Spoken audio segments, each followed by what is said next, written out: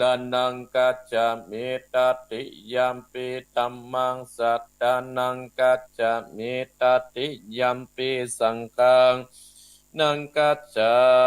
มิอิติปิโสภะคะวะอะระหังสัมมาสัมพุทโธวิจจาจัตตานะสัมปันโนสุขโตกเมโตอนุตตโตปุริสัตตมัสสะตติสัตตเทวมนุสสนังพุทโธภควติสุวาคาโตภควตาธัมโมสันติติโกอาการิโกเอหิปัสสิโกโอปัฏนายิโกปัจจัตตังเวทิตาโพวินโยเอติโสติปันโนภะคะวะโตสาวกสังโฆอุจโจปาติปันโนภะคะวะโตสาวกสังโฆจายาปาติปันโนวัตโตสาวกสังโฆสามิจิปาติปันโนภะคะวะโตสาวกสังโฆญาติตังจัตตาเตปุตเตจายุกานิอัตตาปุตเตจาปุการะเอตตาภะคะวะโตสาวกสังโฆอาอุดดโยปะอุดดโยตะกิดโยอัญจเดกระนิโยอนุตตรังปุญญาเกตังโลกัสสติสาธุสาธุอะปัญญาปะละมิสัมติตัสสะตุปะปัญญาปะดามีวัดเวทล้อมบิติยาปัตตามีอมล้อมละวังดีศีระปัตตามีบางออกดาบเมตตาปัตตามีปะเปตังปืนตานะปัตตามีเป็นปืนตั้งต่ออุเบกาปัตละมีก่อเป็นเวียงสัจจะปัตตามีเวทละวังดีเป็นเมตเตาขันติปัตละมีไก่เป็นออกดาบบังนามายและปืนไฟอาติตานาปาลับนีปะไปจุแองแข่งแข่งแรงปรับหมู่บ้านปีสังไปเปรตตุกดำเนนางต่อตานีอัศจรรย์เสือเหมือนปันอยู่กลางน้ำนาทีกวางต่อกวางแตกตีฟองนานองด้านนอกข้าเห็นเขาตอกดอกไม้มาปูจาปะเก่นแต่สาตันปะปุตตังลอยจุงมาไปโปรดจุงมาอนุญาตโปรดปูกาเตะดีแม่ทอดานีออกมาติดไม้ผมอยู่กลางตาจังไรกัดกางาสับป้นตีนป้นนำนาทีลงปะปายกองอาบตับเต้าปะยามานเอาอาบปุ่นกว่ากับยกมือตุนหัวใส่เกาผู้ข้านี้ชื่อว่าเป็นลูกศิษย์พระพุทธเจ้าตนมีบุญสมปันอันมากพระพุทธเจ้าจริงตังพระปัญญาปาละมีไว้เก้าจานตั้งไว้ตั้งหน้าก็ได้เก้าจานตั้งไว้ตั้งหลังก็ได้เก้าจานตั้งแต่หัวถึงตีนก็ได้เก้าจานตั้งแต่ตีนถึงหัวก็ได้เก้าจานเส้นมาลูกปืนจากมาเหมือนดังปนเส้นอาก็ชักบอกมาก็ได้ข้าพเจ้าก็ได้ไว้ว่าพุทธคุณนองธรรมะกุณังสังฆะกุณังพุทธอินตาธรรมะอินตาสังฆะอินตาอัสสหับแม่ทอดัดนีผู้อยู่เหนือน้ำอยู่กำเป็นดินกันกาลเนอเกิดเถิงกุณพระปิตากุณพระบรรดากุณครูบาอาจารย์กุณพระแก้วเจ้าตั้งสามประการคือกุณพระพุทธังกุณพระธรรมังกุณพระสังฆังกุณแดดกุณฝน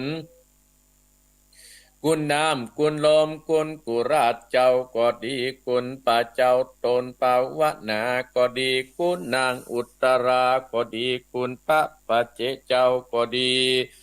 คุณแม่ทอดดัดนี้เจ้าก็ดีจุงมารักษากำนาจและกำลังยังตนตัวเองข้าพเจ้าและท่านผู้ฟังจุคนและเจ้าของสถานีกู้สถานีวันนี้จิมแดดเตอพุทโธพุทธังรักษาตัมโมตัมมังรักษาสังโฆสังฆังรักษาพุทโธพุทธังอะระหังธัมโมธัมมังอะระหังสังโฆสังฆังอะระหังพุทโธพุทธังกันอาธัมโมธัมมังกันอาสังโฆสังฆากันนาพุทโธโภคธัมมังปิสังขังมิตรอายุวันโนสุขังพลังสาธุสาธุอาอังวันตามิสิตตาสาอิติปิโสภะคะวะเอกาวิสัตติปิตาคุณังกะโก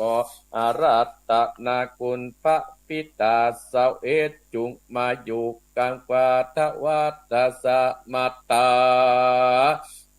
คุณดังกาขออาราธนาคุณพระบรรดา12จุงมาอยู่กันสร้างเอกุณนาติงสากาโกอาราธนาคุณพระโอสถสกาวจง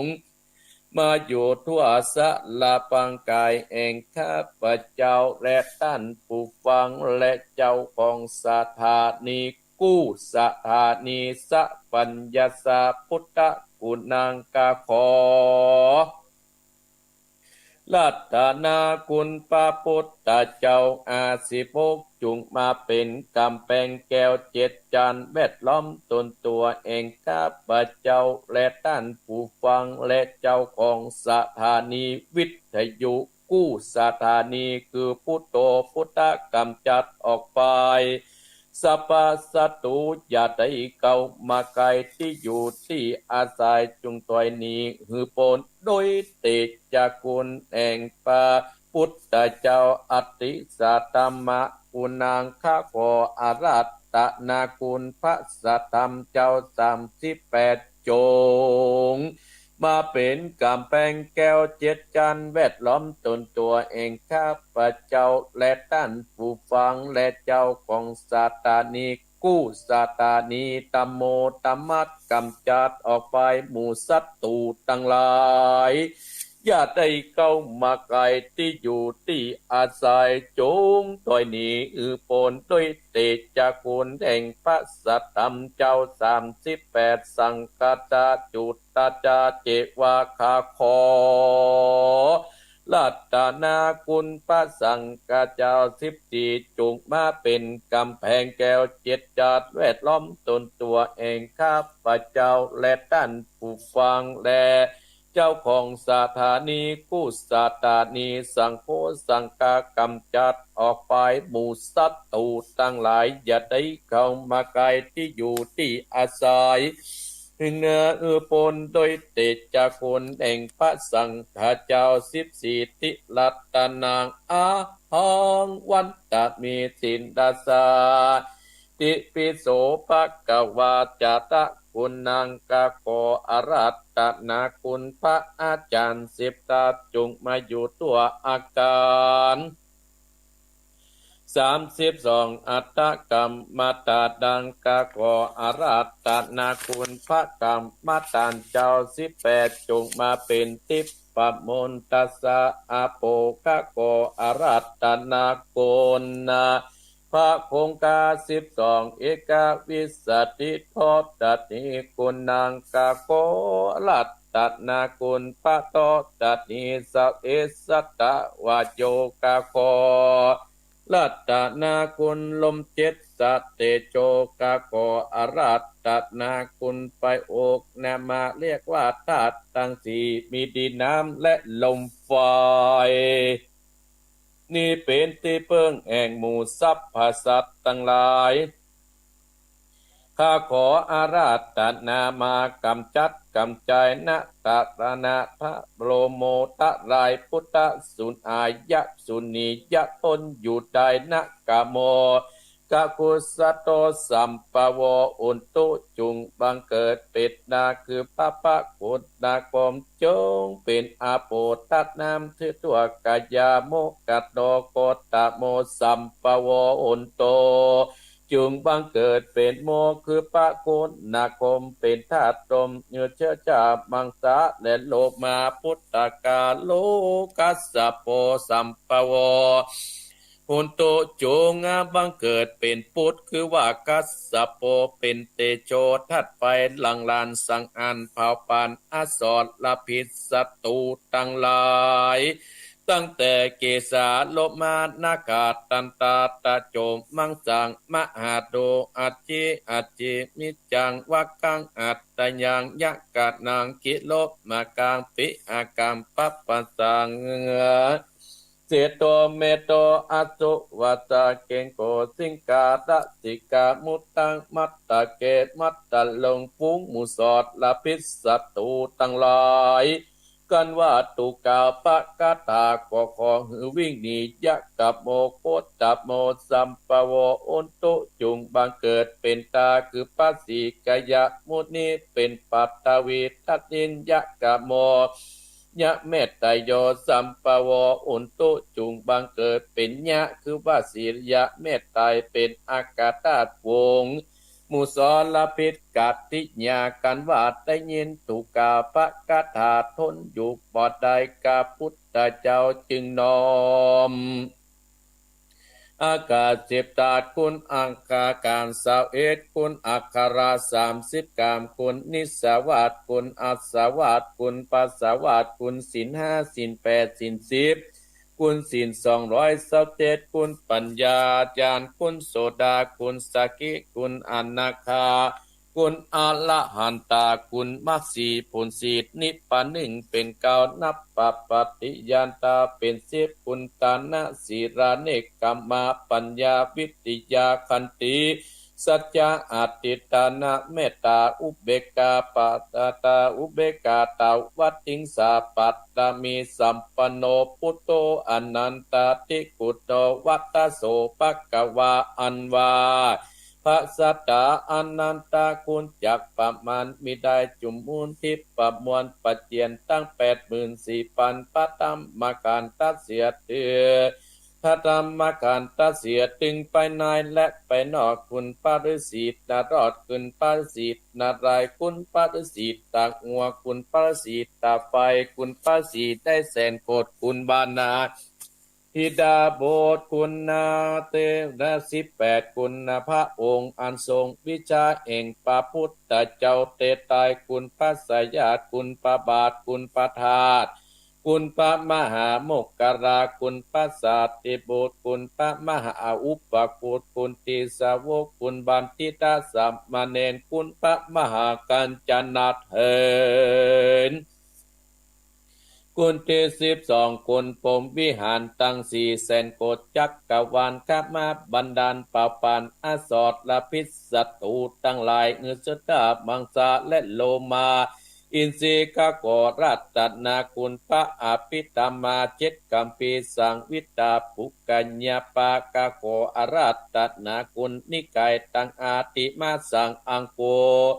สังอังโคคาโกอรัตนาคุณพระวินัยตังอาปาปะมาจุปะคาโกรัตนาคุณสัตตัมตั้ง8อาจินาวาตกายะคาโกอรัตนาคุณใจญาคือธามานาอุกาสะนาทุจุงมาเป็นดาบกาเสกะเอมันตาบัดนี้ผู้ขาจะฟันด้วยไตสัตนาคมมาคือโพตังตัสสะมิธัมมังตัสสะมิสังฆังตัสสะมินะโมตัสสะสะตัสสะโมนะโมตัสสัพพะสัตตุก็ขาดเป็นพงทุดีที่เหลืออยู่ในอินทรีย์ก็หนีไปจอกยากจักกวาลบัดนี้กูจักอ่างองค์การณกิงบันดาลกูจักเป่าสาอิมมาปานฝูงหมู่บานสัตโตก็ลนอยู่บ่ได้กูจักปิดตะวันตั้งเก่ากูจักเล่าพระคาถาว่าสังวิจาโส พุทธาภะนะปิตังทวะกะรังสะปิพุทธาสะปิตะวันตังเก่ากูจักเล่าภะกะตาว่าพุทโธจะมัจฉิโมเสสโห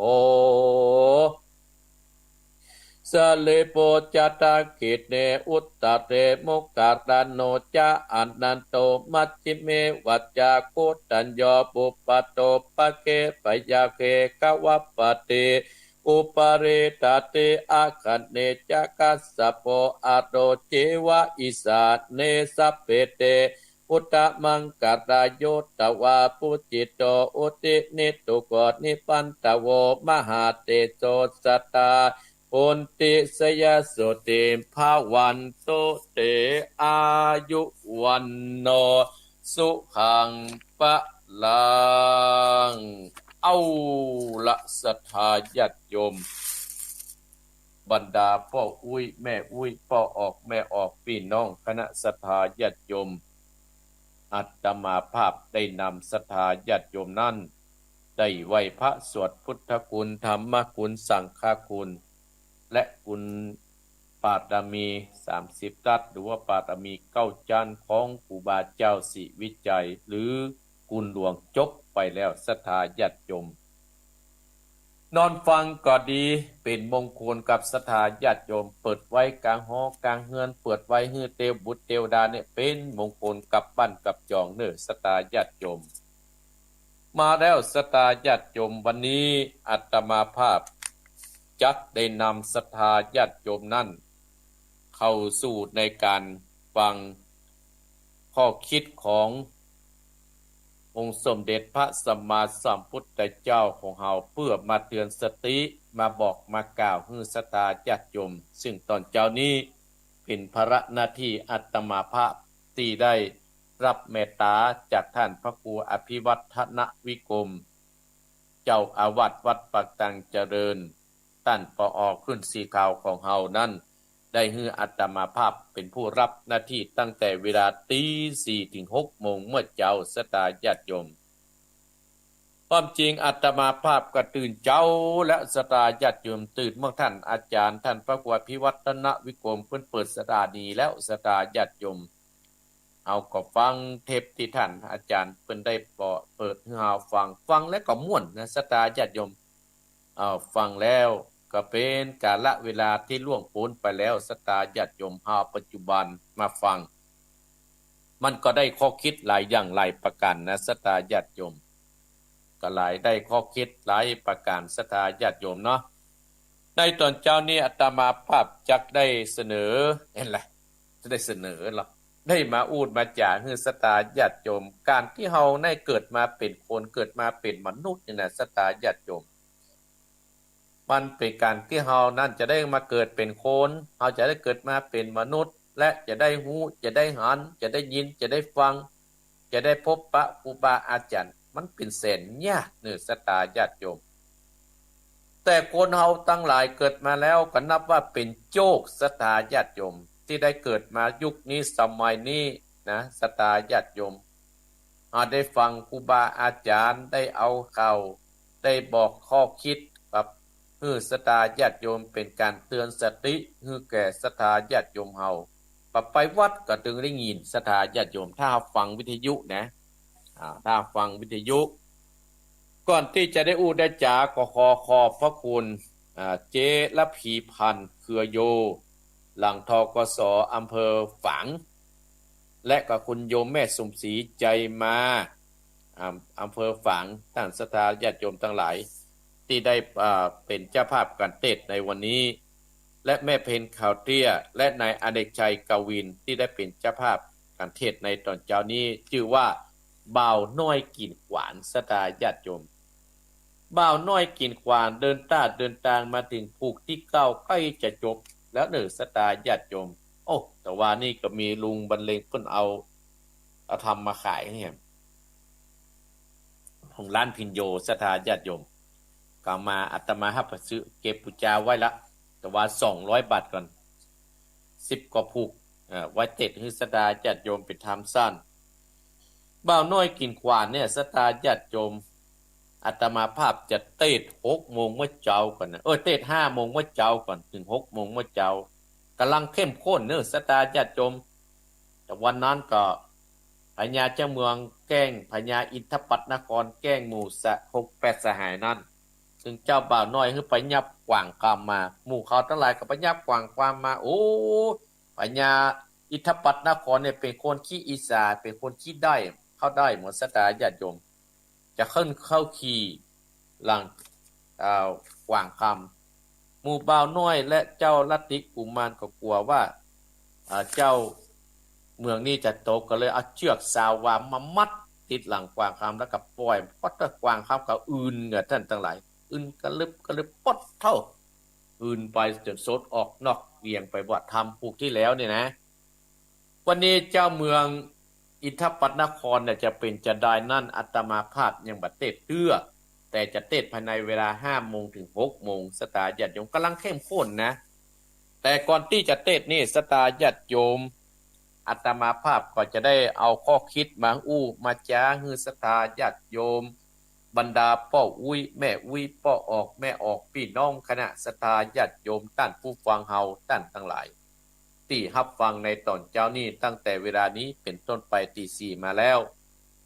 ศรัทธาญาติโยมที่อาตมาภาพว่าขึ้นต้นว่าการที่เราจะเกิดมาเป็นคนเนี่ยศรัทธาญาติโยมมันเป็นแสนยากแสนลำบาก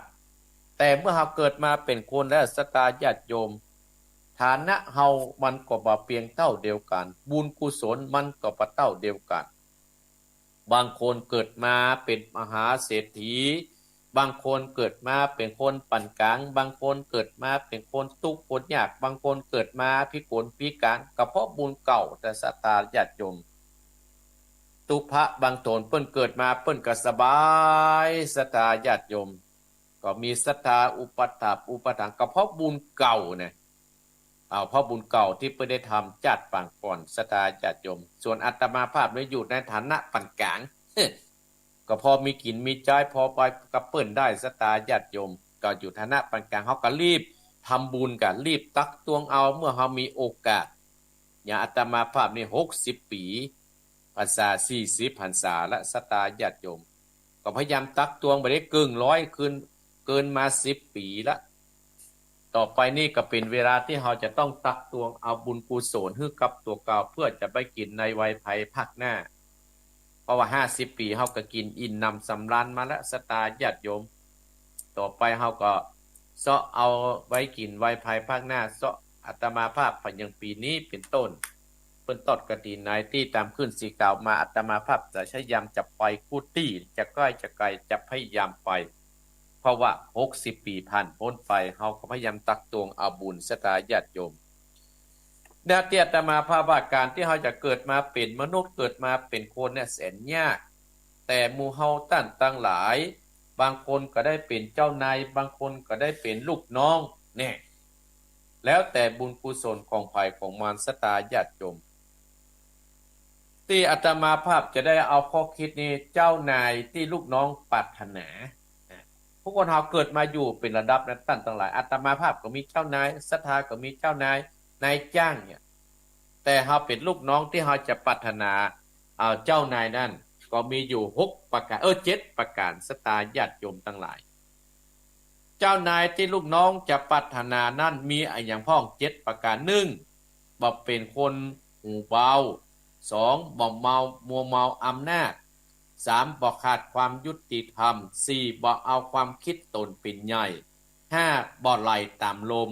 6บ่สู้สมกับการเลีย7บ่เอาเมียบังหน้าโอ้7อันข้อที่7นี่อาตมาภาพคงจะบ่อธิบายยาวนะเพราะว่าอาตมาภาพมันมีเนี่ยเนาะศรัทธาญาติโยมเนาะศรัทธาญาติโยมเจ้านายที่ลูกน้องสุมปรารถนานั่นบ่เป็นคนหูเบาศรัทธาญาติโยมหัวหน้าเฮาถ้าเป็นคนหูเบาเนี่ยศรัทธาญาติโยมก็จะสามารถที่จะเอาใจลูกน้องได้และก็สามารถที่จะบริหารงานสำเร็จบรรลุผลได้ค คนหูเบาก็เหมือนกับคนเนี่ยที่เปิ้นมาเล่ามาอู้มาจาอันยังเนี่ยก็เชื่อกับศรัทธาญาติโยมเชื่อกันเชื่อจังตุกใจเมื่อรู้นะเป็นคนหูเบาเนี่ยศรัทธาญาติโยมที่ว่าที่บ่ที่เป็นคนหูเบาเนี่ยทำให้เขาตุกใจเมื่อรู้บางครั้งก็จะต้องโดนทำโทษก็มีนะเป็นคนหูเบาเนี่ยศรัทธาญาติโยมหนึ่งบอกเป็นคนหูเบาสองบอกมัวเมาอำนาจสามบอกขาดความยุติธรรมสี่บอกเอาความคิดตนเป็นใหญ่ห้าบอกไรตามลมหกบอกสมสู่กับความเรียอันนี้เกิดว่าอธิบายเจ็ดบอกเอาเมียบังหน้าที่ว่าบอกเป็นคนหูเบาเนี่ยจ้างตุกใจเมื่อรุนอาตมาภาพจะมีเรื่องเล่าคือศรัทธาฟังเรื่องหนึ่งศรัทธาญาติโยมนิทานเรื่องนี้ชื่อว่ากินบ่หมดคดกินหมดนานนะศรัทธาญาติโยมก็เหมือนคนก็เป็นคนหูเบาเนี่ยชอบมีความตุกใจเมื่อรุน ตุกใจเมื่อรุนศรัทธาญาติโยมอันนี้นะอาตมาภาพจะเล่าให้ศรัทธาว่ามีเรื่องหนึ่งศรัทธาญาติโยมมีเศนาบดีคนหนึ่งต้องการป๋าตัวใหญ่ๆในวันเกิดปลาตัวนี้หาเต้าใดก็บ่เจอบ่พบบ่ปะแต่ทันทีในงานวันเกิดนั้นกำลังดำเนินไปด้วยดีนั้นก็มีพ่อใจเจ้าประมงคนหนึ่งศรัทธาญาติโยมเอาป่าตัวที่เศนาบดีต้องการซึ่งป่าตัวนี้เป็นมงคลเศนาบดีท่านนี้ดีใจท่านทั้งหลายก็ถามว่าท่านจะเรียกราคาเท่าใดเจ้าประมงผู้ที่เอาป่ามานั้นก็บอกว่าถ้าท่านเมตตาแท้ๆเมตตาจริงๆนะขอให้ท่านนะเคี่ยนหลังข้าพระเจ้าเนี่ย100 ทีหรือว่า100 เตื้อท่านทั้งหลายทุกคนที่อยู่ในงานนั้นน่ะประหลาดใจตกใจเป็นอย่างยิ่งโอ้ไอ้นี่มันเป็นคนบ้าหรือว่าคนดีเว้ยอย่างนี้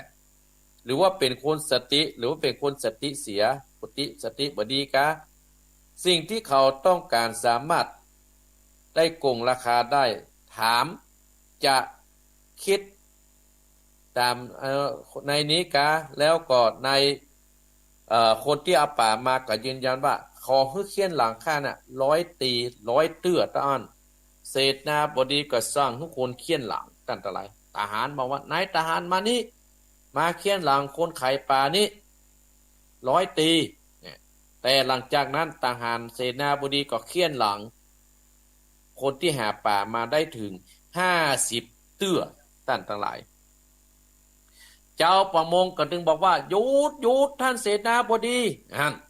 เสนาบดีก็บอกว่าเอ้าเปลี่ยนใจแล้วเหรอเปลี่ยนใจกะบ่ได้เปลี่ยนใจครับแต่ข้าพเจ้ามีหุ้นส่วนอีกคนหนึ่งซึ่งเขาจะต้องแบ่งให้เขาไปอีกครึ่งหนึ่งเสนาบดีก็เลยถามว่าใครคือหุ้นส่วนแห่งความโง่เจ้าประมงจึงตอบว่าคนที่เฝ้าประตูบ้านท่านนั้นจะได้คือหุ้นส่วนของข้าพเจ้าของผมเองเขาเป็นหุ้นส่วนอย่างไรเสนาบดีถามนายนั้นถามชาวประมงก็บอกว่าข้าพเจ้าจะเอาปลาเข้ามาหาท่านเนี่ยเขาบอกฮื้อเข้าเขาบอกว่าถ้าจะเข้าหานายข้านั้นจะแบ่งฮื้อข้าเท่าใดนายทหารที่อยู่เฝ้านั้นข้าต้องการแบ่งคนละครึ่งเพราะฉะนั้นอีก50 ตีเนี่ยท่านต้องไปเคี่ยนคนที่เฝ้าประตูท่านเสนาบดีก็เลยไปลากตัวคนที่เฝ้าประตูมาเคี่ยนเห็น30 ตีท่านทั้งหลายแล้วก็เสกไล่หัวออกไปและตั้งให้เจ้าประมงที่ซื่อสัตย์นั้นไว้อยู่ในตำแหน่งรักษาทรัพย์สมบัติของตัวเก่าต่อมาท่านผู้นี้ก็เจริญวัยขึ้นเรื่อยท่านทั้ง3จึงที่ว่าเฝ้าประตูล่างประตูด้วยสติปัญญามองหาประโยชน์ตัวเองจะพึงได้ลักษณะนี้เรียกว่ากินตามน้ำอุ่นที่สุดก็คือว่าความคดของท่านกินได้บานานดังนั้นขอให้ท่านทั้งหลายจงจำไว้ว่ามันมีอันยังที่จะเมื่อเขาโง่กว่าเราเพียงแต่เขาพูดหรือบ่พูดตะอันหรือเพียงแต่เขาอู้หรือบ่อู้ตะอันดังนั้นขอให้ยึดถือคิดคติว่า ชื่อกินมามดคดกินมานานอันนี้เป็นคติธรรมสอนจิตสอนใจอีพ่ออีแม่บรรดาศรัทธาพ่ออุ้ยแม่อุ้ยท่านผู้ฟังทั้งหลายอันนี้ว่าถ้าหากเป็นคนหูเบานะท่านทั้งหลายเนี้ยจะเป็นคนประเภทนี้รีบดีก็โดนทำตดทำตาแล้วก็มีภัยครบนะท่านทั้งหลายเจ้านายคนใดก็ตามสองบ่มัวเมาอำนาจศรัทธาญาติโยมอีพ่ออีแม่บรรดาศรัทธาญาติโยมคนเฮาพูดใดก็ตามอยู่ทุกระดับสัตว์บ่มัวเมาอำนาจเมาแต่อำนาจบ่ฮู้จักคติธรรมบ่ฮู้จักใจปัญญานะท่านทั้งหลายลูกน้องป้องไปก็จะหายไปคนทั้งหลายก็จะหายไปกับน้อยกับน้อยมันมีภัยติดตามต่ำตัวนะท่านทั้งหลายอีพ่ออีแม่ลงพอหะคนที่มัวเมาอำนาจใจอย่างเดียวนะศรัทธาญาติโยมทั้งหลายอันว่าเปิ้นเป่าอำนาจเพราะว่าอำนาจอยู่กับเฮาได้บ่หมื่นนะศรัทธาญาติโยมแต่คุณธรรมเนี่ยอยู่กับเฮาได้หมื่นเพราะฉะนั้นบรรดาศรัทธาผู้รักผู้ใหญ่คนที่สูงกว่าหมู่ที่สูงนั้นได้เป็นหัวหน้าก็ดีเพราะฉะนั้นจะต้องมีหลักธรรมในจิตในใจนั่นก็คือพรหมวิหารทั้งสี่มีเมตตากรุณามุทิตาอุเบกขาเนี่ยต่างๆหลายถ้าหากเป็นคนมัวเมาอำนาจนี่นะสตาพ่ออุ้ยแม่อุ้ยพ่อออกแม่ออกลูกน้องต้องไปเฮาก็จะหายไปติกๆสามบ่ขาดความยุติธรรมโดยเฮาเป็นหัวหน้าที่ลูกน้องพึงปรารถนาโดยความยุติธรรมเนี่ยศรัทธาญาติโยมทั้งหลายความยุติธรรมเนี่ยเป็นบ่อเกิดที่เฮานำความเจริญมาสู่ตัวเฮาถ้าเฮาบ่มีความยุติธรรมเนี่ยศรัทธาญาติโยมอันผิดก็ว่าไปผิดอันถูกก็ว่าไปถูกฮักก็ว่าฮักจังก็นี่เหมาะศรัทธาญาติโยมเพราะฉะนั้นเฮาต้องมีคุณธรรมอยู่กับจิตจะประจำใจถ้าเฮาจะเป็นผู้นำนะศรัทธาญาติโยมเพราะบรรดาศรัทธาญาติโยมลูกน้องที่ปรารถนาลูกเจ้านายที่ลูกน้องปรารถนาคือบ่ขาดความยุติธรรม4บ่เอาความคิดตนเป็นใหญ่ความคิดตนเป็นใหญ่นะศรัทธาญาติโยมนักแก่เนี่ยใครที่เอาความคิดตนเป็นใหญ่เนี่ยมาเอาความคิดคนอื่นมาใส่มาเติมมาแต่งนี่นะศรัทธาญาติโยมงานนั้นพังนะศรัทธาญาติโยมคนก็ตึงบ่ใครอยู่ใกล้เพราะฉะนั้นเพิ่นว่าเฮาจะไปเอาอัตตาคือเอาตนนั้นเป็นใหญ่ในโลกนี้มีเอาตนเป็นใหญ่เอาธรรมมาเป็นใหญ่เนาะเอาธรรมเป็นใหญ่นะศรัทธาญาติโยมถ้าหาตนเป็นใหญ่นี่น่ะงานเฮายุ่งเพราะฉะนั้นเฮาต้องเอาธรรมเป็นใหญ่กระธรรมก็คือคำสั่งสอนขององค์สมเด็จพระสัมมาสัมพุทธเจ้าเฮาต้องมีธรรมในจิตในใจเฮาควบคุมจิตควบคุมใจเฮาควบคุมสติเฮาให้ได้บ่ไหลตามลมเจ้านายคนใดนะท่านทั้งหลายถ้าไหลตามลมถ้ามีคนมาอู้นะโอ้ยนะทีแรกก็หันเฮาจะดีศรัทธาญาติโยม หันศรัทธาจะดีโอ้ได้ยินคนนั้นมาเป้านะโอ้ไหลไปตามลมยังบ่ได้พิสูจน์ยังบ่ได้พิสูจน์ว่ามันเป็นเรื่องจริงเรื่องบ่จริงศรัทธาญาติโยมโอ้ไหลไปตามลมเนี่ยเพราะฉะนั้นทำให้การงานเฮาติดขัดทำให้คนนั้นขาดจิตสำนึกนะท่านญาติโยมทั้งหลายเพราะเจ้านายจะบ่ไหลตามลมถ้าว่าเจ้านายไหลตามลมน่ะลูกน้องดึงบ่ปรารถนาเด้อบ่สู้สมบ่สู้สมกับคนที่เลียอย่างได้ท่านเลียแข้งเลียขานะกะ เลียแข้งเลียขาลูกน้องมันมีล่ะเลียแข้งเลียขาลูกพี่ใหญ่แล้วก็เคลียร์เอาคนที่ดีๆออกจากการจากงานไปอันนั้นคือใจอย่างคือใจวาจาท่านทั้งหลายวาจาไปทิ่มแทงคนอื่นกำบ่มีแปลงใส่กำบ่ใหญ่แปลงเอานะก็ศรัทธาญาติโยมผลสุดท้ายนั้นก็ตกอยู่ที่ตกอยู่ที่ตัวเก่าการที่เฮาจะอยู่กับคนหลายนี่นะบรรดาพ่ออุ้ยแม่อุ้ยพ่อออกแม่ออกพี่น้องคณะศรัทธาท่านผู้ฟังทั้งหลายเฮาเป็นหัวหน้าแล้วเฮาจะต้องฟังให้ดีเฮาแล้วมีคนมานี้นะศรัทธาญาติโยมโอ้เฮาต้องใจสติต้องใจสติปัญญาของเฮาคนเฮานั้นพูดถึงว่าสติคือความระลึกได้สัมปชัญญะคือความรู้ตัวสติมาปัญญาเกิดสติเตริดเกิดปัญหานะศรัทธาญาติโยมเนี่ยถ้าอยู่9คนที่เลียคนที่คนที่อันนี้เฮาคนที่จุเฮาเนี่ยศรัทธาญาติโยมคนที่จะมาจุคนที่มันจะมา เลียแข่งเลียคาคนที่เนี่ยมันเป็นปากหวานเนาะศรัทธาญาติโยม เอ้าอาตมาภาพก็บ่ได้จีมนะศรัทธาญาติโยมปากหวานก็คือคนอู้หวานจุเฮาบางครั้งเจ้านายจุ่มปลโหลงก็มีนะศรัทธาญาติโยมท้ายสุดงานนั้นก็ล่มตุ่มไปอีพ่ออีแม่จะสังเกตว่าบางที่บางแห่งบริษัทบางที่บางแห่งล้มเพราะอย่างล้มเพราะคนเลียเนี่ยศรัทธาญาติโยมคนไล่คนดีๆออกไปเหียเนี่ยเพราะฉะนั้นศรัทธาญาติโยมบ่เอาเมียบังหน้านี่บ่ต้องอธิบายและศรัทธาญาติโยม บ่ต้องอธิบายแล้วศรัทธากึดเอาคนเดียวเนาะ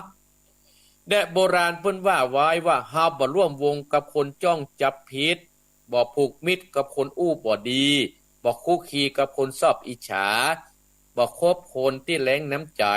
บ่อยู่ใกล้คนเห็นแก่ตัวโบราณเพิ่นสอนเฮาแล้วศรัทธาญาติโยมครูบาอาจารย์เพิ่นสอนเฮาแล้วโอ้กูจะสอนมึงไว้ว่าบ่ร่วมวงกับคนจ้องจับผิดสถาบันไหนก็ตามสมาคมไหนก็ตามท่านทั้งหลายถ้ามีคนที่มาอยู่กับเฮาเนี่ยแต่จะแจ้งจ้องจับผิดนะโอ้เปิ้นเตียวปะจังใดเปิ้นเนี่ยอันหยังน่ะจะจ้องจับผิดสถาบันนั้นบ่เจริญโครงการนั้นบ้านนั้นบ่เจริญนะศรัทธาญาติโยมบาติบางคนศรัทธาญาติโยมโอ้เฮาอู้ถึงกรรมการวัดบางคนบางที่นะบ่แจ้กรรมการวัดขึ้นสีขาวหั่นนะจ้อมจับผิดกับทุกเจ้าหั่นน่ะผลสุดท้ายวัดบ่เจริญศรัทธาญาติโยมวัดบ่เจริญเลยในมัวแต่จับผิดเปิ้นเตียวปะตังขวาก็จะพ่อบ่ไปแยกเวียกแยกกันเพราะฉะนั้นศรัทธาญาติโยมเฮาเนี่ยบ่ดีร่วมวงกับคนที่จ้องจับผิด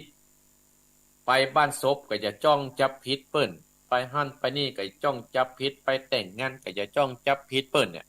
เพราะฉะนั้นโบราณครูบาอาจารย์เปิ้นว่าไว้บ่ดีร่วมวงกับคนจ้องจับผิดบ่ผูกมิตรกับคนอู้บ่ดีคนอู้บ่ดีซ้ำยิ่งศรัทธาญาติโยมถ้าอยู่กับมันนะอยู่กับเขานะโอ้เอาเนี่ยหาความเจริญได้ยากเป็นการสร้างบาปตังวาจานะศรัทธาญาติโยมบางคนก็โอ้ไปวัดแต่โอ้ไปวัดแต่ไปนั่งฟังเทศน์ปุ่นผลสุดท้ายลงวิหารโอ้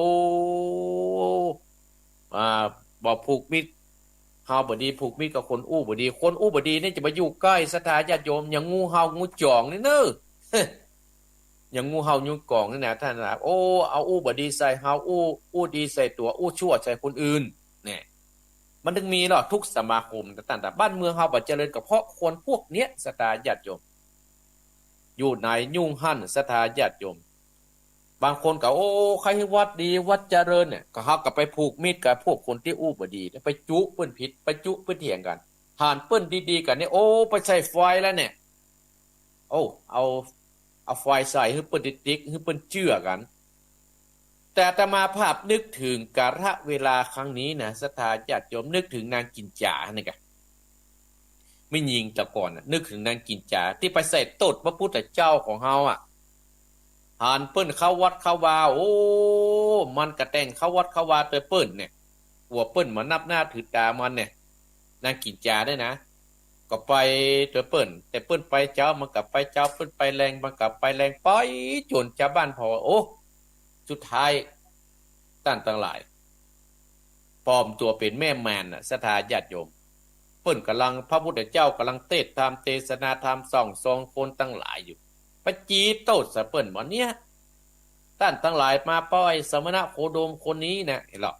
แต่หนังสือเปิ้นไว้แต่อาตมาแปลออกมานะท่านทั้งหลายแปลเพื่อให้ศรัทธาเข้าใจหมู่เฮาเข้าใจขึ้นว่าเนี่ยสมณะโคดมคนเนี่ยบ่ใช่คนดีเนี่ยทำให้กูเนี่ยเป็นมีต้องมีมารพอเนี่ยจีตองเปิ้นคนทั้งหลายก็เกิดความสงสัยแคบแคลงสงสัยแล้วศรัทธาญาติโยมเนี่ยเป็นคนที่อู้บ่ดีเนี่ยเฮาบ่ดีเอามาเป็นเจ้าหมู่เจ้าจุ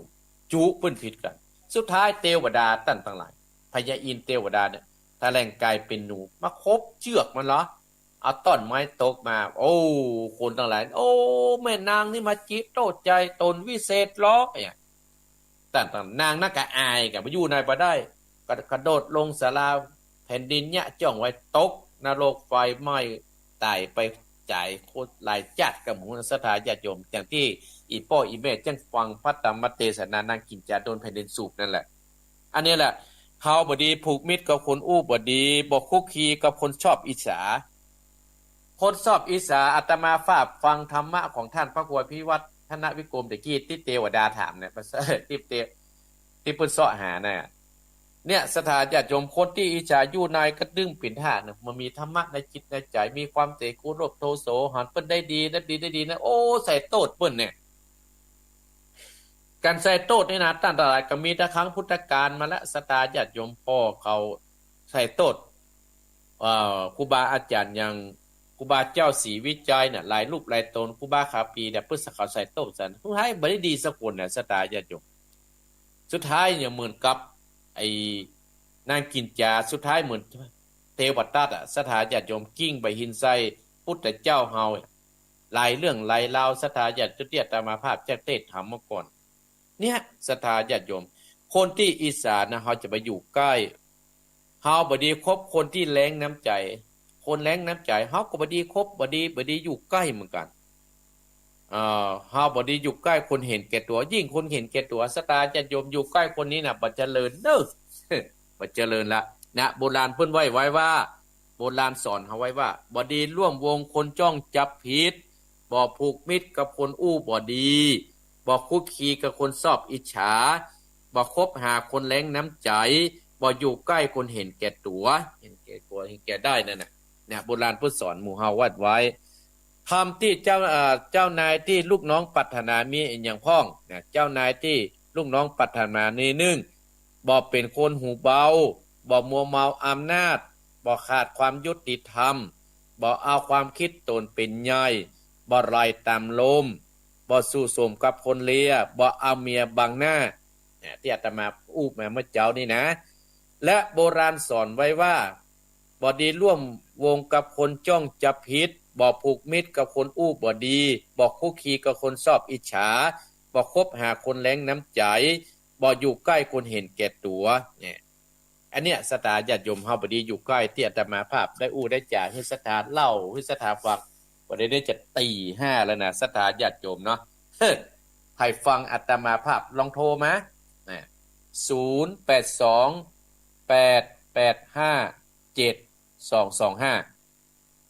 0828857225ไผลองโทรมาเสาะหาปากกาก่อนเนาะโทรกันช่วงยามเจ้านี่ตอนเจ้านี่ก็อนุโมทนากับเจรพีพันธ์เครือโยหลังทกสเมืองฝางและโยมแม่สมศรีใจมาและแม่เพนขาวเตี้ยตาลประคำไปให้กับปน้อยปันแม่เงินในอเนกชัยกวินตาลไปให้กับพ่อสอนชัยกวินเนอะเอ้าปากกาหายเสาะหาปากกาจะนี่แม่เนอะเดี๋ยวต้องหาปากกาก่อนได้ละลืมไปสายแรกเจริญปอนกลับไว้สาครับโอ้พอเนื้อปอนได้รับเลยเนอะประกระท้อนครับผมวันที่ทำเท่าที่โอ้ถ้ามาปฏิบัตินี่สุดยอดเลยล่ะเต้เนาะครับผมติดตามทั้งฟังทั้งก็ครูอยู่เด้อกำลังใจให้ตลอดเด้อได้ฟังทำต่อเนอะกล้ากระท้อนยอดกระท้อนนั่นนะยินดีเนอะเจริญปอนปนมัวปอนเจริญปอนสายต่อไปเจ้าแค่พระเจ้าท่านพระครูแม่สุเกี้ยวศิลปรสิทธิ์เตี้ยแม่ห้องละปุนเนอะปุตได้ไหวแม่ได้ฟังท่านพระครูบรรยายหลายอย่างนะเด้อจะฟังธรรมจากท่านพระครูอยู่เด้อเจ้าขอบคุณเนอะเจ้าแค่พระเจ้าท่านพระครูเจริญปอนสายต่อไปเจริญปอนแม่สีทรว่าจะได้แม่สีทรวันนี้ฟังจากเจ้าแล้วชัดเจนดีเด้อชัดเจนดีเนาะแม่สาวรักปิกแล้วก็ปิกเพิ่นบ่ชื่อได้จักโอ้บ่ล่างงาน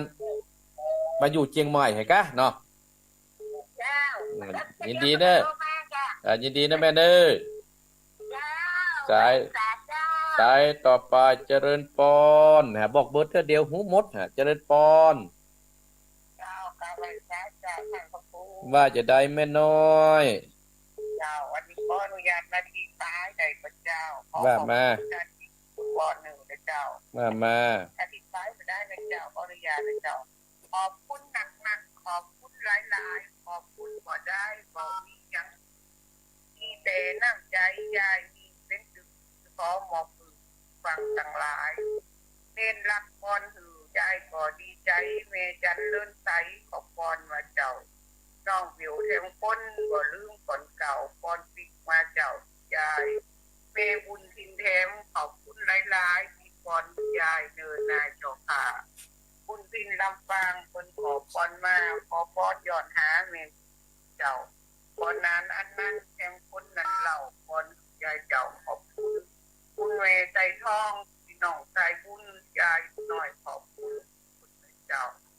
สาวเป็ดสิงหาเจ็ดหาภูเขาวันเกิดยายเจ้านายเจ้าแต่ขอขอบคุณเด้อขอบคุณโอ้ยพรยายตะวันเจ้า อนุโมทนาสาธุสายต่อไปเจริญพร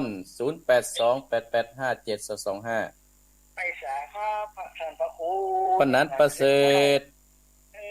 ที่เจ้าละพังเด็กเจ้าเท่ากันแต่4 โมงแล้ว อ๋อนั่นเนาะ เอาครับฟังแล้วมันอกมันใจเนาะ อ๋อยินดีเด้อ พวกคนดีวิธีตัวคนสวยคนที่แต่แล้วเนาะ แต่นายกาเนาะบุญรักษาปนาเด้อ เรากำลังใจท่านครูนะครับขอครูอยู่ดีมีโชคอายุมันยาวลงพื้นไว้กลับไปครับสัตว์ดีครับเด้ สาธุเจริญพรสายต่อไปเจริญพร มาสักการเจ้าท่าน อยู่ที่ไหน อยู่อุโกง แม่สมศรีกะ แม่ติ๋มเจ้า แม่ติ๋มว่าจะได้วันนี้แม่ติ๋มฟังธรรมเทศน์ฟังธรรมเนออุโมงค์ เจ้าก็เจออย่าท่าฟังเพื่อนนั้นเงียบกว่างนี่ ก็ได้กันแต่ว่ากวางโดนแล้วก็เกิดว่าดีๆเนอะ ก็ต้องมาผ่านมาก่อนเนาะ ดีนะแม่ติ๋มเนาะ เจ้าเจ้า บุญรักษานะแม่เนอเจริญพรแม่ติ๋มเกิดกวางคำดีๆเนอะเจริญพร เจ้าขอพระสาเจ้าท่านพระครู แม่ยัง เจ้าทะเลฝังนะเจ้า โอ้แม่ปานีวันนั้นไปฝั่งแม่ปานี เนาะมันวันนั้นเจ้าของผมไม่ได้ไปเนาะเพราะว่าน้ำท่วมเจ้า อ๋อน้ำท่วมเป็นกำลังใจแม่ปานีเนอะ เจ้า บุญรักษา ให้กำลังใจท่านกันนะเจ้า เช่นเดียวกันเนอะอนุโมทนาสาธุเจริญพรสายต่อไปเจริญพร ไปสาท่านพระครู โอ้พ่อบุญตัน ฟังท่าน ฟังอยู่เนอกวันนี้ประดังได้จิตดีสามยอด วันนี้มาได้ไปไหนกำลังกับตัวอยู่ระดับเลย กัดตัวให้หมอฮะ ถึงครอบครัวเลย โอ้เอาเป็นกำลังใจให้นะปอเนอ ครับ บุญรักษาก ำลังใจด้วยท่านเนอ ขอบคุณอนุโมทนาเนอเจริญพรสายต่อไปเจริญพร เจ้าพระสาเจ้าท่านครูโยมแม่ทองมาจองด้วยกันนะเจ้า แม่ใส่ทองแม่ใส่ทองห้วยการ เจ้า ยินดีนะแม่เนอ พระสินเจ้าขอพระสาเจ้า ห้วยการสายต่อไปเจริญพร เจ้าพระสาเจ้าท่านพระครูท่านตัดเต่าเจ้า แม่ผันว่าจะได้ ฟังแต่เจ้ามาแล้วนึง ฟังจากเจ้ามาเป็นจะได้ฟังเมื่อเจ้านี่เป็นจะได้ทำตับเปล่า วันดีเข้าใจดี เข้าใจดีนะได้ฟังธรรมเนอ วันนั้นมาสั่งเอาแวะบ้านแม่อุ้ยบ้านน่ะ มันบ่ได้ไปแวะกับแว่อุ้ยแวะกับว่านั่นไอ้ปุ่นน่ะสันตะเปาน่ะ เจ้า แวะกินน้ำกับปึ๊เลยกะมันข้ามล่ะ ได้อยู่เมือง หรืออยู่เมินน้ำข้ามให้กันนี้ออกภาษาก็ไปเหมือนกันยินดีเนอ เจ้ากับพระสาสาธุ สายต่อไปเจริญพร ไหว้สาเจ้าท่านพระครูเจ้า แม่จันทิพย์ เจ้าโทรตั้งกับอาทิตย์หลังจากโทรสตางค์หมดว่ะ ประเติมมาละประเติมมากะ เจ้า ดีละเนอ เรียนที่คนกำลังงานเตียงานที่อันคนเท่าจำเป็นนะเจ้า โอ้ดีละอนุโมทนาเนอ เจ้า บุญรักษา เจ้าไหว้สาเจ้า เจริญพรสายต่อไปเจริญพร ไหว้สาท่านพระครู ท่านพ่อบุญมี ครับโอ้ผมกำลังชี้ เด็กนี่กับตรงนะพ่อบุญมี อ๋อเดี๋ยวเรียวกันแล้ว เมื่ออย่างเดียวก่อนน้ำวังน้ำเนออยู่ใกล้น้ำนะ มากะ ยินดีเลยได้ฟังเต้น ท่านพระครูเด้อ ฟังธรรมเนอเราฟังธรรมสายต่อไปเจริญพรเจริญพร แม่ไอ้ยัง เด็กจันทอ แม่จันฟองว่าจะได้วันนี้ โอ้ตะวันตะนอนแย่เนื้อ ยัง น้ำห้อยออกบ้านไหล โอ้น้ำท่วมหมอเนาะ มันห้อยออกบ้านในตา แม่แม่ตา เจ้า อื มันใน ม ตาแต่ยังยังมันร้อนก็ อืมแล้วที่แม่จันฟองท่วมเนาะก็ บ้านแม่นเป็นยังโตห้างคลองในบ้านได้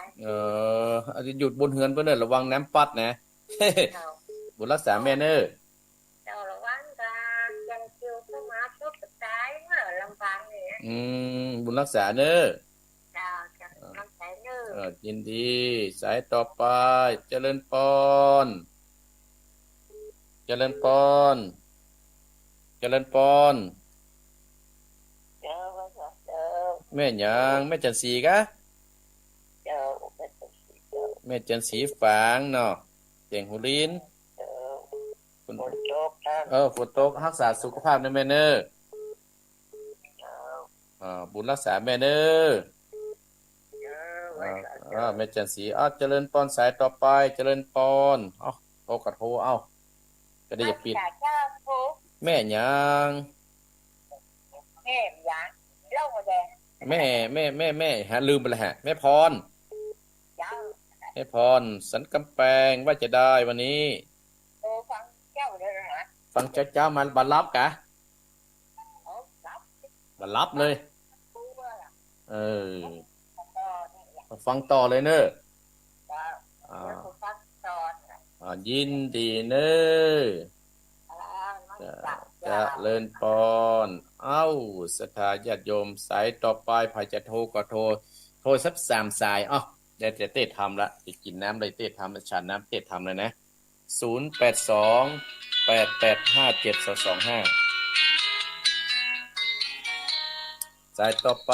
เจริญปอน นมัสการเจ้าท่านพระครูจากหลังการแม่สาวอำเภอแม่อายเจ้า แม่จันโสม เจ้า แม่จัน โอ้กรรมที่ว่าอันผู้บดีคงจะมีในอันขึ้นสีขาวนั่นเนาะ นี่มันมีผู้ที่ไม่ได้ฟังมันกะ ให้กำลังใจนะท่านเจ้า เจริญปอน นมัสการเจ้าวันนั้นได้ไปน้ำบอกสวัสดิ์กรรมไปนอนจะแม่จะไงได้7 คืนเจ้า ยินดีเนอะไปจะโทรอาจจะโทรก็โทรมาแม่จันสมโทรมาแล้ว0828857225ก็ได้จะเปิดแหมล้อมนะสถาญาติโยมไปจะ3 สายสุดท้ายโทรก็โทรเนอะเดี๋ยวจะเต็ดทำแล้ว0828857225ไปโทรปัตตันก็โทรมาได้แล้วก็อาตมาภาพจะปิดโทรศัพท์แล้วจะเต็ดทำคือสถาญาติโยมถ้ามันมีก็จะโทรแล้วถ้ามีจะเต็ดแล้วนะเจริญปอน เจ้าสาธุเจ้า แม่หยัง แม่อย่างฮะจะตะแจง ตาจางแม่น้อม เจ้า แม่น้อมมันเสียงคล้ายๆแม่น้อมตาจางว่าจะได้แม่ ได้ฟังข่าวนี้จะเลือด ได้ฟังแล้วกวางจะไปละพญาเจ้าเมืองขี่หลังกวาง กว่างจะเข้าป่าเนาะ เข้าป่าเข้าดอยแล้วนะจะฟังเนอะ เจ้า เจริญปอนจะสายสุดท้ายแล้วเนอะเจริญปอน แต่ว่าเจ้าไอ้สมศรีบ้านนันทารา แม่สมศรีถ้าฟังเนาะกะมีกำลังใจทันทีเลยนันตารามนี่อันแม่นันตารามนี่อันสารปีเนาะ จะมาฟังกัน มึงฝางมั้งกะนันตารามมึงฝางมั้งครับอาตมาก็อ่านฝางจำไว้ยินดีนะแม่เน้อ เจ้า เจริญปอนเจริญปอน เจ้าท่านพระครู อยู่ที่ไหน ยังไม่นอนอยู่ประแดดจ้า ประเด็ดเมืองอำเภอเมืองเชียงใหม่หอยเนาะ ประแดดในเมืองค่ะเจ้า ประเด็ด สนใจอยู่นะ แกบอกเองมันหลายแดดนะเนาะแดดทุกปีก็มีนะเมืองยินดีแม่เน้อแม่นวลเน้อเจริญปอนฟังเต็ดต่อไปเจริญปอนดับเลยฮาย มีอะไรเนี่ยยังเหมือนการส่วนของแล้วกับประจำ แม่ลายอันยังหัวเป้ากะ เจ้า ไม่เป็นไรฟังทางสถานีวิทยุกะอ๋ออ๋อ มีเจ้า ยินดีเนอะแม่หลายเนอะเอ้าสายสุดท้ายแต่เนอะเอ้าสายสุดท้ายเจริญปอนสายสุดท้ายเจริญปอนเจ้ากาไปจ่าเจ้าท่านพระครูไม่ฟังอยู่เนอะเอิ้นสักกรรมมะเป็นข้าวเป็นจ้อยได้เต้ทำแล้วเอ้าจ้วยกรรมขอแต่ไหว้สาผู้บูชาไม่ใส่ทิ้งไม่ปานฟังอยู่เนอะเจ้าผู้โตก็งานมวนใจแต่เล่าฟังพระครูท่านเจ้าผู้ตนผู้อ้อมใส่ฟังธรรมะไปทั่วแห่งหนพระครูปัญญองเป็นต้นคือต่างย่ำต่อสถานีเป็นการจักวงวานพี่น้องเจ้านะขอบคุณนะแม่เนอะขอเจริญปอนจบไปสถานญาติโยมอาตมาภาพขอยุติในการโทรศัพท์ก่อนเนาะแล้วก็โทรรอบ2เนาะสายแรกนั้นก็มีพ่อน้อยบุญป่านอำเภอฝางที่ถวายกับประตื่นกระท้อนเนอโอ้ลำเนอพ่อน้อยเนอลำไผ่เขาได้กระถืนกระท้อนก็ไปติดต่อพ่อน้อยบุญป่านฮะปะแปลงราคาได้ก็บ่ฮู้เนอก็ไม่ใส่ลุงแม่สุกแก้วสีเตี้ยแม่สีทรชัยประการแม่น้อยกัดนัดและป้านานประเสริฐจังหวัดน่านแม่ตีมอุโมงค์แม่ตีมอุโมงค์เกิดกวางคำเนอะที่พญาเจ้าเมืองอิตาปัตนครนั่นนะจะโดนมัดใส่หลังกวางคำจะโดดประตานน้ำโหแม่ปานีฝางป้อบุญตาลเจดีย์3 ยอดขอเป็นกำลังใจให้กับป้อบุญตาลเนอะแม่ใส่ทองห้วยการแม่พัดถ้ำตับเต่าขออนุโมทนาเนอะเป็นกำลังใจให้แม่วันแม่วันเจ้าแม่วันอันนี้ขออนุโมทนาเนอะอันนี้ปุ้นน้ำท่วมเนี่ยน้ำท่วมขอให้เป็นกำลังใจให้เนอะและป้อบุญมีเมืองกลางป้อบุญเมืองกลางและแม่จันฟองลำปางน้ำท่วมเนอะขอเป็นกำลังใจให้เนอะแม่จันสีฝางและแม่พรสันกำแพงและก็แม่นี่แม่จันโสมฝางและก็แม่น้อมตาจางแม่สมศรีตันตะลามเนอะทาฝั่งเตดฝั่งตามอยู่แม่นวลปะแดดอำเภอเมืองเฮาแม่ลายเวียงปะเป้าและสุดท้ายกับแม่ใส่พินเมืองปานจังหวัดลำปางเอาละสตาญาติโยมอาตมาภาพจากได้เทศนาเทศธรรมลากยาวไปถึง6 โมงเนอะศรัทธาที่อยู่ตามใกล้ที่ท่าฟังก็ตั้งอกตั้งใจเนอะ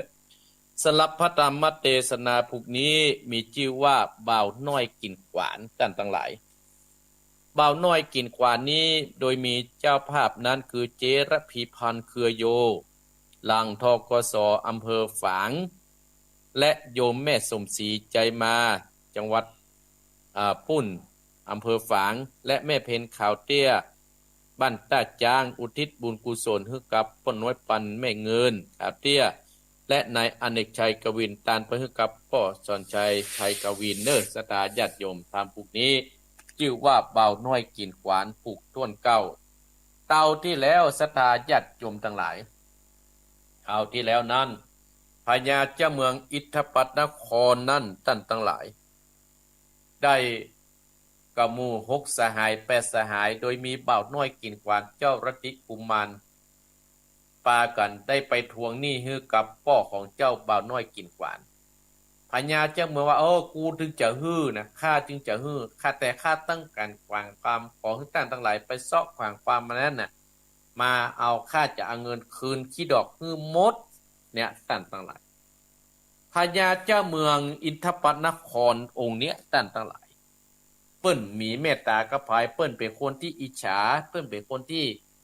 ชอบแกล้งคนอย่างที่อาตมาภาพว่า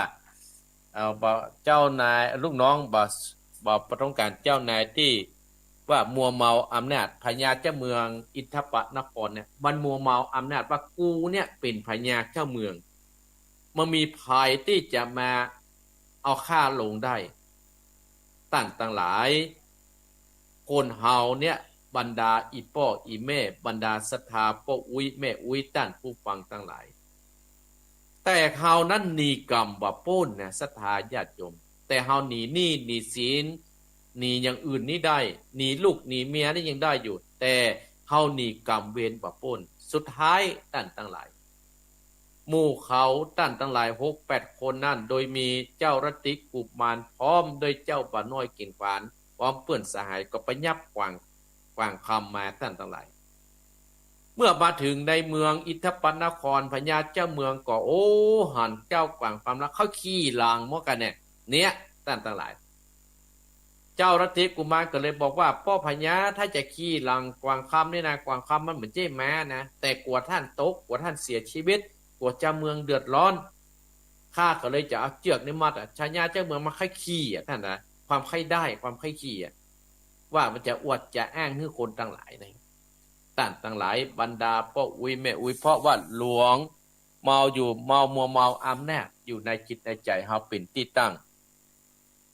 ท่านทั้งหลายไอ้ลัทธิกุมารพร้อมด้วยสหายก็เอาเชือกซาวว่ามามัดพญาเจ้าเมืองอิทธปนครติดหลังกวางให้กันติดหลังกวางแล้วสตาญาติโยมเรียบร้อยแล้วเจ้าลัทธิกุมารเจ้าบ่าวน้อยกับปล่อยกวางสะดุ้งโคนตบตีนตบมือกวางสะดุ้งท่านทั้งหลายโอ้กวางคำแล้วก็โดดแวดเมืองอิทธปนครได้กำเก่าอื่นกระลึบออกนอกเวียงไปนอกเมืองไปสร้างความตกอกตกใจให้กับหมู่คนทั้งหลายหมู่เสนาอามาตย์หมู่เจ้าเมืองเจ้าบ้านเจ้าเมืองต่างที่มาในงานท่านทั้งหลายจะทำเรื่องเป่าน้อยเก่งขวางผูกท่วน8กระจบตัดตีหันบัดนี้อัตมาภาพจากเทศนาผูกท่วนเก้าโดยมีเจ้าภาพที่อัตมาภาพได้นามมาตะกี้ว่าเป่าน้อยเก่งขวานกวางนั้นจะโดดประตังใดจะโดดประตังอุโมงค์ก็จะโดดประตังฝางก็จะโดดประตังลำปางอัตมาภาพสามารถรู้ได้เจิญบรรดาป้ออุ้ยแม่อุ้ยได้สดับรับฟังเป่าน้อยกินกวานณบัดนี้นะโมตัสสะภะคะวะโตอะระหะโตสัมมาสัมพุทธัสสะตัตตารัญเยติเตสะเปสันนาโมกานาสัมปัตตาสังเบตาปาโลจิงโชติสันตาวดุลลาตามโปเดตาตั้งหลายตั้งยิงใจหนุ่มเต้าปากันนั่งเต้าฟังตามตั้งสาตานิวิตโยขึ้นสีขาวจุงดาจำติดต่อตามบัดขอบดีวัตตาอันเยปิเตดังนี้เป็นต้นบัดนี้เดตตาในกาลละนานใจเมื่อตนเต้าตายเต้าไทยปูตานอันกว้างคำดงดอนตัวกาปาขมาปาดนิอายคนตั้งหลายใหญ่น้อยก็มีพ่อมปอยปันปวงเต็มตามกวงกาในเมืองอามาตย์เตรียมใจตั้งคนในหนุ่มเต่าตั้งกุนเก้าโยตาตั้งปัจจาไปปาตั้งตกอกตกใจตกขาป้าเลือดไหลไผปอบใหม่เกิดใดว่าจักเกิดใดตันตาเมื่อเมินมาก่อนคิดตั้งใจขี้เจบานบัดนี้มามองปานอับไม้พ่องก่อนนั่งไผ่เลลอนโกดละโอนเกิดกองในตัวตองในเมืองนั่งกัญญาอันหมื่นนาบอดจิ้นมองขีดตั้งทีวียอดซอยตั้งนางยอดหน่อยราชติดาตั้งเววานั่งไผ่สะนานไฟอดใจดิลำต้อยกาดแตวมีบอดน้อยไหลปาการก็มีงานแหลดนาตะมัดทางประกาศเส้นโตสัตตาอาสัตตาอันว่าสัพปัญโยยอดซอยอันบาดต้อยบาดีพุทธหลังมีไปแจงพระจริงแสงเตสัตนาว่าสัพเปเตสัตนาโลตาตานาปะวิตราดังนี้เป็นต้นนะเฮกาเวดุราปิกุ ตั้งหลายอันเป็นสายลิยาเจ้าทุกคำเจ้าเผาวัดนาอันลาดติดาอ่อนน้อยต่างยอดซอยลาดติวีกัญญามีเมินหมู่อันก็อยู่อดได้อูเจ้า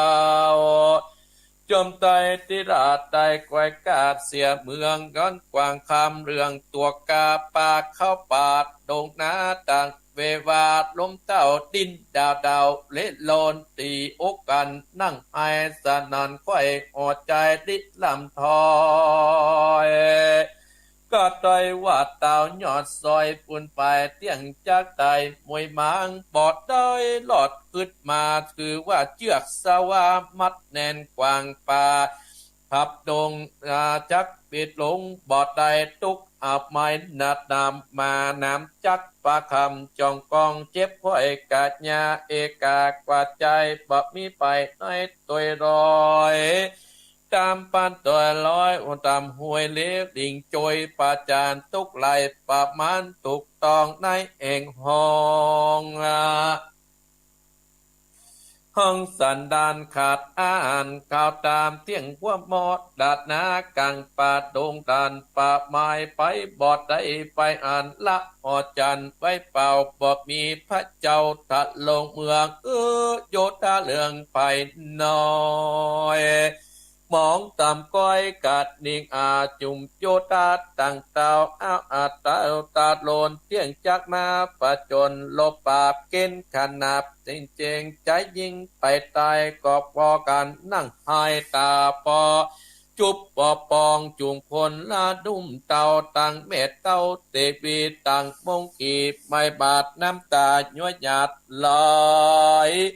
ตั้งล่ำไรเก่าต่อยมีบอดหน่อยไหลปาการตัดสามิงกะเนในกัดดัดนานใจขุนยศใหญ่เตรียมจะเลี้ยวไว้รีบหามห้องเอิ้นเป่าโยตาพูดจำนานอาจกาขึ้นขี่ม้าเว่ยเว่ยจากนับได้ไปบอดหน่อยได้500เป็นขนาดรีบไปปันไปว่องเข้าสู่ห้องดงนาเพื่อแสวงหาตาเจ้าอันกว้างใหญ่ป้าไปเศษนาในกาอาจกาขาดนองต่างเล่งนันนาป้าไปเลี้ยวปันรีบหาวเสาะตามห้วยตามดอยเบาะหันห้อยเงื่อนเก่ากวางป่าเศร้าไปโซนจักนำตนพ่อเจ้าผาญาไปสู่ต่างใดเสาะไปมาจะใจพร้อมเที่ยงไข่ในดงหนาป่าไม้ตามห้อมห้วยเลี้ยวดิ่งโจยป่าจันกบบ่ออันเจ้าจางจากโตค้างแดนดอยถึงตะวันใสตกตามลวดมือค่ำจนตาสันปัญญาจุกนเอ็ดบอดนี้สัจจังตั้งกอบบ่วังจังได้ตนท่านตายผู้บ้านโยตาตันหนุ่มเตาอกเป็นเป่าเป็นควันกอบปากันปีกปอกไหวหน้าออกขึ้นมาขายขี้ยาแก่คุณตั้นเตาก็มีอันแลดนาตินานคุณแก่เมืองยศใหญ่อันตั้งใจต่างตาสัญญาเป่าอองไปทั่วอ่องเวียงใจบอกคนนายอามาตั้งหลายปัจจาราสะดอนยิงใจตั้งหลายน้อยใหญ่จัดทุกไม่เหลือประมาณจัดละกิจกันตัวเก่าย้อนทุกศอกเศร้ามองขีการมีขันตีอดการสตินันตามแม้นจะขายลิล่ำก้อยมองตามก้อยเบาวนตีอกตนนั่งไอเบาะหอนได้สั่งมาเป็นยาเจ้าปัญญายศใหญ่ได้สร้างบาปไปเมินนานอาธิการจัดก่อนกรรมนั้นก็บ่พรมาตานจริงได้ไผ่ผ่า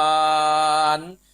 จากห้องเถื่อนทองตรงป่าไม้ตกแดนไก่เหลือกันนาดได้สวดสดีดับอินยีปุบมาอุขีดยากรรมกับปาการนี้บ่อาจหนีจากกรรมเป็นนะบุญนำจัดก่อนบอกกาดแก้วยังมีกายกรรมมีหลีกเลบุญกรรมเตียนตำต่างเจ้าออกวางยศใหญ่เที่ยงบ่อาจก็เหมาะละนา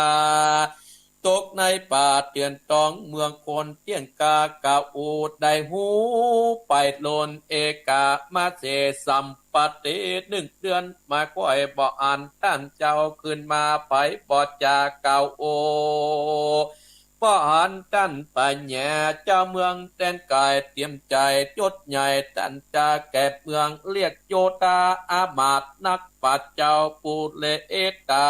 มาปวนหมู่พร้อมนาอยู่ในโรงการปรึกษาการพร่ำพร้อม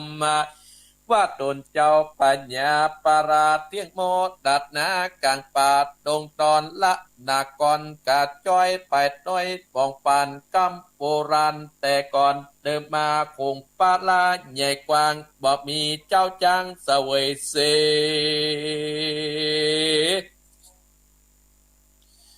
เสวยสีก็เป็นมุกก็มีปัวเป็นบุรีป่าว่างเนี่ยบอกมีคนหมอบมันเลือดตายจะแต่เต็มจุงเอตนาบอกมีวัดมาอยู่ไกลก็เป็นบ้านใหญ่เสียทรงมีเงินเต็มท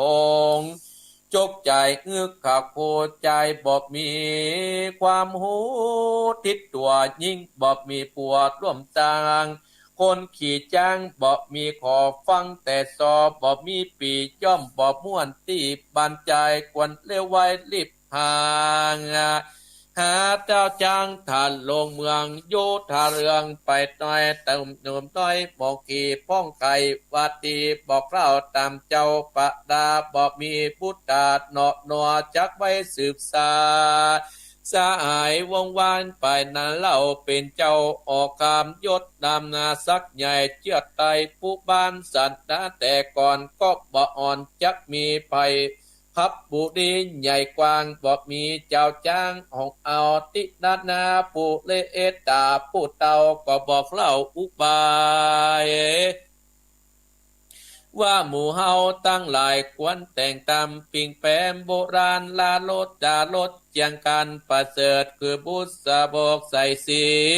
เตรียมมานานาสินตุราชลาดมงคลเอาเครื่องประดับตนตั้นเต้าใส่ไปในแล้วของเอาตั้งหลายก็ปาการอธิษฐานหาจะยอดอินตาปัตนครตั้งเทวดายศใหญ่จุดในไปเวียงใจกันใครอ่านปุ้นใหญ่กว้างเป็นเจ้าจังปาตนาเธอประชาราษฎรใจชื่นใจเจริญปานอยู่สถานคงเกตอ่องเตดตองอยู่ใกล้หรือไกลก็เตดปัตไตบันดุลบันดาลลดมงคลดาไปจอดที่อันแลอาทิตันดักนี้จึงปล่อยรถแก้ววางไปเที่ยงจักสมใจไปอ่างได้เจ้าจ้างบ่สังกากุเลตาผู้เต่าบอกเล่าสุดปลายคนต่างหลายหนุ่มเต่าต่างพั่มพอมมาปาการรีบด่างอย่าตามกำปูเลตาบอกแต่งดาแล้วขาดปุเลตาก็เอ็นอาจารย์เปลี่ยนจอดกอบมา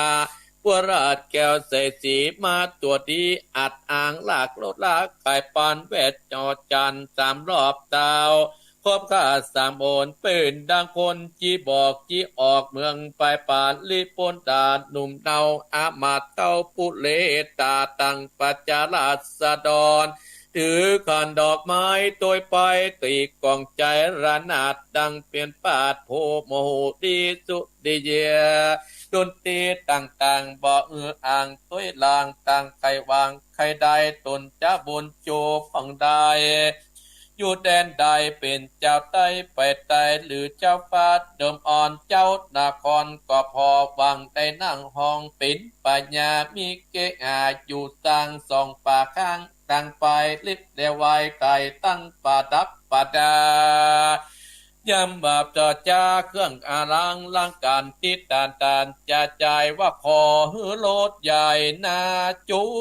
ประตูจอดอยู่ใต้เพื่อขอหมู่คนดาเอาไว้น้อมกราบก็เป็นเจ้าบุตรลดเล่มดีรอดเปื่อยไก่ไป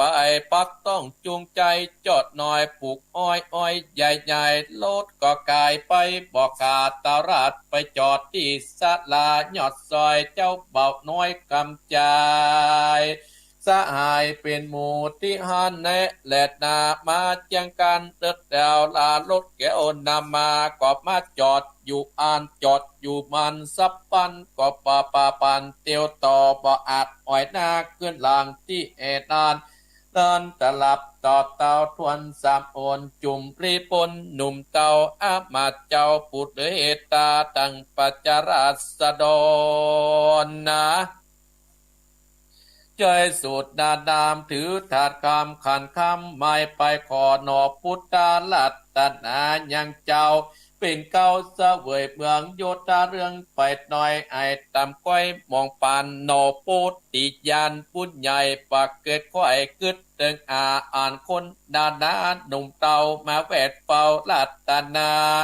ก็เกิดความสงสัยนักแก่ปอดแจงแต่หัวใจจริงได้ไปบอกว่าปอดใจกาเป็นเจ้าปู่ดีข้าเป็นลูกเสียตีบ้านนอกอยู่นอกขอกเมืองไกลมาอาศัยยังจอดในที่สตาเพื่อจะมาทำเอานี่เก่าขึ้นไปบอกมาใจไฟอ่างมาเป็นเจ้าจ้างปรับบุรีสูดยงนี้ขึ้นสู่ที่อยู่เลี้ยวปานนะแล้วเตียวปลอดดันจะวยราชนาเตือเบิดนาเป็นปัญญานั่งแต้นนั่งแก่นเตดมาเจ้าใส่ใจยดใจกาต้อยสุดกามคนนานนำหนุ่มเตาก็มาก้มกับตุนสาหลับดับมาแต่ตนติดสืบสนตึงไปเจ้าตนคำใจพุทธใหญ่ก็แจ้งค่อยตามีเจ้าไขวาตีขออาราธนาลายหุนนอทศพลหนุ่มเตาจริงได้ทำหมู่คนใจสะอายว่าคนตั้งหลายมวลหมู่มาแวดอยู่บ้านใหญ่ๆขอฮือเฮาไปจะจ่ายเป็นเต้าพญาออกกรรมตนคำใจกล่าวอ้างหรือแผ่นดินป่าปันป่ากันปกป่าบ่เคือนนาเมืองเก่าจุ่มเศษนาตั้งหลายตั้งพร่ำพอมาหนอพุทธาเจียงเจ้าคือสอดเดากะนิ่งไกตัดใจรับแล้วกับขันนะเตรียมใจกองมาแบบเบาโยธาตั้งหลายก็ปัจจาราษฎรก็มีความยินดีเสียงมีคือกองนำเจ้าใจรามขึ้นขี่รถงามไปที่ปราสาทอุติสาพิเศษอติเลกยกตนเป็นเองเจ้าเป็นเก้าปับปลายกธิดานันทิกา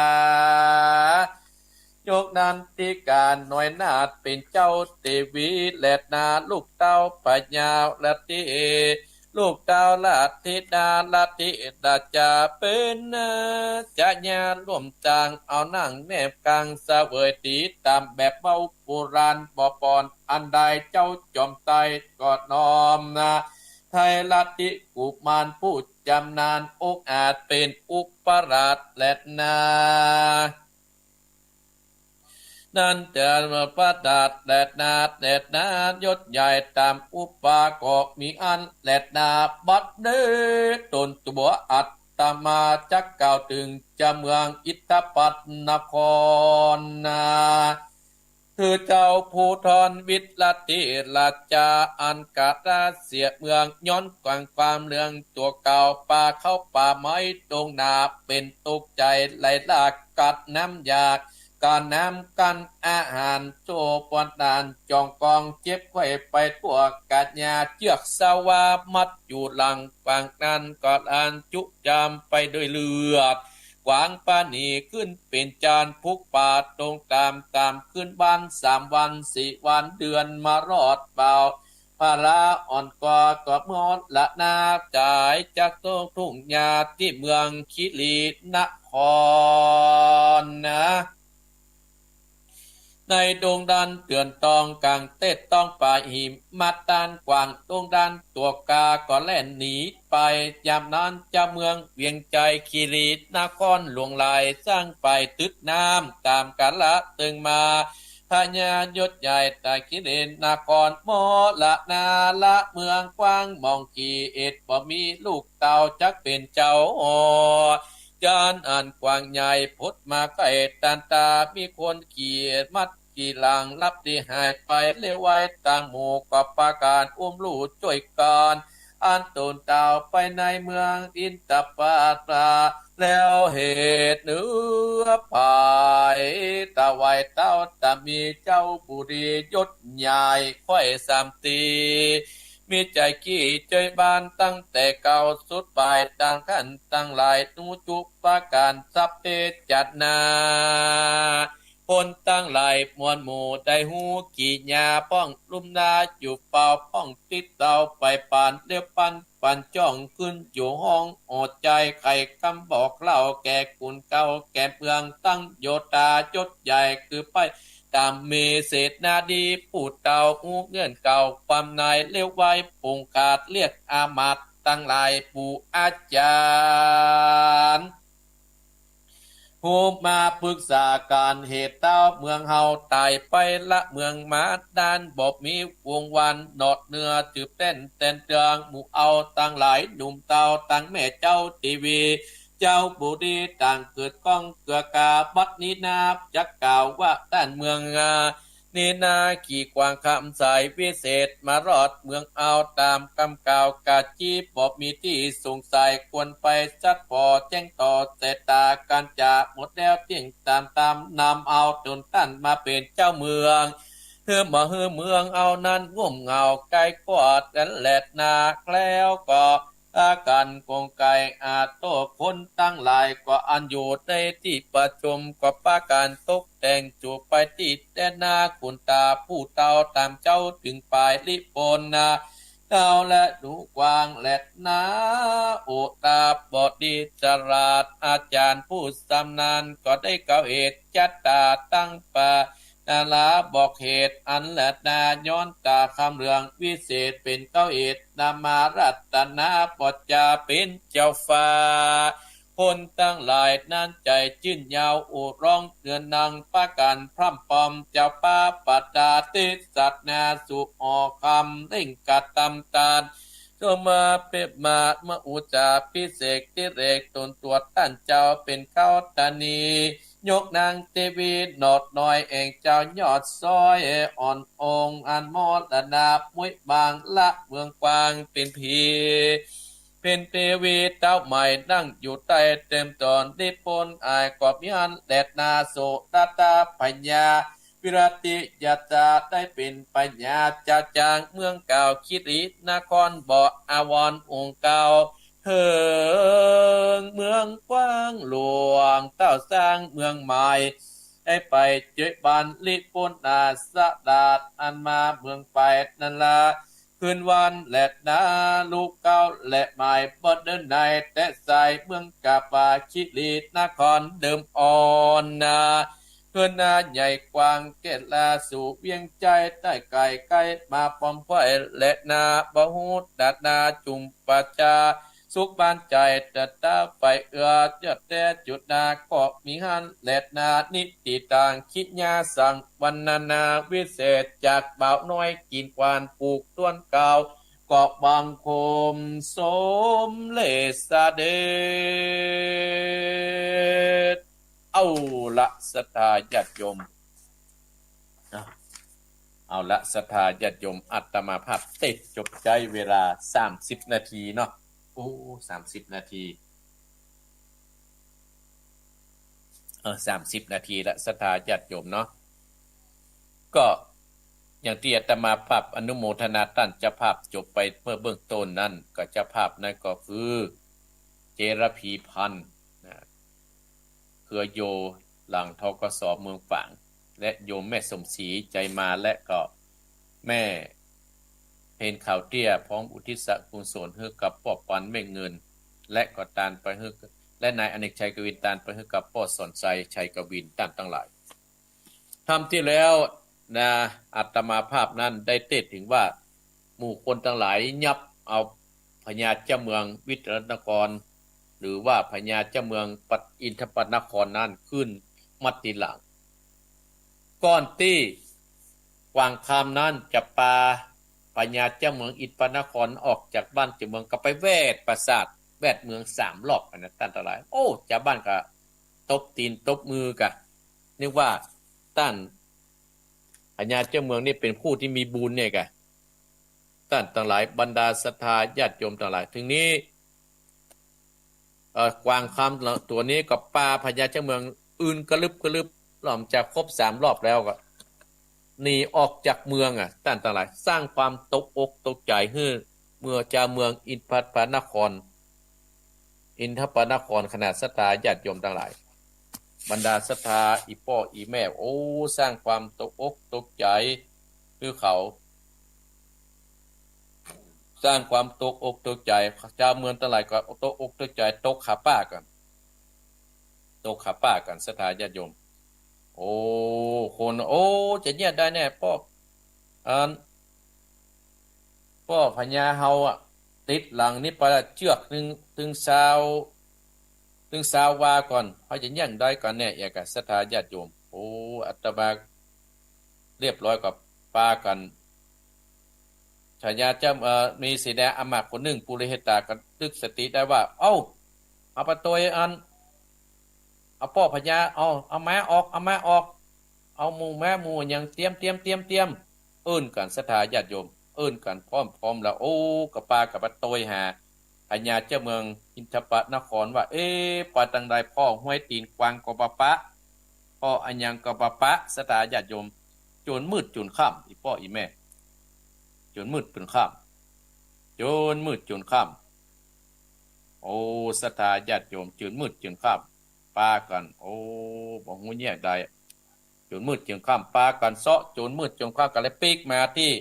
เมืองอินทปนครให้กันมารายงานให้กับผู้ที่ลงที่ในเมืองว่าบ่เดี๋ยวนี้นะเฮาปะปะพ่อพญาเฮาเน้อหมู่เฮาตั้นทั้งหลายแยกอีกได้แน่หมู่คนตั้งหลายตั้นทั้งหลายก็สร้างความตกอกตกใจได้กันตกอกตกใจกับป้ากันนั่งให้โอ้ก็เลยหัวหน้าในเมืองนั้นก็บอกว่าทหารปุริหิตาก็เลยบอกว่าเอาอีเฮารอพ่อพญาเฮา1 เดือนเนาะ1 เดือน1 เดือนเฮาจะป้ากันรอพ่อพญาเฮา1 เดือนว่าเฮาจะแยกใดประเดี๋ยวป้ากัน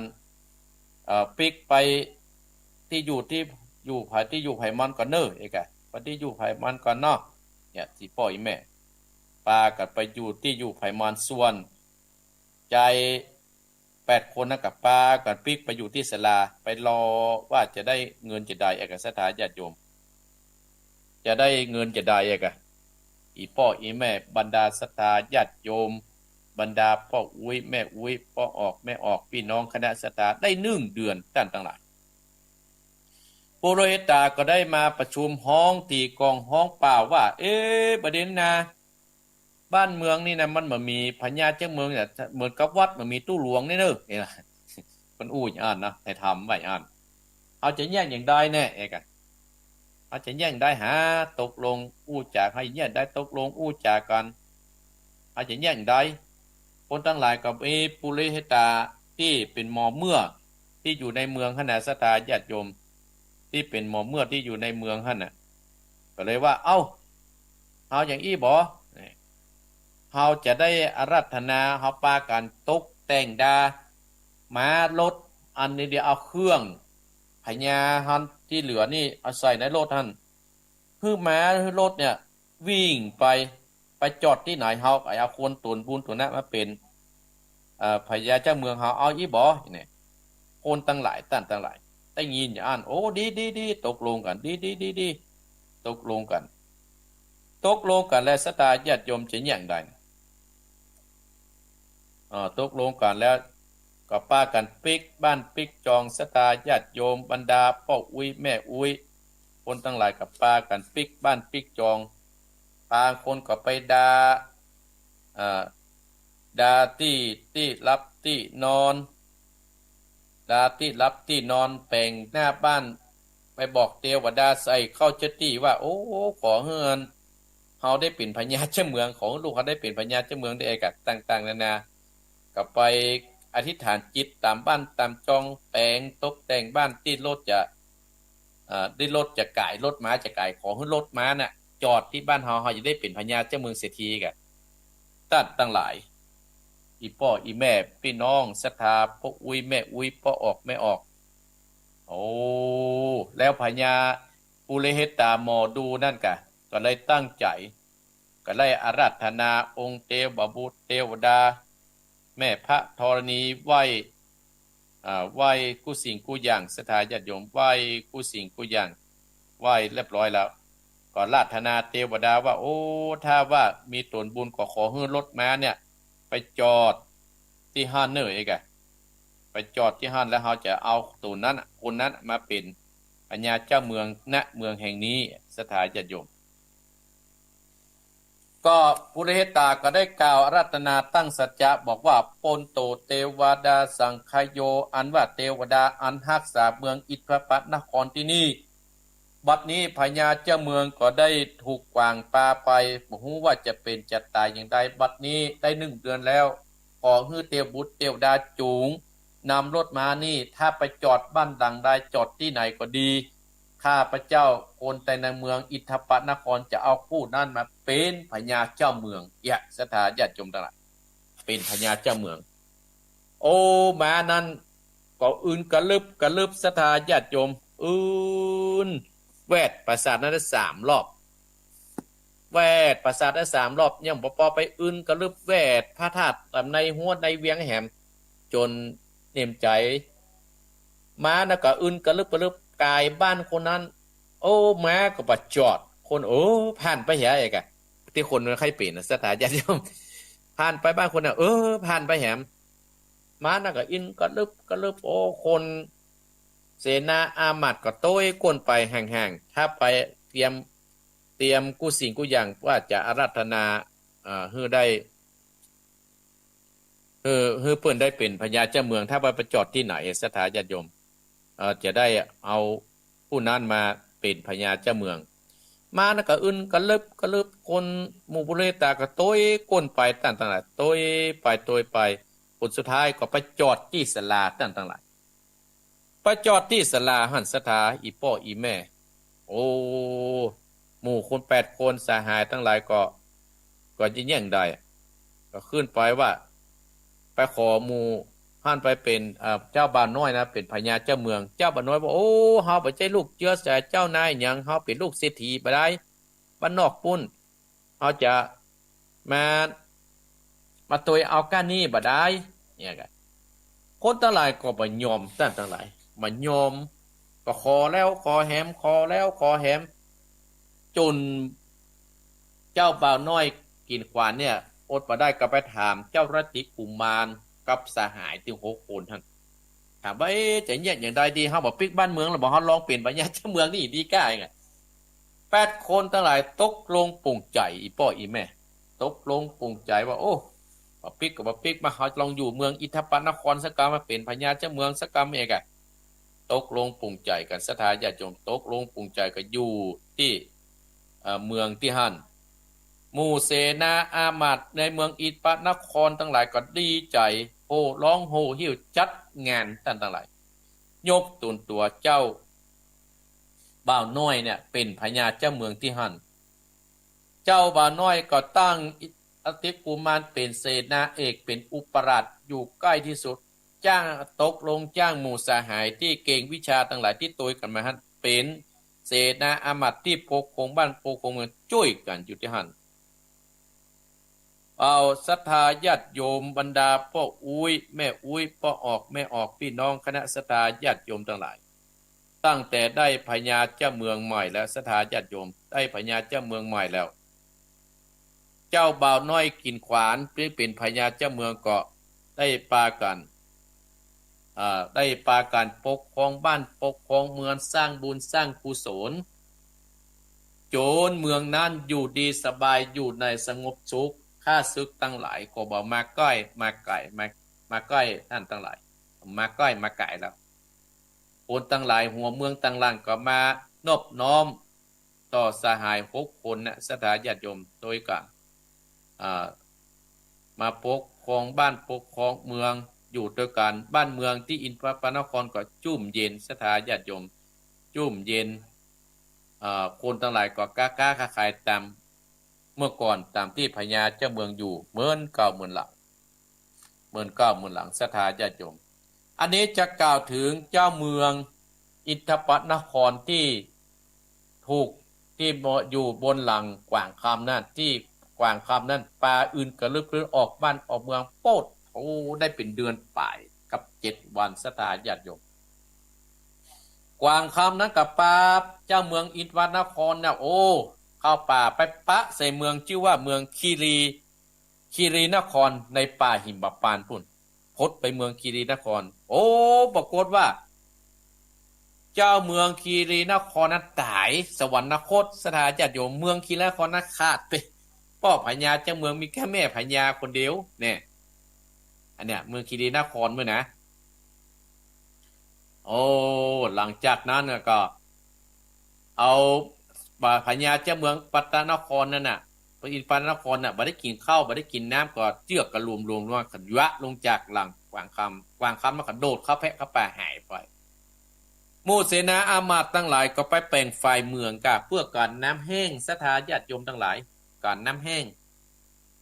ก็เตียวปีขึ้นมาโอ้ได้ยินคนขอช่วยด้วยไปถามโอ้อันนี้เป็นคนหน้าตาดีแต่รับได้อันตรายเป็นอันอย่างปจุประจำน้ำก็เป็นอันอย่างมากก็ได้ถามเอาน้ำเพื่อกินก็ถามว่าโอ้เฮาเป็นพญาเจ้าเมืองอยู่เมืองปุ้นอินทปนครปุ้นแต่เฮาเขาได้กวางหมู่คนทั้งหลายก็เลยมัดเฮาตีหลังกวางพอดีนะเฮาผอมลงเฮายวะลงที่นี่แล้วปะหมู่ต้านทั้งหลายเนี่ยโอ้หมู่ทหารทั้งหลายก็ดีใจต้านทั้งหลายก็นำความนี้กินน้ำเรียบร้อยก็ละทิ้งเจ้าพญาเจ้าเมืองเอาไว้กลางป่าที่หั่นกลางต้งที่หั่นแล้วก็ปากัดไปปรึกษาที่ในเมืองปรึกษาก็ว่าโอ้บ่เดนี่เมืองเฮานี่นะมันบ่มีพญาเจ้าเมืองนะเอาไปขอคนนี้ดีกะมาเป็นพญาเจ้าเมืองเฮาดีกะเอกะถ้าเป็นพญาเจ้าเมืองเฮาดีกะตั้งทั้งหลายเขาทั้งหลายก็ปากันไปเขาปาทั้งหลายก็ปากันไปอาราธนาไปเจิญไปถามเจ้าเมืองอินทปนครเจ้ารัตติกุมารเจ้ารัตติราชาหันเจ้ารัตติราชาหรือว่าเจ้าเมืองอินทปนครก็เล่าว่าข้าเนี่ยเป็นพญาเจ้าเมืองมาก่อนละเป็นเจ้าพญาเจ้าเมืองมาก่อนก็เลยได้ความขี้โลภของข้าก็เลยเป็นคนอย่างเงี้ยเนี้ยกรรมโบราณพูดถึงว่านี่อย่างนี้ได้เต็นนี่กรรมนี่เว้นบ่ได้กรรมเนี่ยมันมีติดตามตัวเฮามากูคนก็เล่าให้หมู่เสนาอามาตย์เล่าให้ปู่เลยเหตุการณ์ในเมืองคีรีนครนั่นว่าเนี่ยคนเฮาน่ะหนีบ่พ้นก็คือหนีกรรมของคนเฮาเนี่ยมีอยู่3ชนิดด้วยกันพญาเจ้าเมืองอินทปนครที่รอดตายหั่นก็ว่าเล่าให้เขาฟังว่าโอ้เนี่ยกายกรรมเนี่ย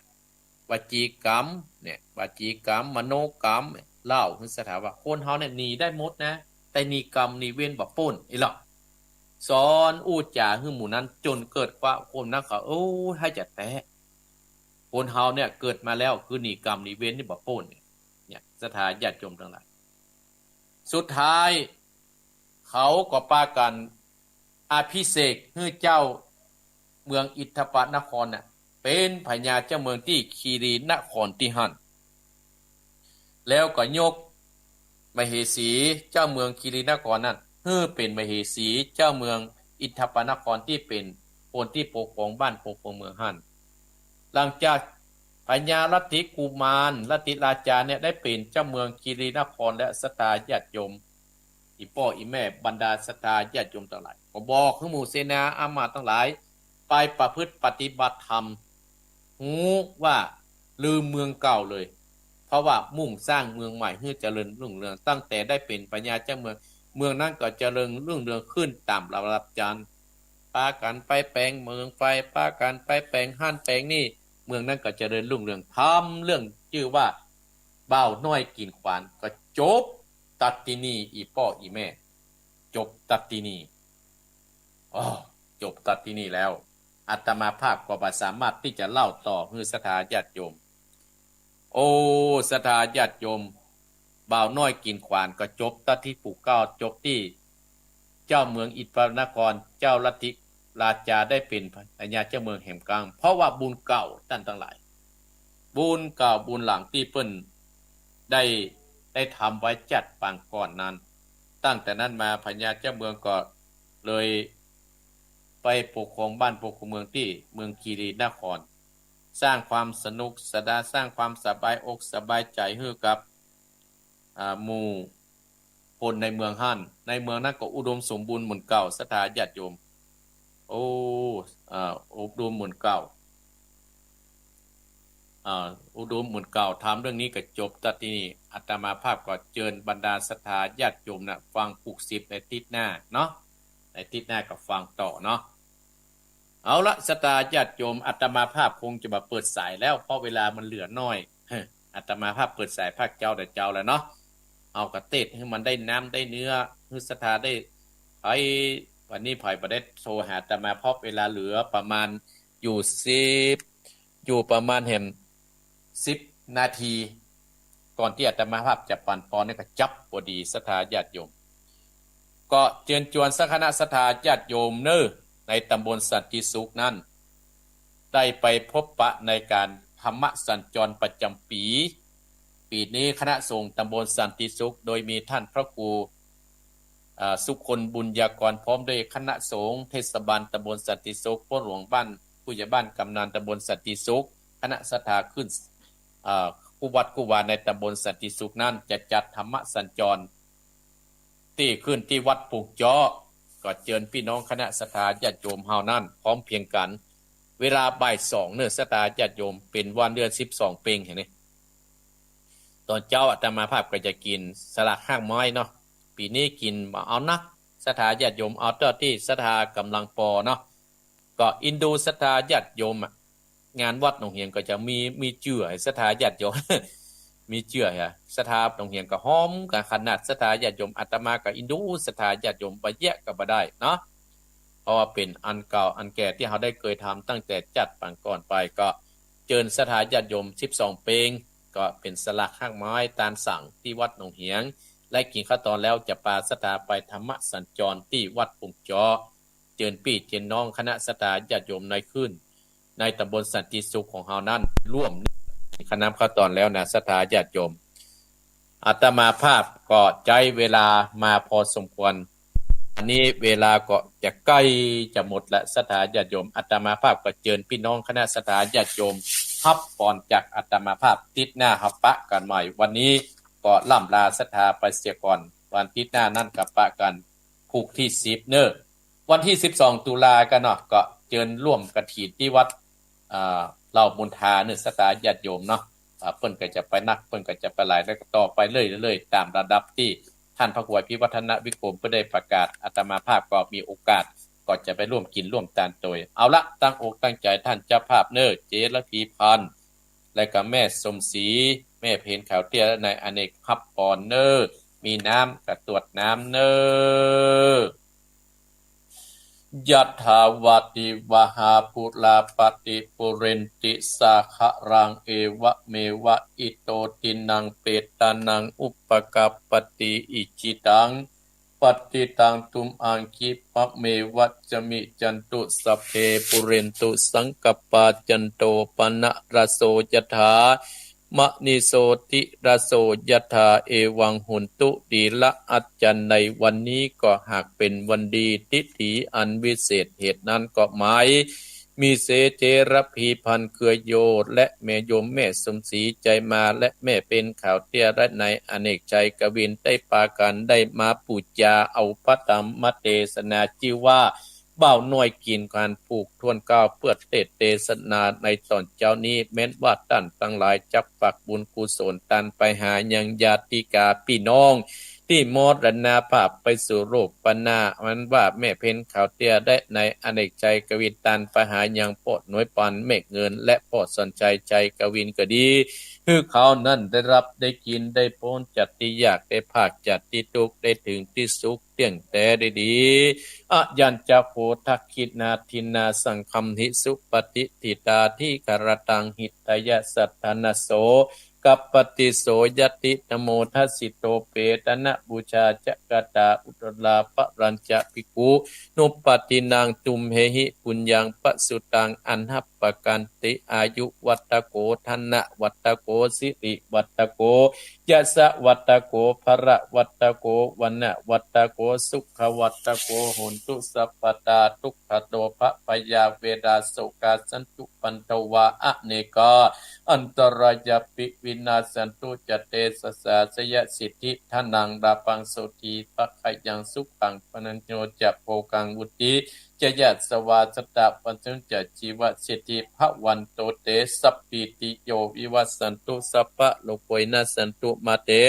วันตรายโยสุขีติคายุโกภวะอภิวาทนาสีริสะนิจังอุตตาปัจจายโนจัตตารโอธรรมาวัฏันเตอายุวันโนสุขังปะลัง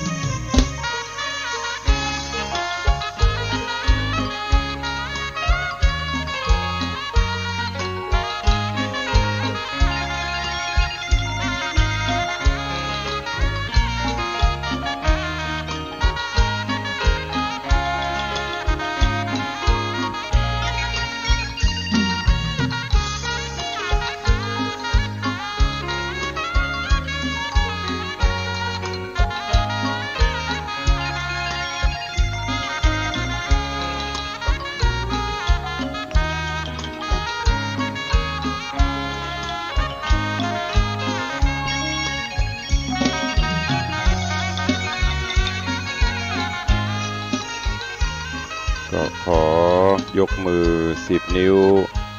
กราบนบนอบน้อมยังพระติรัตนแก้วเจ้าทั้ง3 ประการอันมีพระพุทธพระธรรมพระสงฆ์อันเป็นสรณะที่เปิ่งที่เคารพนับถืออันสูงสุดในชีวิตกราบคารวะแตบไต้ไวสาปุญญาปารมีธรรมพระมหาเถรานุเถระเจ้าคณะพระสังฆาธิการภิกขุสงฆ์สามเณรจุตนจุองค์ด้วยความเคารพเจริญสุขเจริญปอนปออกแม่ออกศรัทธานาบุญตินจองห้องวัดจุหนุ่มเท่าใจยิงก็ขอน้อมต้อนรับทุกท่านเข้าสู่รายการมรดกธรรมกับเมืองต่างสถานีวิทยุกระจายเสียงพระพุทธศาสนาแห่งชาติและสังคมคลื่นเพื่อการศึกษาพระพุทธศาสนาและวัฒนธรรมส่งสัญญาณกระจายเสียงจากสถานีวิทยุวัดฝ่ายหินตำบลสุเทพอำเภอเมืองจังหวัดเชียงใหม่สถานีวิทยุวัดหนองกายตำบลสันปะยางอำเภอแม่แตงจังหวัดเชียงใหม่สถานีวิทยุ CM77 วิทยุอินเทอร์เน็ตล้านนาสถานีวิทยุคลื่นพระพุทธศาสนาจังหวัดเชียงรายและสถานีวิทยุคลื่นพระพุทธศาสนาและจริยธรรม FM 96.0 เมกะเฮิรตซ์ตลอดจนวิทยุชุมชนเสียงตามสายหอกกระจายข่าวตามวัดตามวาตามหมู่บ้านต่างๆพร้อมกันนี้ก็กราบถวายการต้อนรับและเจริญพรต้อนรับครูบาอาจารย์ท่านเจ้าสาธุชนญาติโยมที่ได้เข้ามาติดตามรับชมรับฟังกันทางหน้าจอ Facebook ไลฟ์สดของสถานีมรดกธรรมวัดวังสิงห์คำของ104ธรรมะคลายเครียดของทีวีวัดฝ่ายหินตลอดจนหน้าจอ Facebook ไลฟ์ของญาติโยมศรัทธาที่กำลังเข้ามาติดตามรับชมรับฟังแล้วได้เมตตากดแชร์1แชร์1บุญแชร์บุญแชร์เสียงธรรมสู่ญาติธรรมในกลุ่มเพื่อนๆรายการนี้ดำเนินโดยกล่าวกับผมอาตมภาพพระครูวิสิทธิ์ศรีลาภรณ์เจ้าคณะตำบลประแดดเจ้าอาวาสวัดวังสิงห์คำตำบลประแดดอำเภอเมืองจังหวัดเชียงใหม่เป็นผู้ดำเนินรายการก็จะได้น้อมนำเอาเสียงธรรมแบบปืนเมืองมาเทศนาให้ทุกท่านได้รับฟังกันปะกันวันนี้ก็เป็นเจ้าแรกหลังจากที่เสร็จสิ้นภารกิจกิจการงานกินใหญ่ตานหลวงงานทำบุญครบรอบอายุวัฒนมงคลวันเกิดของตุลุงครบรอบ59 ปีผ่านโป้นไปวันนี้ก็มาพบมาปะกันในเจ้าแรกในวันแรกแล้วก็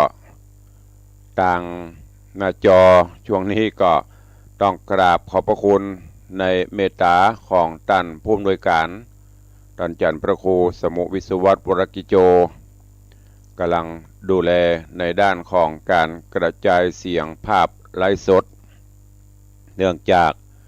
หลังจากเสร็จงานไปเครื่องส่งเครื่องอุปกรณ์ต่างๆก็มีปัญหาอินเทอร์เน็ตก็สายขาดแต่ว่าวันซืนต่างบริษัทเปิดกับมาแก้ไขให้ดีขึ้นต่างหน้าจออย่างต่างๆก็ดีขึ้นแต่ว่าตอนนี้ต่างหน้าจอ Facebook ไลฟ์สดยังมีปัญหาอยู่หน่อยท่านผอ.ก็กำลังแก้ไขเนอะก็เดี๋ยวรูปก็คงจะออกภาพก็คงจะปรากฏตอนนี้ก็มีญาติโยมเข้ามากันล้วงหลายเนาะโอ้ก็นึกว่าถ้าจะลืมตุลุงแล้วก็แต่ก็ยังมีหลาย FC แฟนรายการอยู่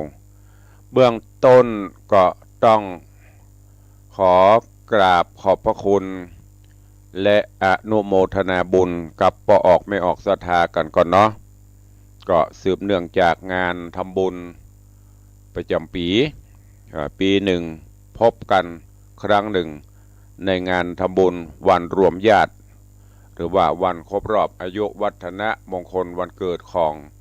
กล่าวกระผมของอัตมภาพหลังจากที่ได้หยุดกันไป2 ปีนี้ก็ได้เริ่มหลังจากที่โรคระบาดสั่งซาไปก็ได้รับเมตตาจิตเมตตาธรรมจากครูบาอาจารย์ท่านเจ้าจากปออกแม่ออกศรัทธาเฮาอย่างบ่เสื่อมคลายก็ถือว่าปีนี้ถึงแม้ว่าโรคระบาดจะมีแต่ญาติธรรมก็ยังมีน้ำจิตน้ำใจคือกับตุลุงปากันมาร่วมแสดงมุทิตาสักการะในงานทำบุญกันอย่างหลวงหลายอยู่และได้รับเมตตาจากครูบาอาจารย์ท่านเจ้าอาทิพระเดชพระคุณหลวงพ่อท่านเจ้าคุณพระเทพปริยัติหลวงพ่อเจ้าคณะจังหวัดเชียงใหม่ได้เมตตาเดินทางมาพระเดชพระคุณหลวงพ่อท่านเจ้าคุณพระเทพรัตนนายกท่านเจ้าคณะจังหวัดลำพูนพระเดชพระคุณหลวงพ่อท่านเจ้าคุณพระเทพสิงหวรจารย์รองเจ้าคณะจังหวัดเชียงใหม่ตลอดจนพระมหาเถรานุเถระเจ้าคณะพระสังฆาธิการก็ได้เมตตาต่อกล่าวกับผมต่อศรัทธาวัดวังสิงคำต่อศิษยานุศิษย์ได้เมตตามาเป็นประธานได้เมตตามาร่วมเจริญพระพุทธมนต์เป็นสิริมงคลพร้อมกันนั้นทางฝ่ายคฤหัสถ์พี่น้องเจ้าบ้านก็ได้รับเมตตาจิตเมตตาธรรมจากทางโยมปเลี้ยงธนวัฒน์แม่เลี้ยงทัดพิชาสุสิงคำมหารัตนอุบาสกมหารัตนอุบาสิกาอุปถัมภ์บำรุงวัดวังสิงคำท่านเจ้าก็เมตตาทางปัจจัยทางกำลังกายหลายๆอย่างพระเจ้าแต่นั้นก็ต้อนอนุโมทนาขอบคุณกับอาจารย์แม่ดร.มรกตอาจารย์ดร.กิติพัฒน์ดร.ชัดทิพย์สุวรรณชินมหาวิทยาลัยไฟเทิร์นซึ่งก็เป็นผู้ให้การอุปถัมภ์วัดวังสิงคำมาโดยตลอดได้เมตตาตังจตุปัจจัยแล้วก็มาร่วมงานตัวเองตลอดจนตังผู้นำชุมชนบอกว่าจะเป็นนายกอบจบอกว่าจะเป็นสจบอกว่าจะเป็นนายกเทศมนตรีปกำนันปใหญ่บ้านที่สำคัญก็คือ FC แฟนรายการอีป่ออีแม่อันเปรียบเสมือนเป็นปิตามารดาญาติพี่น้องหลายบ้านหลายจองได้เดินต่างมาร่วมถึงแม้นฟ้าฝนจะสุยๆได้รับเสียงจากอีป่อยแม่ว่าเป็นนาบุญจุ่มเย็นชุ่มช่ำฟังซอกันกระม่วนบัดนี้งานสำเร็จลงก็ตุลุงก็ต้องขออนุโมทนาแถมครั้งหนึ่งกับปออกแม่ออกศรัทธานาบุญต่างหลายเนอะหากแม้นการต้อนรับขับสู้ขาดตกบกพร่องประการหนึ่งประการใดก็ต้องขอประทานอภัยขอสู่มาอภัยกับญาติโยมสาธุชนตุลุงบ่ได้ตักได้ตายได้อู้ได้จ่าดีผิดพลาดอันใดของกินของว่าบลำบดีกาก็ต้องขอสู่มาอภัยโดยความผิดพลาดทุกสิ่งทุกอย่างอัตมภาพตุลุงก็ขอน้อมรับผิดชอบผิดแต่เพียงผู้เดียวส่วนอันใดที่จะเป็นกุศลผลบุญคุณงามความดีก็ขอมอบตอบแทนญาติโยมศรัทธาทุกท่านโดยเฉพาะกับพี่น้องศรัทธาวัดวังสิงคำผู้สูงอายุแม่บ้านทุกองค์ก่อนทุกท่านเนอะขอบคุณแถมครั้งหนึ่งตุลุงก็มีอย่างที่จะทดแทนพระคุณบุญคุณอันยิ่งใหญ่ของท่านทั้งหลายนอกเสียจากเสียงก็คือเสียงธรรมมาเทศนาฮือท่านทั้งหลายได้รับฟังรับชมกันถ้าบัติดกิจการใดก็บละอย่างตะวานี่ มีแต่ว่าก็เตรียมพร้อมจะดีก็ยังมีอุปสรรคอยู่วันนี้ก็เลยเป็นวันแรกก็ยังมีอยู่หน่อยหนึ่งในด้านของ Facebook ไลฟ์ตอนนี้ท่านผู้อำนวยการกำลังแก้ไขอยู่เนอะถ้าก็ได้ยินก็เสียงก็ยังดีก็เดียวภาพมันจะออกบนกำลังแก้ไขกำลังหาช่องปรับในด้านอิเล็กทรอนิกส์อยู่ก็วันนี้ฟังกันต่อในเรื่องของนางเก้าหานมาถึงผูกสุดท้ายสุดคือผูกตี8 ซึ่งวันนี้ก็จะได้เทศนาให้ท่านทั้งหลายได้รับฟังกันก็เชิญตั้งอกตั้งใจฟังแล้วก็เดี๋ยวใต้รายการตุลุงก็จะได้นำข่าวสารเรื่องราวต่างๆตลอดจนเปิดหน้าใหม่ให้ได้ได้ได้จากันดังที่ได้ปฏิบัติมาเนอณโอกาสบัดนี้ก็ฟังน้ำฟังธรรมกันก่อนในเรื่องของนางเก้าหานผูกทวนที่8อันเป็นผูกอวสานณบัดนี้ นะโมตัสสะภะคะวะโตอะระหะโตสัมมาสัมพุทธัสสะมาตาอาปิตะโรปุตตัสสะกะทังสุตวาปฏิวัจนังอหังสุติสัทธโวดุราสปุริสะต่างหลายนิยายอันนี้จักเล่าถึง2 เท่าเศรษฐีฟังกำดีทวนถูกแห่งเต้าลูกใส่ใจจริงจักไข่ตอบถอยโดยกรรมจื่นจ้อยปิญญาวัดุราปิปุตตาเฮยลูกละโบราณว่าจะสอนว่าแม่นอาวรลำบากโอดกันอยากอาหารเป็นทุกข์ผ่านเลือนแลโจรร้ายแผ่ราวีบ้านเมืองมีอุบาทบ่ได้ขาดเดือนปีจริงกวนนีกระพรากย้ายออกจากเมืองตนไปอยู่โหนแห่งห้ออองประเทศตองแดนไกลอ้อนหาภัยบอดใดบ่ฮ้อนไม่เครื่องขี่เขาน้ำมีหลายหลากฟ้าฝนหากอุดมก็จากจิ้งจักสมไฟอ่างบ่อห่างวางเสียซุ้มปันดังจุมพ่อแม่อันอยู่แก่เฮือนลาบ่โศกาโศกไม่บ่ตุกไรการใดเงินคำใสเงินคำมาใส่ เงินคำใส่หลายหลากจังมาหากหลวงลายดังหัวควายขาค้อยมีบอดน้อยเหลือตาตังวงสาปีน้องมีจุห้องปุรีเป็นสุขีแต่เล่าบ่โศกเศร้าการได้ก่อนหนีไปห่างข้างไปอยู่สร้างแดนไกลฝูงคนในขาคอยตั้งใหญ่น้อยยิ่งใจญาติหลายแหล่เขาเตี้ยงแห่ตวยจอมเขาของหอมกองก่อจ้างมาพอเรือลายตังหัวควายบอดน้อยจักเป็นถอยตัวไปกำอยากใจเดือดไม่เตี้ยงเกิดใดมีมาเมืองปาลาเนเหล่าเดียงเตี้ยงจะดังเปล่าขี้มองเหตุนั้น2 พ่อแม่จริงจักอยู่แต่เมืองตนบอกกังวลไฟอ่างไปอยู่สร้างแดนใดขอใส่ใจลูกเต่าอย่าโศกเศร้าโศกาจุงปาโยธาไพรน้อยตั้งนางยอดซอยเตวีปอกสู่ปุรีเตตองคงเขตห้องเมืองตน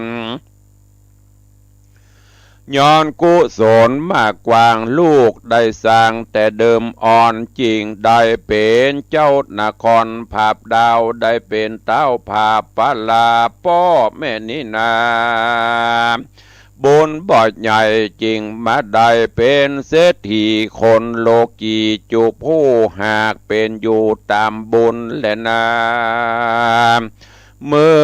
อนั้นพญาธรรมิกราชคือเจ้าน้อยนาถโจติกุมารฟังกำขานป่อแม่หากแม่นแต่ดิเลการถึงวันดีเป่งปล่อยเจ้านาดน้อยหนอพุทธาก็สั่งอำลาป้อแม่ตังเท่าแก่ตานายปาเสนาลายมวลหมู่ปอกขึ้นสู่โมราวัตินกรรีบเตียวจอนไต่เต่าตามต่างเก่ายำมาก็มีฮอนและนาตามัดถังปะกาเส้นโตสัทธาอาหาสัทธาสัพพัญญูยอดซอยหันบาทถอยบาลีโบสหลังมีไปแจงพระจริงแสงเตสนาว่าภิกขเวดุราภิกขุต่างหลายอันคงควายจะใจใครเข้าไกลเนรปันจวนโปธิญาณต้านเต้าฟังพ่อแม่กล่าวกรรมมาเจ้าพิจารณาคืนล่องหากแม่นจ้องตามกรรมเจ้าขุนทำยศเย้าลวดบอกกล่าวกรรมใดมีหัวใจโศกเศร้าเหตุสองเท่าบุญมีคือเศรษฐีพ่อแม่จักอยู่แก่เกหาบอกไกลกาพระคังไปอยู่สร้างหอใจในเมืองไกลต่างดาวแดนเขตเต้าโมราวัตินกรเจ้าอาวรเกณฑ์กั้งโศกทุกทังไปนายก่อนถึงวันใจมาหอดเจ้าน้อยยอดบุญนาก็ขอขมาพ่อแม่โลดโทษแต่ปางหลังอย่าเป็นกรรมปังตอบสายอย่าเป็นกรรมร้ายเบียนขวีสองเศรษฐีพ่อแม่ก็กล่าวแก่องค์คำว่ากายกรรมได้เป็นบาปวจีหยาบอาธรรมมโนกรรมมนเศร้าหลอนลูกเต่าสายตาได้กระทำมาล่วงแล้วจุงกลาดเกลียวสูญหายอย่าได้กลายเป็นบาปแลนขนาบตัวต่ำสาปะกรรมใหญ่น้อยจุงกระดก้อยหายโหนดังน้ำฝนสาผู้บอกข้างอยู่ใบบอนคอผู้ทอนลูกเต่าจุงเป็นเจ้าอยู่ตีคามีเตจายดยาวร้อยเอ็ดเต้าขาบสมปันอย่าใจหันสวกกลาหือไพรฟ้าโยธาตั้งเศษนาจุผู้หือเขาอยู่เย็นใจเดเตอว่าอันเมื่อนันมหาสัจเจ้าตนยศใหญ่ย่อมือใส่เกศาไว้สองขาพ่อแม่นำตาแผ่ไหลลงส่วนสององค์พ่อแม่กัดอกเกตนักหนาอดน้ำตาบอดใดลวดร้องไห้ซึ่งลูกตนฝูงหมู่คนขาคอยตั้งใหญ่น้อยยิงใจญาติหลายสะสู่ตั้งป้าปู่ลุงตาอดโศกาบอดได้ก็ร้องไห้จุคนนอตัดสาปนแก่นไทยกันน้อมไหวปิตากับมันดาแม่เจ้า อดโศกเศร้าเบาบางก็ป้าเอานางหน่อยหน้าตังอำมาตย์และเสนาปอกขึ้นมาเมืองเก่าก็เมืองนางนอดเนาประธานะลีลาตามมกาตังไตดังกล่าวไว้โหนหลังก็มิหันและนาที่นี้จักวันนาจะกล่าวถึงท่านเตาวิเตหราชาการปาเสนามวลหมู่ปอกคืนสู่ในเมืองก็กำเขืองกึดเล่าว่ากูนี้เท่าเสียดายฤทธิ์ที่หลายเหลือแหล่ป้อยบ่แป้เด็กขาปาเสนามวลหมู่ฮือเข้าสู่ตั้งตายบ่อสูญหายป่วยเนาย้อนใจหนุ่มเนาคุณแน่ฝูงประจาไพร่น้อยเตี้ยงกล่าวถอยดูแควน ตัวดินแดนแผ่นกว้างคนเตี้ยงอ่างเตียนควันกวนผูกพันปองขายังเจ้านอนลาโจติกุมารกับนงครานหน่อยนาดเฮอจีวิตขาดเมื่อมอนกลางดงดอนป่าไม้ยามมันไตเตียวมาเจเลนาโสราจาอันว่าพญาวิเตหราชโดนองค์อาจโดยฤทธีกันกะกันข่าวมีมาหอดบาเจ้ายอดบุญนา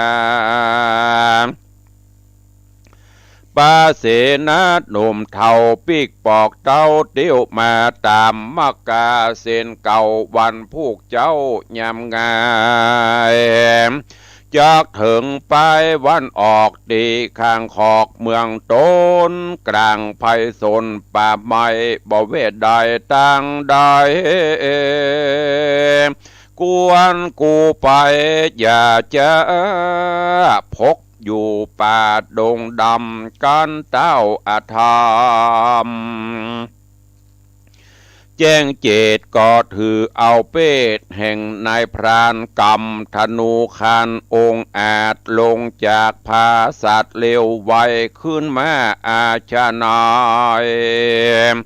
ตัวยิ่งแล้วเสฟาดวิ่งพระผลแม่มงคลอาจฉลาดหูใจนายรีพันภา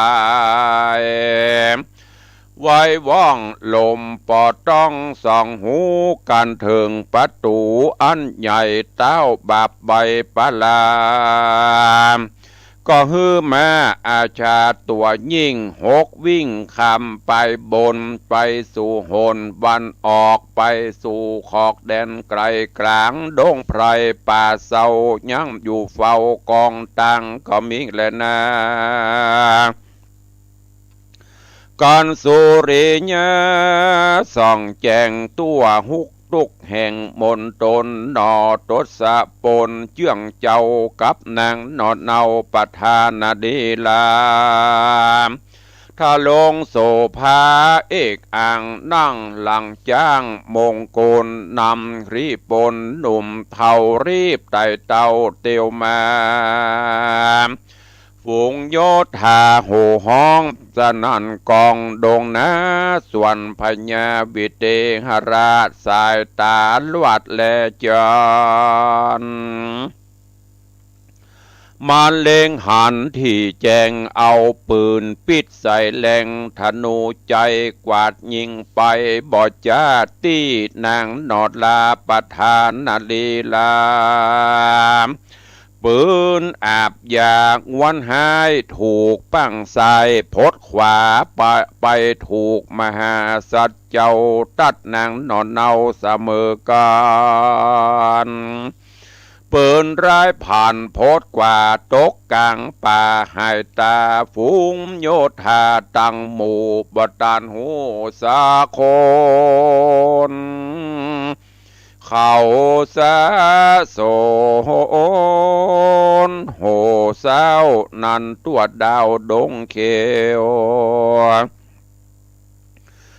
นปิดเร็วขนาดไปบอกขาดเล็งหันส่วนสลีโสพันนอนเนากับยังเจ้านอพุทธาก็มรณะเมียนจาดชีวิตขาดอินทรีย์บนหาถีตี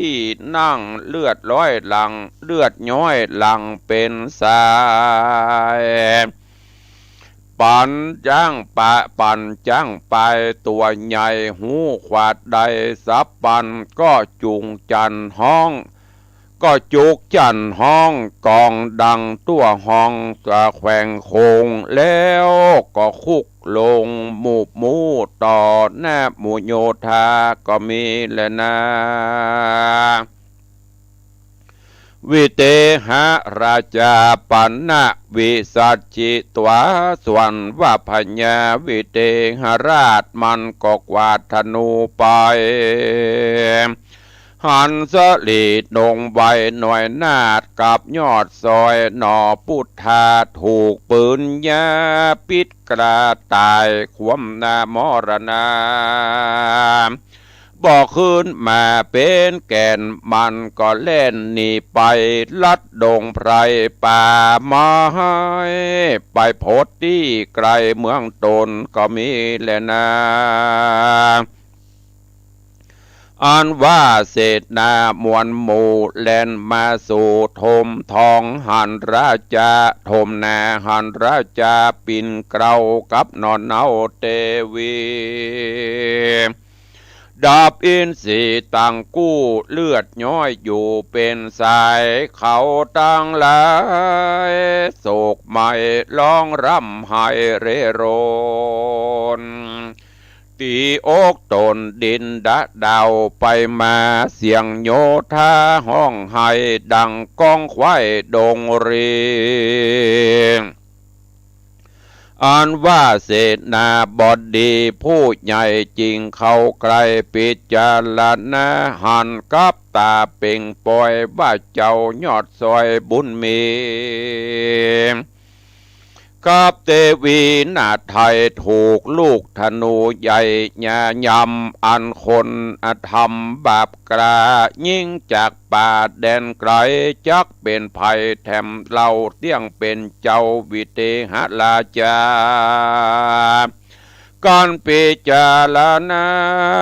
แจ้งแล้วเสนาแก้วเตรียมใจ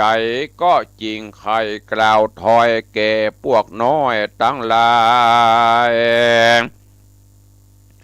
อันเวทใหญ่เป็นหมู่เฮอได้หูจุคนฝูงรีปนโคดแหวห้องสะเศร้านันเนืองว่าเต้าบุญเรืองที่ไวกับหน้าไทยเทวีดับอินทรีกากลาดย้อนเต้าวิเตหราชปลากวนเฮาดารีบเฮาไปสู่ดาววิเตหปุรีเขาจริงตีรบเข้าจริงตีรบผาบยับเต้าผาบมาปันเอาดาบฟันมีดปาดเหือชีวิตขาดเมื่อมอนเผ่านากรเมืองใหญ่เหือวอดไม่ชีพหายเฮาต่างหลายอย่าจะรีบแต่งทาดาไปเศษนาในโคดกล้าดาบวาดว่าเป็นสายกำหอกภายเสาะซองปากก็ห้องจะแข็งว่าคาจักแดงมันก่อนสู้จุงผ่อนตามหลังเสียงอึงอังสะสู่ปอบ่หูเป็นภัยก็มีหันและนาเตนาเสนาผู้เท่าจริงตันเล่าใครจะว่าดูราตันต่างลายเฮ้ยจุผู้จุงดักอยู่ดาฟังอย่าจะดังโคดแหวอย่าฟังเฝ้าเหลือใจ เฮาตกไกลกลางป่าต่างจักว่าเวียงใจยังมีไกล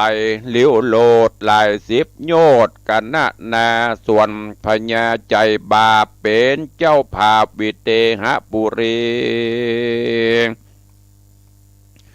เตจะเมใจจาภัยบ่อาจคาฟันแต่งฤทธิแข่งหาดหาวเลือตัวดาวแดนไกลแม่นเฮาไปรบภาพกับเต้าบาปปาลาเสนาเฮาตั้งหมู่เที่ยงเข้าสู่ตั้งตายดังแมงใหม่แมงเมาสะสู่เข้ากองไฟบ่มีภัยรอดได้กวนผูกไว้ในใจเอาศพส่องจอมไตเจ้าจางเมืองกวางเล่าราก้อยแต่งดาตับใหญ่ฮือพร้อมไข่จุอันแล้วป้ากันมาภาพยังเต้าบาไปลุนเดเตนา ที่นันเสนาต่างลายใหญ่น้อยได้ยินคำถอยคำจาแห่งเสนาผู้เฒ่าเขากึดเล่าหันตันลวดเอากันดักอยู่บอกกล่าวอูกำได้มีหัวใจปั่นกวางเหตุเสียเจ้าจ้างบุญนามีน้ำตาหยวาหยวาดบ่ได้ขาดสักคนก็มีหันและนาอาดาโขสกัดสาปันดุกรรมพละศิลาสนังอุณหากังระอุณหากาลังจะตังอโหสิในกาลนั้นอันว่าหินปันดุกรรมพละศีละอาจแห่งทาราชอินตาปกติมาแต่ก่อนเตียนย้อมอ่อนสุขุมันก็บันดาลฮ้อนไม่ดังนั่งไกลไฟแดงกระดังแข็งเลือแหล่บ่เหมือนแต่เดิมอ่อนยินสั่งหอนล้ำยิ่งเต้ปะไทยจริงพิจารณาว่าคนใดจะบุญใหญ่จักมาไล่เตควีเฮาหนีจากห้องคงเตต้องเวใจโยนหรือบุญกุศลมากกว่างเฮาได้สร้างแต่ปางลาง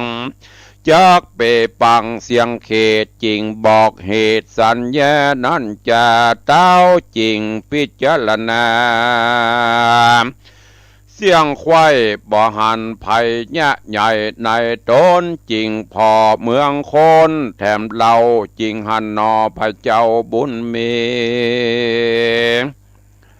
ดับอินทรีกระด่างกลางปากกวางโด่งหน้ากันอินตาหูแล้วก็กาดแก้วจากสวรรค์ลงมาปันบ่จากลาเป็ดหน้าเป็นพรามขี้ปุ่มล้ำแก่เท่าเนี้ยได้เต้านอเดอเอินโดโฮงสปายโถ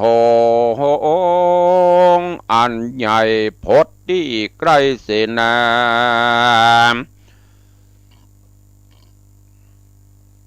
แล้วเข้าไปหาถามข่าวว่ามาจากดาวแดนใดจักไปไหนเป็นหมู่มาย่างต่างอยู่ดงไพรก็มีหันเล็ดนาเนติตังขีญะสังวันนาวิเศษจาห้องเหตุธรรมเทศนานางเก้าหานผูกแปดตอนหนึ่งก็บังโกมสมฤทธิ์เดชพระธรรมเทศนาในเรื่องของนางเก้าหานผูกทวนที่8อันเป็นผูกสุดท้ายแต่ยังบันดาลตันอวสานเนอะวันนี้ เรื่องราวของนางเกาหานลำดับลำดามาถึงอย่างหลังจากที่โพธิสัตว์เจ้าได้นำปาสีภริญญา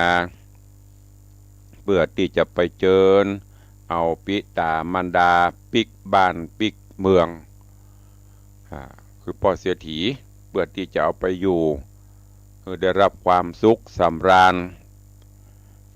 พอไปอู่ไปจากันตั้งป่อเสียถีแม่เสียถีก็ว่าโอ้ลูกเหยลูกได้ดิบได้ดีได้เป็นฝั่งเป็นฟ้าได้เป็นป่อพญาปกครองบ้านเมืองป่อแม่ก็รู้สึกซาบซึ้งรู้สึกดีใจละที่ลูกเป็นคนดีและที่สำคัญยังบ่ลืมบุญลืมกูลของป่อของแม่ได้ดิบได้ดีได้เป็นใหญ่เป็นโตมีหน้ามีตาก็ยังจะมาฮับเอาป่อเอาแม่ไปอยู่ตัวเองป่อกับแม่อยู่ที่นี่ก็บ่ได้ทุกข์บ่ได้ฮ้อนยังลูกเข้าของสัมปติเฮาก็มีขอให้ลูก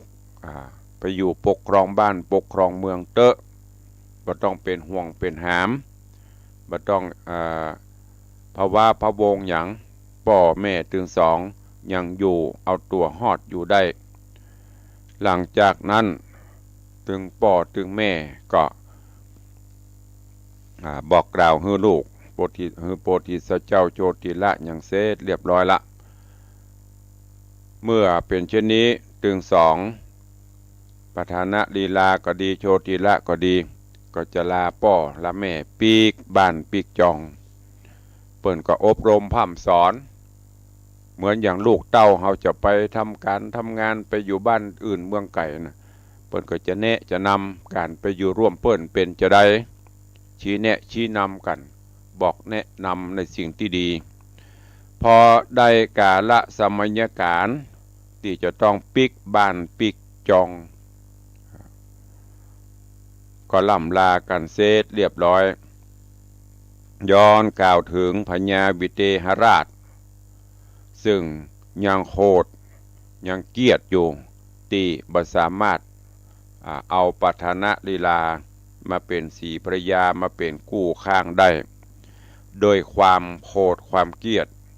ความอิจฉาตะฮ้อนหรือความโทสะฝังอยู่ในจิตในใจพอทราบข่าวหูข่าวว่าโพธิสัตว์เจ้าจะปิกบ้านปิกเมืองเก่าจะต้องผ่านบ้านผ่านเมืองของตัวเก่าไฟแค้นก็ลุกโชดช่วงขึ้นมาก็เลยแถลงหรือว่าแปลงตัวเป็นนายพรานแล้วก็ถือธนูลงจากปราสาทควบม้าโดยบ่ฮือไปหูไปพกไปดักอยู่ระหว่างทางที่ขบวนเสด็จของโชติละกับปัฐนะลีลาจะปิกจะผ่านพอได้โอกาสอันดีก็เอาธนูอาบยาปิดกวาดสายตาเรียบเล็งไปปุ๊บก็เล็งถึกที่แม่นที่ยันก็ยิงธนูไปธนูก็ปุ้งพิ้วไปถูกใส่ข้างของปัฐนะลีลาปุ้งเข้าตั้งข้างซ้ายพดออกตั้งขวาทะลุไปมันไปพดเข้าถึงยังโพธิสัตว์เจ้าโชติละจนทะลุไปพวกเข้าป่าแสดงว่าธนูเปิ้นมีอิทธิฤทธิ์เนาะสมัยแต่ก่อนนะเปิ้นสู้กันโดยอิทธิฤทธิ์ปฏิหารโดยเวทมนต์คาถาต่างๆโพธิสัตว์เจ้ากับปัฐนะลีลาก็เมื่อโดนธนูอาบยาพิษก็บ่สามารถที่จะยื้อชีวิตต่อไปได้ถึงสองก็สยบเต่าอยู่บนหลังจางเสนาอมาตย์ยังโมโหเด้อว่าเจ้านายตัวโดนธนูก็ยังเฮแหนเต้นแต่สนุกสนานส่วนเสเฮฮากันอยู่จนกระทั่งจางกูบารมีหูว่าโอ้ตั้งบนเจ้านายประทับบนหลังคามีอันตรายลูกก็เลยยอบลงเต้าหันมาเสนาผู้ใหญ่กระตกขป่าละปากันลุ่มโห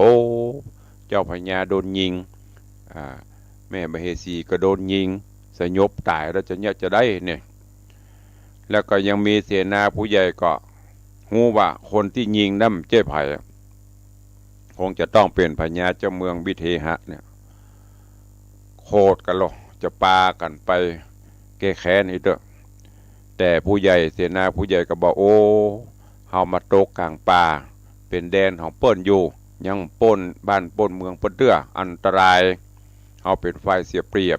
เพราะฉะนั้นสติตั้งสติให้ดีก่อนเนาะปิกบ้านปิกจองเอาประสบเอาหยังไปก่อนเดี๋ยวเฮาก้อยไปหาพิธีเฮาต้อยไปวางแผนการแห่งกรรมที่จะมารบมาผาบมาถามความคับแค้นของพญาวิเทหราชเรื่องราวจะเป็นจะได้ก้อยติดตามฟังกันในตอนต่อไปอันจะเป็นตอนอวสานสุดท้ายวันนี้ก็ขอปลูกวางไว้แต่เพียงเท่าอีกก่อนเนาะใกล้จะอวสานแล้วเนอะเหมือนนักเกเพราะมันไม่ได้ปฏิปต่อหายขาดอยู่หั่นน่ะในตอนนี้ไปก็คงจะปกติเพราะว่าภารกิจการงานก็เริ่มที่จะสั่งซาไปพ่องก็วันนี้ก่อนที่จะได้เปิดหน้าไมค์อูจ๋าก็ขอไปตักไปตวายปีนี้วันนี้ก็มีญาติธรรม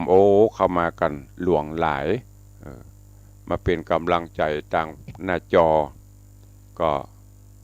เพราะว่าขาดกันไปหลายวันไม่ได้ตักได้ตายไม่ได้ปะกันเนาะ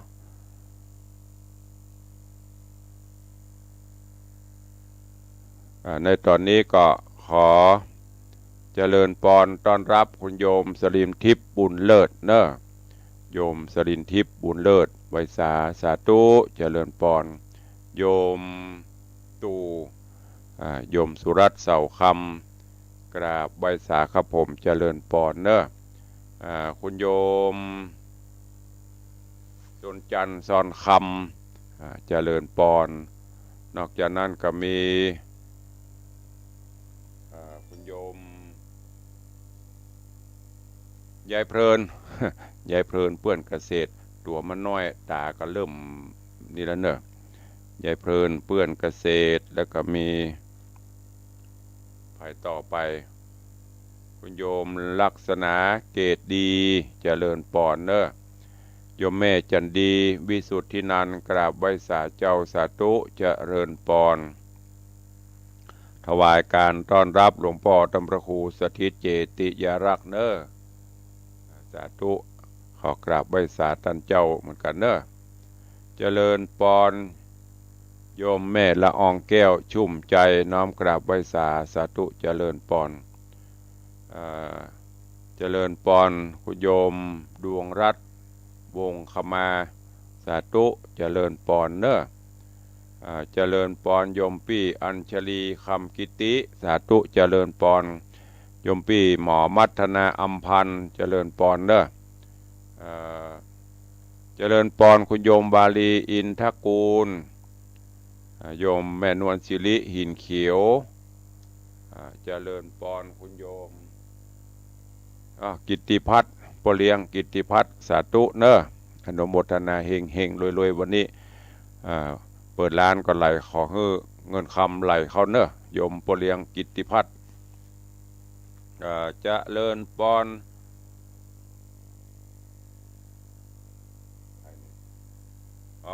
ช่าง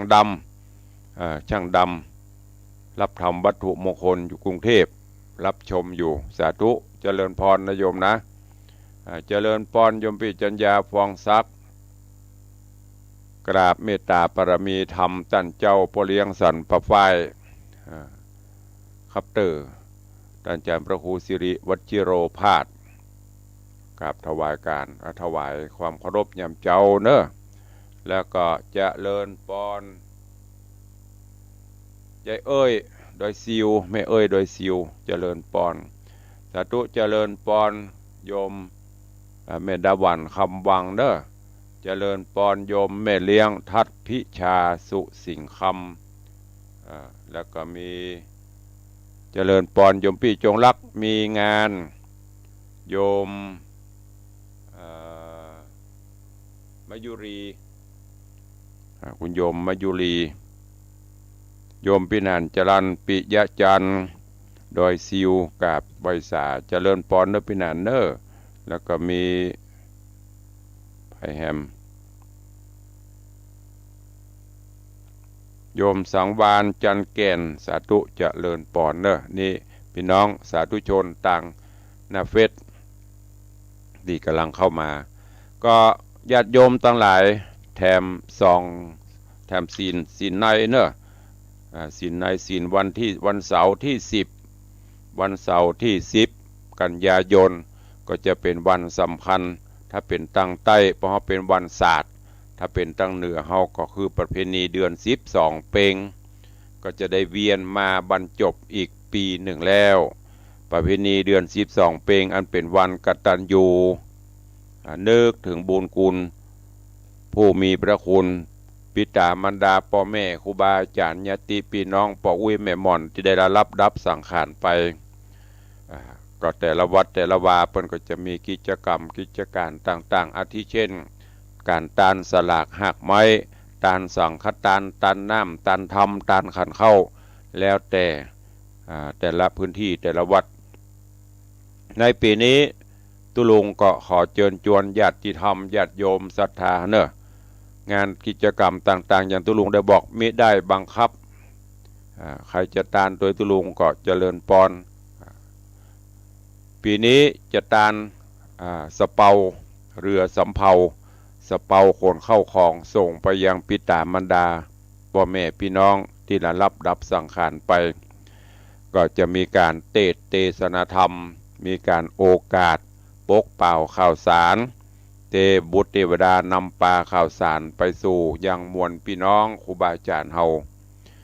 ปีนี้จะแปลงเรือสะเปาลำใหญ่ลำหลวงใส่เข้าใส่ของสัมปติสะปันพริกเกลือเหือดังใส่เข้าไปของใจไม่สวยก็จะใส่แล้วก็จะได้ประกอบพิธีในคืนวันที่10กันยาวันประเวณีเดือน12เปงเวลาประมาณ1 ทุ่มตีลานห่วงแก้วอารามวัดวังสิงห์คำขอน้อมเอิญเจิญจวนสาธุชนFCอีป่ออีแม่เนอะท่านผู้ใดจะร่วมบุญกองบุญส่งไปให้ญาติกาพี่น้องผู้ล่วงลับดับขันไปกองบุญละ99 บาทเนอะตุลุงเอาไปอย่างก็จะเอาโมเนี้ยไปซื้อขอบซื้อครัวใส่ในเรือสะเปาแล้วก็เป็นยอดตาลเพื่อที่จะให้ดวงจิตวิญญาณหรือท่านจะไปตานใกล้วัดบ้านเฮาบ้านไผ่บ้านมันก็สุดแล้วแต่เพื่อว่าญาติธรรมให้ตานร่วมส่งบุญกุศลไป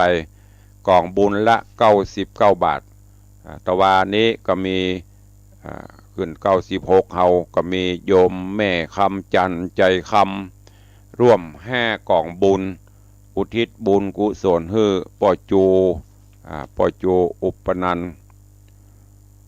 แม่บัวคำกองชุ่มป่อเกิดแม่เกิดป่อไทยแม่ป่อวิบูลอุปจันทร์อันนี้ร่วมโมทนาบุญตะวาถัดนั้นมาก็มีโยมแม่เรือนมูลปิยจันทร์ร่วม6กองบุญอุทิศบุญกุศลให้ป่อนานปันปอดน้อยหลานแก้วน้อยปอดตาวงตาน้อยปอดนมนาเจริญปิยจันทร์นางเครือแก้วชุมภูคำแม่เกศรชัยวุฒิ5กองบุญอุทิศกุศลให้แม่สุธรรมใจสุมาเตแม่เกศรแม่ชัยวุฒิแม่เกศรชัยวุฒิแม่สุธรรมอินทรีย์บัญชีมันเขียนใกล้กันมันเลยอ่านเพี้ยนผิด5กองบุญอุทิศกุศลให้พ่อภายอินทรีย์แม่บัวแก้วอินทรีย์นายชานรงค์นลาปินโนเตบุตรเทวดาพ่อเกิดไม่เกิดทัดนั้นมาใหม่มีแม่รำพันธ์เตชะเขตบ้านห่วงสิงห์ร่วมทำบุญ2กองบุญอุทิศกุศลพ่อเกิดไม่เกิดเตบุตรเทวดาแล้วก็มีป่อพันแม่นิ่มนวลสมริน5กองบุญอุทิศกุศลให้ป่อเลี่ยม1กองบุญแม่จา1กองบุญป่อปัน1กองบุญแม่ใจ1กองบุญแม่อุตง1กองบุญอันนี้เป็นรายนามญาติโยมที่ร่วมโมทนาบุญมาส่วนตั้งญาติโยมที่จะให้จะหอมจะห่วมกองบุญส่งไปถึงบรรพชนในโอกาสวันกตัญญูบุพเพตพีเดือน12เปงก็เจริญปอนเนอะตุลุงจะได้ห้ำ ได้เจิญเทพบุตรเทวดาเจิญดวงจิตวิญญาณประกาศชื่อประกาศเสียงเปิ้นนะในวันเสาร์ที่10วันเดือน12เพ็งภาคกลางคืนเนอะอ้าวใครจะอู้จะเอ่ยจะจ่าตักตายกับตุลุงเข้ามาได้เนอะ0817836540ใครฟังอยู่ที่ไหนทางใดได้เป็นอาทิตย์ป่ายละมันได้จัดใครจะอู้จะเอ่ยกับตุลุงก็เข้ามาเจริญปอนแม่เลี้ยงกำลังใจยามเจ้าตุลุงเสียงใสไว้เนี่ยรูปรอเสียงดีบุญปุกปักรักษาเด้อสาธุอนุโมทนาเจริญปอนขอบคุณโยมแม่เลี้ยงทัดพิชาสุสิงคำเจริญปอนเจ้าตุลุงไหวซาเจ้าฟังอยู่เนื้อเจ้าเจริญปอนเจ้าสาธุใครจะอู้ตัวแฮมเข้ามาเนอะ0817836540กำลังมา2สายต่อไปใครจะอู้ตัวเข้ามา0817836540เจริญปอนเจริญปอนเจริญปอนได้ยินแล้วเจ้าว่าเลยก็ฟังมาตุ้ปีอยู่บ้างตุลุงอะตุลุงมันแก่ล้มไปหรอรู้สึกว่าไอ้ต้นตางเยอะมากเนาะนับไปเลยยังต้องการคนนับก่อนมาแล้วเจ้านะเอาตากฝนนั่นอยู่เอาตากแดดอยู่มันเปียกว่ามีคนนับสวยเลยยังถ้ามีคนนับสวยเดี๋ยวมีคนไปนับสวยนะนับมาแล้วเจ้าตากแดดตากนี่มันแห้งดีๆก่อนเนาะสาธุเนาะโยมพี่เนาะอนุโมทนาสาธุแบ่งกันคนน้อยเวลามันน้อยเนาะเจริญปอนเจริญปอนฟังอยู่เจ้ายายเพลินเจ้ายายเพลินสาธุวันนั้นได้กินไส้อั่วก่อได้กินเจ้าได้กินไส้อั่วได้กินไส้อั่วหมูยอน้ำพริกตาแดงเนาะเจ้าขัดตกบกพร่องประการใดขอประทานอภัยตัวเด้อดีขนาดเจ้าคนต้อนรับดีมากตุลุงบ่ได้อู้ได้จ่าก็ดีสุมาอภัยตัวเจ้าฮู้ว่าท่านอิดอยู่เจ้าก็เลยบ่ค่อยรบกวนนักเจ้ากลัวไปเจอใส่ตำปดขี้งอนก็มีหรอกูอุตส่าห์ลูกบ้านมาป้อมต้อนรับบ่อู้อีกก็มีหรอแล้วบ่เป็นหยังเจ้าตั้งใจขนาดเจ้าไว้ซาเจ้าเจริญปอนยมปี้ยายเพลินเพื่อนกเสียชื่อเปิ้นยายเพลินแต่บ่บอกยิงห้องบ่เยอะเปิ้นห้องยายเพลินเปิ้นเพลิดเพลินดีเอาแล้วตะเล่เวลาหมดเวลาแล้วเนาะเหมาะพอควรวันนี้ดีใจก็ยังมีหลายสายทั้งหน้าจอ Facebook Live ก็มีนักก็อย่างที่ตุลุงฝากบุญไปเนอะวันนี้ท่านผู้ใดจะร่วมกองบุญกองละ99 บาท99 บาทส่งไปเพื่อไผส่งไปคือป่อของแม่ปิตามารดาผู้ล่วงลับดับขันไปในโอกาสวันบุพเพตพรีประเพณีเดือน12เพ็งเฮามีโอกาสได้ไปวัดได้ทำบุญสุนทานข้าตานร่วมกับตุลุงใส่ในเหือสะเปาฝากไปให้อีป่อฝากไปให้อีแม่ให้อุ้ยให้อย่างก็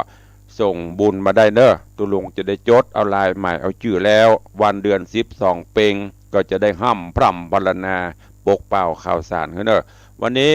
วันเวลาหมดเวลาละก็ขอนำข้าวบุญกินบุญทานแล้วก็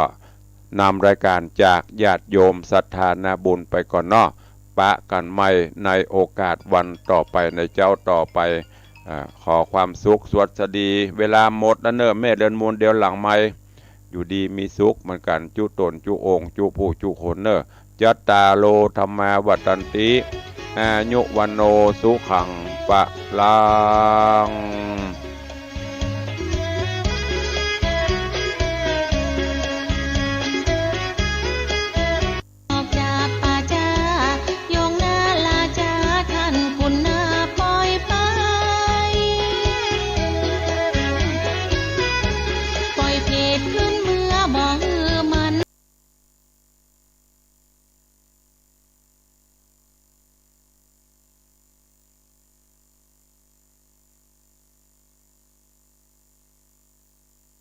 ว่าการกระทรวงเกษตรและสหกรณ์กล่าวภายหลังหารือกับนายเลมินฮวานรัฐมนตรีว่าการกระทรวงเกษตรและพัฒนาชนบทสาธารณรัฐสังคมนิยมเวียดนามถึงกรอบความร่วมมือด้านการเกษตรระหว่างสองประเทศวันนี้ที่สาธารณรัฐสังคมนิยมเวียดนามว่าทั้งสองฝ่ายเห็นพ้องที่จะขยายความร่วมมือทางด้านการเกษตรอย่างใกล้ชิดตั้งแต่การวิจัยและพัฒนานวัตกรรมเทคโนโลยีเกษตรการผลิตการแปรรูปและการตลาดสินค้าเกษตรและอาหารโดยจะมีการจัดตั้งกลไกใหม่ๆในระดับนโยบายและหน่วยงานและระบบสื่อสารระหว่างกันทั้งการทำงานเชิงรุกและการแก้ไขปัญหาได้อย่างรวดเร็วมีประสิทธิภาพมากขึ้นการแลกเปลี่ยนการเยือนและการพบปะหารือภายใต้ระบบทวิภาคีซึ่งไทยและเวียดนามในฐานะประเทศผู้ผลิตและส่งออกสินค้าเกษตรและอาหารรายใหญ่ของโลกจะต้องผนึกศักยภาพร่วมกันบนหุ้นส่วนยุทธศาสตร์เพื่อพัฒนาการเกษตรทั้งพืชประมงและปศุสัตว์ตั้งแต่ต้นน้ำถึงปลายน้ำเพิ่มรายได้เกษตรกรและรายได้ของประเทศรวมทั้งตอบโจทย์ปัญหาความมั่นคงทางอาหารและการเปลี่ยนแปลงทางภูมิอากาศโอกาสนี้ไทยยังได้แสดงจุดยืนถึงยุทธศาสตร์และนโยบายเทคโนโลยีเกษตร 4.0 ตลาดนำการผลิตการขับเคลื่อนศูนย์เทคโนโลยีเกษตรและนวัตกรรมศักยภาพของไทยในฐานะประเทศผู้ส่งออกสินค้าเกษตรและอาหารอันดับ 13 ของโลกและครัวของโลกรวมทั้งการพัฒนาความร่วมมือและความสัมพันธ์ด้านการเกษตรระหว่างไทยกับเวียดนามในมิติใหม่ด้วยพลเอกประวิตรวงษ์สุวรรณโทรศัพท์สายตรงถึงผู้ว่าราชการกรุงเทพมหานครยินดีช่วยเหลือกรุงเทพมหานครพร้อมส่งกำลังทหารช่วยป้องกันน้ำท่วมพลเอกประวิตรวงษ์สุวรรณรองนายกรัฐมนตรีรักษาราชการแทนนายกรัฐมนตรีโทรศัพท์สายตรงพูดคุยกับนายชัชชาติสิทธิพันธ์ผู้ว่าราชการกรุงเทพมหานครถึงการช่วยเหลือเตรียมการป้องกันน้ำท่วมในพื้นที่กรุงเทพมหานครว่ารัฐบาลมีความห่วงใยประชาชนกรุงเทพมหานครและยินดีช่วยเหลือทั้งนี้กรุงเทพมหานครได้ประสานขอกำลังทหารจำนวน50นายช่วยป้องกันน้ำท่วมในวันพรุ่งนี้ทั้งนี้สำนักการระบายน้ำกรุงเทพมหานครจะดำเนินการบรรจุกระสอบทรายและเรียงแนวกระสอบทรายดังนี้จุดที่1พื้นที่กรุงเทพใต้จะทำการบรรจุกระสอบทรายเพื่อใช้ในงานป้องกันน้ำหนุนและน้ำเหนือไหลหลากสถานที่สวนสาธารณะใต้สะพานตากสินจุดที่2พื้นที่ธนบุรีเรียงแนวกระสอบทรายป้องกันน้ำหนุนบริเวณภายในกรมอู่ทหารเรือถนนอรุณอมรินทร์ความยาวทั้งหมดประมาณ100เมตรใช้กระสอบทรายประมาณ 8,000 ถึง 10,000 ใบกรมชลประทานเร่งระบายน้ำจากเขื่อนเจ้าพระยาออกสู่ทะเลให้เร็วที่สุดเพื่อรองรับปริมาณน้ำเหนือที่จะไหลลงมาในระยะนี้นายประพิษ จันมาอธิบดีกรมชลประทานเปิดเผยหลังลงพื้นที่ติดตามการบริหารจัดการน้ำในพื้นที่โครงการส่งน้ำและบำรุงรักษาป่าสักใต้และโครงการส่งน้ำและบำรุงรักษาผักไห่จังหวัดพระนครศรีอยุธยาว่าเขื่อนป่าสักชลสิทธิ์มีปริมาณน้ำในเขื่อน426ล้านลูกบาศก์เมตรยังสามารถรับน้ำได้อีก533ล้านลูกบาศก์เมตรและมีการระบายน้ำในอัตรา410ลูกบาศก์เมตรต่อวินาทีเมื่อรวมกับน้ำจากคลองชัยนาทป่าสักแล้วจะมีปริมาณน้ำไหลผ่านเขื่อนพระราม6ในอัตรา492ลูกบาศก์เมตรต่อวินาทีโดยยังไม่ส่งผลกระทบต่อพื้นที่ด้านท้ายน้ำยกเว้นบริเวณชุมชนวัดสะตืออำเภอท่าเรือเนื่องจากเป็นพื้นที่ลุ่มต่ำติดริมแม่น้ำซึ่งได้แจ้งเตือนให้กับประชาชนในพื้นที่รับทราบและอพยพของขึ้นที่สูงแล้วแต่หากมีฝนตกสะสมต่อเนื่องในระยะนี้จะส่งผลให้เขื่อนป่าสักชลสิทธิ์มีปริมาณน้ำสูงขึ้นเกินเกณฑ์ที่กำหนดซึ่งจำเป็นต้องปรับการระบายน้ำให้อยู่ในอัตรา500ลูกบาศก์เมตรต่อวินาทีและทยอยปรับเพิ่มแบบขั้นบันไดเพื่อลดผลกระทบพื้นที่ด้านท้ายน้ำควบคู่กับการควบคุมปริมาณน้ำไหลผ่านเขื่อนพระราม6ไม่เกิน600ลูกบาศก์เมตรต่อวินาที การผันน้ำเข้าสู่คลองระพีพัฒน์ผ่านประตูระบายน้ำพระนารายณ์เมื่อช่วยลดปริมาณน้ำในแม่น้ำป่าสักส่วนสถานการณ์น้ำในพื้นที่ลุ่มน้ำเจ้าพระยาที่สถานีวัดน้ำ42อำเภอเมืองจังหวัดนครสวรรค์มีน้ำไหลผ่าน 1,558 ลูกบาศก์เมตรต่อวินาทีและยังควบคุมปริมาณน้ำไหลผ่านเขื่อนเจ้าพระยาจังหวัดชัยนาทในอัตรา 1,500 ลูกบาศก์เมตรต่อวินาทีแนวโน้มระดับน้ำเริ่มทรงตัวกรมชลประทานยังคงเร่งระบายน้ำออกสู่ทะเลให้เร็วที่สุดเพื่อรองรับปริมาณน้ำเหนือที่จะไหลลงมาในระยะนี้อุไรวันกลิ่นหอมรายงานรัฐบาลชี้แจงการปรับขึ้นค่าแรงขั้นต่ำเพื่อบรรเทาภาระค่าครองชีพผู้ใช้แรงงานผลกระทบจากโควิด -19 ย้ำทุกมาตรการคำนึงถึงประโยชน์ของประเทศและประชาชนนางสาวทิพานันท์สิริชนะรองโฆษกประจำสำนักนายกรัฐมนตรีกล่าวถึงการปรับค่าจ้างให้ผู้ใช้แรงงานมีรายได้เพิ่มเพื่อช่วยบรรเทาภาระค่าครองชีพจากสถานการณ์ที่เศรษฐกิจเริ่มฟื้นตัวและเงินเฟ้อสูงขึ้นที่ผ่านมารัฐบาลห่วงใยผู้ใช้แรงงานได้กำชับให้หาแนวทางดำเนินการปรับขึ้นค่าแรงขั้นต่ำให้เร็วที่สุดเมื่อสถานการณ์โควิดคลี่คลายสำหรับเกณฑ์การปรับอัตราค่าแรงได้นำตัวเลขคาดการณ์อัตราการขยายตัวทางเศรษฐกิจ GDP ของแต่ละจังหวัดชัดเจนและนำมาเปรียบเทียบกับภาวะเงินเฟ้อคำนวณจนได้ข้อสรุปแบ่งเป็น9อัตราและมีระดับค่าแรงตั้งแต่328ถึง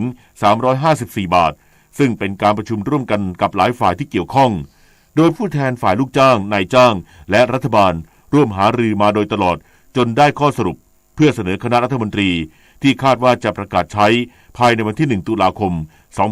2565ท่านนี้ยืนยันว่ารัฐบาลต้องตัดสินใจอย่างระมัดระวังและมีความรับผิดชอบเพื่อไม่ให้ส่งผลกระทบด้านอื่นๆเช่นการลงทุนในอนาคตคำนึงถึงผลประโยชน์ของประเทศและประชาชนเป็นหลักเพื่อยกระดับคุณภาพชีวิตให้ดีขึ้นกระทรวงศึกษาธิการเร่งสร้างครูอาชีวศึกษาต้นแบบด้านหุ่นยนต์และปัญญาประดิษฐ์เพื่อขยายผลสู่การสร้างนวัตกรรมตอบโจทย์ความต้องการของตลาดแรงงานในยุคอุตสาหกรรม 4.0รัฐบาลให้ความสำคัญกับอาชีวศึกษาเพื่อส่งเสริมการพัฒนาการศึกษาและการพัฒนาทักษะอาชีพขับเคลื่อนนโยบายอุตสาหกรรม 4.0 ที่มุ่งเน้นการสร้างมูลค่าด้วยนวัตกรรมเพื่อขับเคลื่อนเศรษฐกิจของประเทศให้ก้าวทันการเปลี่ยนแปลงของโลกโดยเฉพาะสาขาเทคโนโลยีหุ่นยนต์และระบบอัตโนมัติจัดอยู่ในกลุ่มอุตสาหกรรมใหม่ที่จะสร้างการเติบโตและช่วยกระตุ้นการขับเคลื่อนเศรษฐกิจของประเทศในการเพิ่มขีดความสามารถในการแข่งขันในระดับนานาชาติโดยคุณหญิงกัลยาโสพลพนิชรัฐมนตรีช่วยว่าการกระทรวงศึกษาธิการกล่าวว่าสำนักงานคณะกรรมการอาชีวศึกษาร่วมกับสถาบันเทคโนโลยีพระจอมเกล้าเจ้าคุณทหารลาดกระบังจัดทำโครงการพัฒนากำลังคนอาชีวศึกษาเพื่ออุตสาหกรรมหุ่นยนต์และปัญญาประดิษฐ์ของวิทยาลัยนวัตกรรมการผลิตขั้นสูงรุ่นที่1เพื่อสร้างครูอาชีวศึกษาต้นแบบภาคอุตสาหกรรมที่มีความเชี่ยวชาญขั้นสูงด้านปัญญาประดิษฐ์และหุ่นยนต์นำไปสู่การส่งเสริมเด็กนักเรียนนักศึกษาด้านอาชีวศึกษาให้สอดรับกับความต้องการของตลาดแรงงานในภาคอุตสาหกรรมโดยรุ่นแรกมุ่งเน้นครูอาชีวศึกษาในเขตระเบียงเศรษฐกิจพิเศษภาคตะวันออกเป็นหลักก่อนจะขยายผลสร้างครูต้นแบบด้านหุ่นยนต์และปัญญาประดิษฐ์ไปในภาคอื่นๆต่อไปอันนี้เป็นเรื่องที่สำคัญแล้วก็มีความหมายกับประเทศมากทีเดียวเป็นจุดเริ่มต้นในวันประวัติศาสตร์วันหนึ่งของประเทศไทยที่จะผลิตกำลังคนที่มีการผลิตขั้นสูงใช้หุ่นยนต์และใช้ปัญญาประดิษฐ์เข้ามาช่วยแต่จริงๆก็ยังมีด้านอื่นๆอีกแต่อันนี้เป็นเรื่องสำคัญที่จะนำประเทศไทยไปสู่ประเทศไทย 4.0 อุตสาหกรรม 4.0 New S Curve ที่รัฐบาลกำหนดไว้ด้านรองศาสตราจารย์ฉัตรพลภัคสิริรักษาราชการแทนคณบดีวิทยาลัยนวัตกรรมการผลิตขั้นสูงสถาบันเทคโนโลยีพระจอมเกล้าเจ้าคุณทหารราชกระบังกล่าวว่าโครงการนี้มุ่งส่งเสริมการใช้งานแพลตฟอร์มปัญญาประดิษฐ์ร่วมกับหุ่นยนต์อุตสาหกรรมอย่างมีประสิทธิภาพและมีการใช้งานในวงกว้างโดยเน้นพัฒนาครูอาชีวศึกษาเพื่อเพิ่มพูนความรู้ความสามารถในด้านหุ่นยนต์และปัญญาประดิษฐ์สำหรับภาคอุตสาหกรรมที่จะช่วยลดการพึ่งพาเทคโนโลยีจากต่างประเทศนิตยาคุณสิมรายงานธกส.เปิดตัวแอปพลิเคชันธนาคารต้นไม้ช่วยจัดเก็บข้อมูลไม้มีค่าของชุมชนพร้อมเพิ่มมูลค่าต่อยอดเป็นหลักทรัพย์ค้ำประกันสินเชื่อในอนาคตนายธนารัตน์งามวลัยรัตน์ผู้จัดการธนาคารเพื่อการเกษตรและสหกรณ์การเกษตรเปิดเผยว่าธกส.ได้พัฒนาแอปพลิเคชันธนาคารต้นไม้ นำเทคโนโลยีและนวัตกรรมเข้ามาช่วยเพิ่มประสิทธิภาพในการเก็บข้อมูลต้นไม้บนโทรศัพท์มือถือแทนการจดบันทึกลงในกระดาษทำให้ทราบพิกัดต้นไม้ในโครงการธนาคารต้นไม้และชุมชนไม้มีค่ารวมทั้งประเภทและมูลค่าของต้นไม้ซึ่งข้อมูลดังกล่าวสามารถตรวจสอบและรับประกันความถูกต้องของจำนวนต้นไม้ที่ชุมชนได้ร่วมกันปลูกและดูแลรักษาอีกทั้งสามารถต่อยอดให้เกิดประโยชน์เช่นใช้เป็นหลักประกันสินเชื่อสนับสนุนกิจกรรมลดก๊าซเรือนกระจกตลอดจนรายงานปริมาณการกักเก็บคาร์บอนของต้นไม้โดยเมื่อวานนี้ได้มีการเปิดตัวแอปพลิเคชันพร้อมเริ่มใช้งานเป็นครั้งแรกที่วิสาหกิจชุมชนบ้านเขานาในตำบลต้นยวนอำเภอพนมจังหวัดสุราษฎร์ธานีปัจจุบันมีการปลูกต้นไม้ในชุมชนเพิ่มจำนวน 13,000 ต้นซึ่งแอปพลิเคชันดังกล่าวจะช่วยสร้างประโยชน์และอำนวยความสะดวกในการคำนวณข้อมูลต้นไม้ได้อย่างรวดเร็วและแม่นยำต่อยอดไปสู่การคำนวณมูลค่าคาร์บอนเครดิตเพื่อเป็นรายได้ในอนาคตพร้อมตั้งเป้าเพิ่มชุมชนไม้มีค่า 20,000 ชุมชนเพิ่มพื้นที่ป่า26 ล้านไร่มุ่งหวังให้เกิดมูลค่าทางเศรษฐกิจกว่า 1,040 ล้านบาทภายใน10 ปีและในอนาคตเนี่ยทุกชุมชนที่มีส่วนของการปลูกธนาคารต้นไม้เนี่ยเราจะขับเคลื่อนตรงนี้ให้เห็นว่าในสิ่งที่ทางพี่น้องประชาชนหรือเกษตรกรรวมถึงในส่วนชุมชนได้ทำอยู่เนี่ยมันเกิดให้เห็นผลจากเดิมที่เป็นในส่วนของกระดาษหรือชุมชนใครชุมชนมันตอนนี้ก็จะไปเห็นในภาพของฐานข้อมูลขนาดใหญ่ว่าในภาพของอำเภอภาพของจังหวัดภาพของประเทศเรามีในส่วนของธนาคารต้นไม้อยู่เท่าไหร่แล้วก็จะไปต่อยอดในการที่จะทำให้ชุมชนนั้นเองเนี่ยมีโอกาสในการเป็นแหล่งท่องเที่ยวรัฐบาลพร้อมเพิ่มจำนวนสลากดิจิทัลกว่า11ล้านใบในแอปเป๋าตังงวดวันที่16กันยายนนี้นางสาวทิพานันท์สิริชนะรองโฆษกประจำสำนักนายกรัฐมนตรีกล่าวถึงการแก้ปัญหาสลากกินแบ่งรัฐบาลจำหน่ายเกินราคาว่าปัจจุบันมีสลาก80 บาทจำหน่ายได้จริงแล้วผลจากการตั้งคณะกรรมการแก้ไขปัญหาสลากเกินราคาเพื่อหาต้นตอและหามาตรการแก้ไขทั้งระยะสั้นระยะกลางระยะยาวจนมีสลาก80 บาทที่หาซื้อได้จริงซื้อง่ายผ่านแอปพลิเคชันเป๋าตังตลาดกลางดิจิทัลที่สำนักงานสลากกินแบ่งรัฐบาลเปิดพื้นที่ให้ผู้ซื้อและผู้ขายได้พบและซื้อขายกันลุ้นรางวัลในราคามาตรฐานที่กฎหมายกำหนดไว้ซึ่งได้มีการเพิ่มจำนวนสลากดิจิทัลในแอปเป๋าตังมากขึ้นในแต่ละงวดเพื่อให้เพียงพอต่อความต้องการของประชาชนล่าสุดเพิ่มแล้วกว่า10ล้านใบและจะเพิ่มเป็น 11.4 ล้านใบในงวดวันที่16กันยายนที่จะถึงนี้และจะทยอยเพิ่มต่อเนื่องจนถึงเป้าหมาย20ล้านใบภายในปีนี้มีเป้าหมายว่าภายในปีนี้เนี่ยจะเพิ่มจำนวนของสลากในแอปเป๋าตังเนี่ยให้ได้ถึง20ล้านใบณตอนนี้นะคะในส่วนของสลาก80 บาทก็มีการเพิ่มจุดจำหน่ายสลาก80 บาททั่วประเทศไทยในทุกๆจังหวัดค่ะอันนี้ก็เป็นการกระจายสลาก80 บาทไปยังภูมิภาคต่างๆให้พี่น้องประชาชนสามารถซื้อได้ง่ายมากยิ่งขึ้นนะคะต่อจากนี้ไปขอเชิญรับฟังไทยคู่ฟ้าค่ะรัฐบาลพร้อมช่วยเหลือบรรเทาความเดือดร้อนแก่เกษตรกรที่ประสบภัยน้ำท่วมพื้นที่ทำการเกษตรจากเหตุพายุดีเปรสชันมู่หลานและร่องมรสุมพาดผ่านประเทศเมียนมาและภาคเหนือตอนบนของประเทศไทยโดยเร่งสำรวจความเสียหายและฟื้นฟูเยียวยาให้สถานการณ์กลับสู่ภาวะปกติโดยเร็วสำหรับเกณฑ์การให้ความช่วยเหลือเป็นไปตามระเบียบกระทรวงการคลังว่าด้วยเงินทดลองราชการเพื่อช่วยเหลือผู้ประสบภัยพิบัติกรณีฉุกเฉินพ.ศ. 2562ได้แก่พื้นที่ปลูกข้าว 1,340 บาทต่อไร่พืชไร่พืชผัก 1,980 บาทต่อไร่ไม้ผลไม้ยืนต้นและอื่นๆ 4,048 บาทต่อไร่ตามพื้นที่ที่เสียหายจริงไม่เกินครัวเรือนละ30ไร่นอกจากนี้ยังเตรียมแจกพันธุ์พืชและเชื้อราไตรโคเดอร์มาซึ่งเป็นเชื้อราดีไว้กำจัดเชื้อราไม่ดีให้แก่เกษตรกรหลังน้ำลดด้วยค่ะสื่อสารภารกิจรัฐบาลกับสำนักโฆษกสำนักเลขาธิการนายกรัฐมนตรีเราจะสืบสารรักษาและต่อยอดและครองแผ่นดินโดยธรรมเพื่อประโยชน์สุขแห่งอาณาราษฎรตลอดไปพระปฐมบรมราชโองการพระบาทสมเด็จพระเจ้าอยู่หัวในพระราชพิธีบรมราชาภิเษกเมื่อวันที่4 พฤษภาคมพุทธศักราช 2562 ข้าราชการต้องแยกเรื่องส่วนตัวออกจากตำแหน่งหน้าที่ และยึดถือประโยชน์ส่วนรวมของประเทศชาติเหนือกว่าประโยชน์ส่วนตนสารประโยชน์ของชาติและปวงประชาอีกหนึ่งหัวข้อเรื่องจริยธรรมที่ข้าราชการพลเรือนทุกคนพึงควรปฏิบัติทำความดีเพื่อชาติไทย 7:17 น.ต่อไปเสนอข่าวต่างประเทศสหประชาชาติหรือ UN ประณามปฏิบัติการโจมตีทางอากาศต่อโรงเรียนอนุบาลในเอธิโอเปียที่อยู่ในเขตบริหารทิเกเร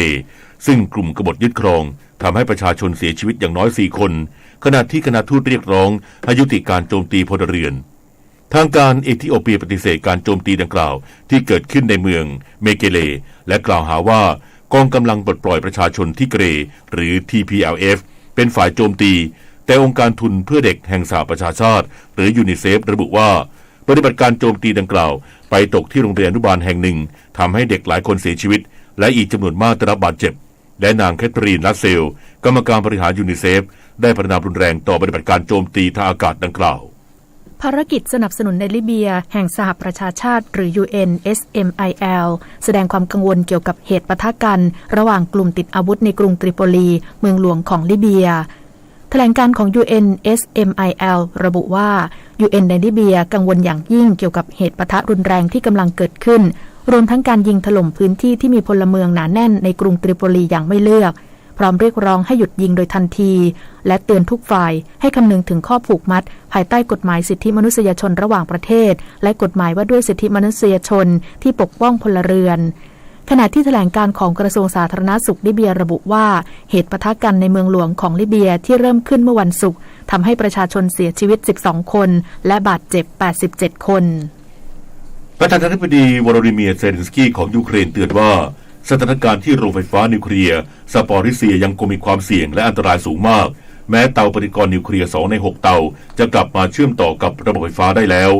หลังการโจมตีทำให้โรงไฟฟ้านิวเคลียร์ที่ใหญ่ที่สุดในยุโรปแห่งนี้ถูกตัดขาดจากระบบไฟฟ้าเป็นครั้งแรกในประวัติศาสตร์พร้อมกันนี้ประธานาธิบดีเซเลนสกี้ได้กล่าวยกย่องการทำงานของผู้เชี่ยวชาญยูเครนที่ช่วยหลีกเลี่ยงไม่ให้เกิดภัยพิบัติที่อาจจะเลวร้ายที่สุดทั้งนี้โรงไฟฟ้า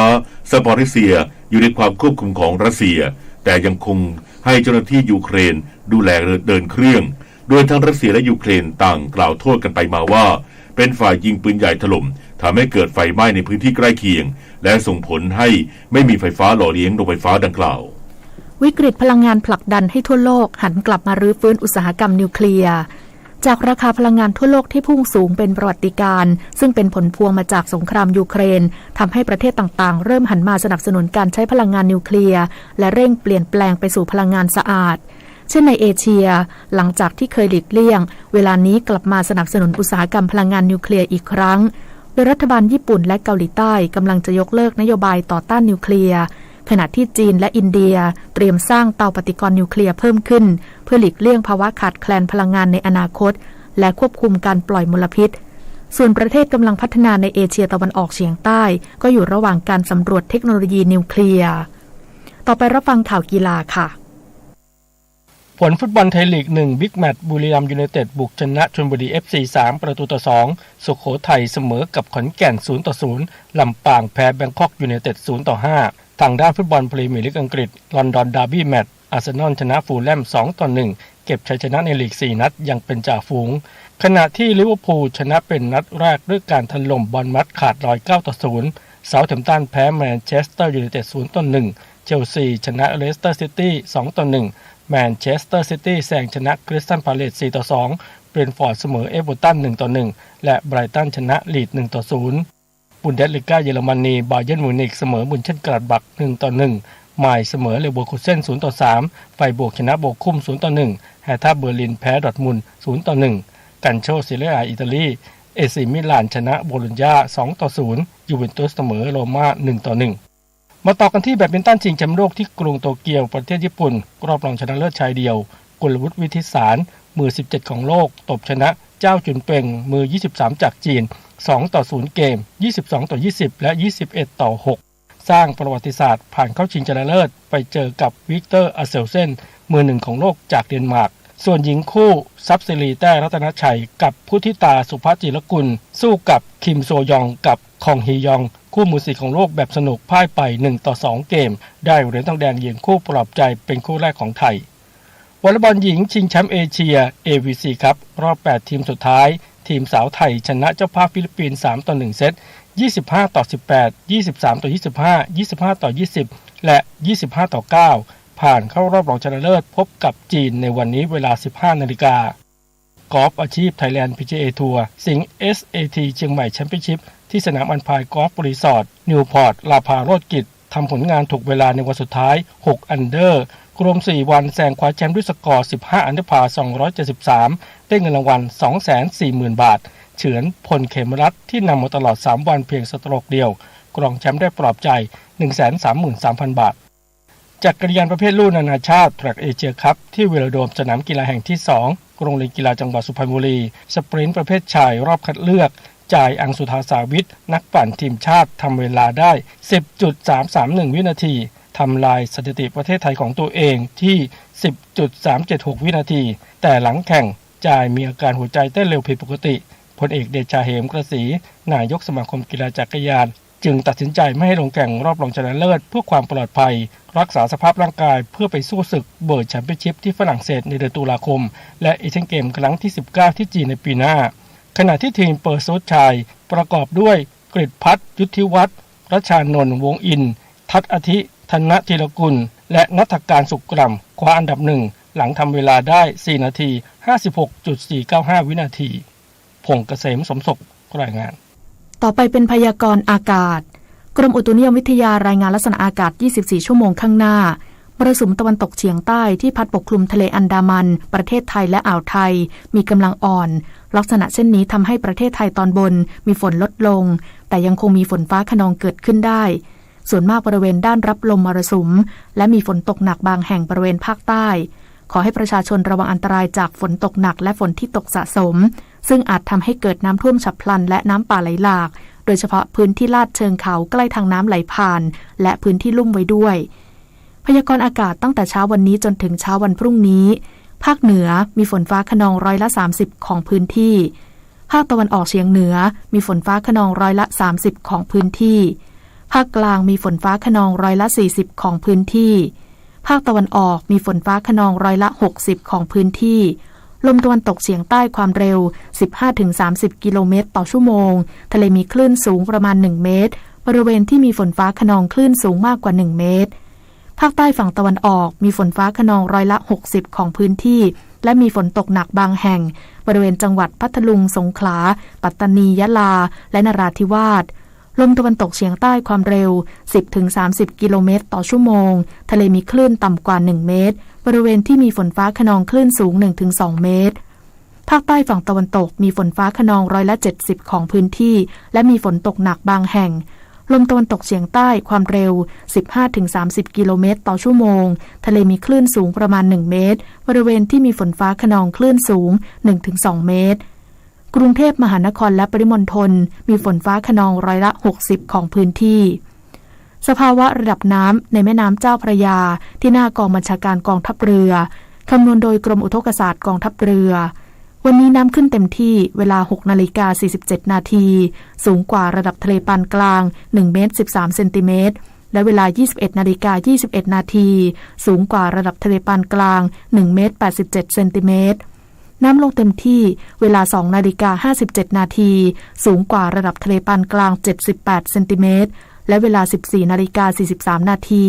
ต่ำกว่าระดับทะเลปานกลาง6เซนติเมตรวันนี้ที่ประภาคารกาญจนาภิเษกแหลมพรหมเทพจังหวัดภูเก็ตดวงอาทิตย์ตกเวลา 18:37 นาทีกรุงเทพมหานครดวงอาทิตย์ตกเวลา 18:32 นาที1นาทีกับกปท.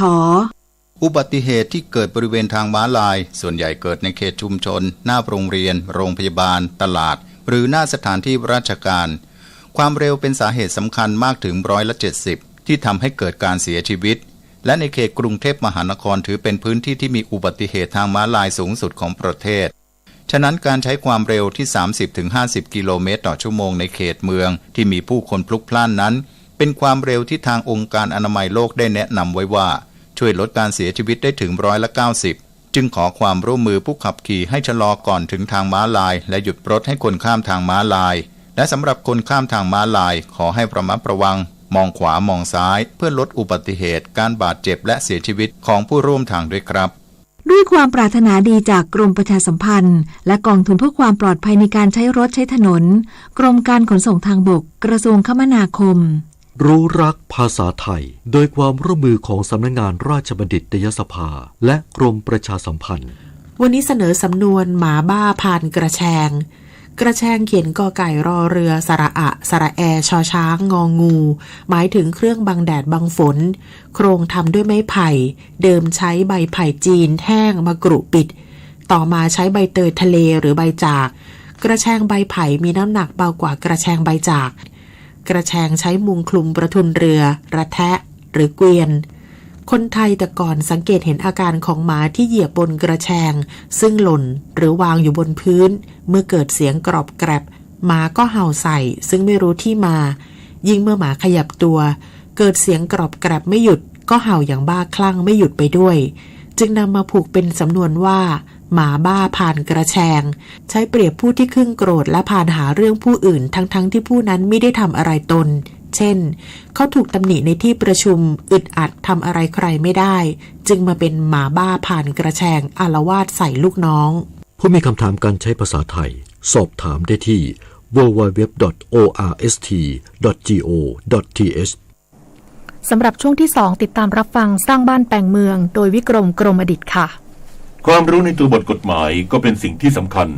แต่ทุกคนก็จำเป็นข่าวสารเพื่อการประชาสัมพันธ์งานบุญงานกุศลของวัดพระธาตุดอยสุเทพราชวรวิหารตำบลสุเทพอำเภอเมืองเชียงใหม่จังหวัดเชียงใหม่ได้จัดพิธีเจริญพระพุทธมนต์สวดสะเดาะนพเคราะห์พิธีสมโภชพระบรมธาตุดอยสุเทพและพุทธาภิเษกพระประจำวันนพเคราะห์จัดงานวันศุกร์ที่2กันยายนพุทธศักราช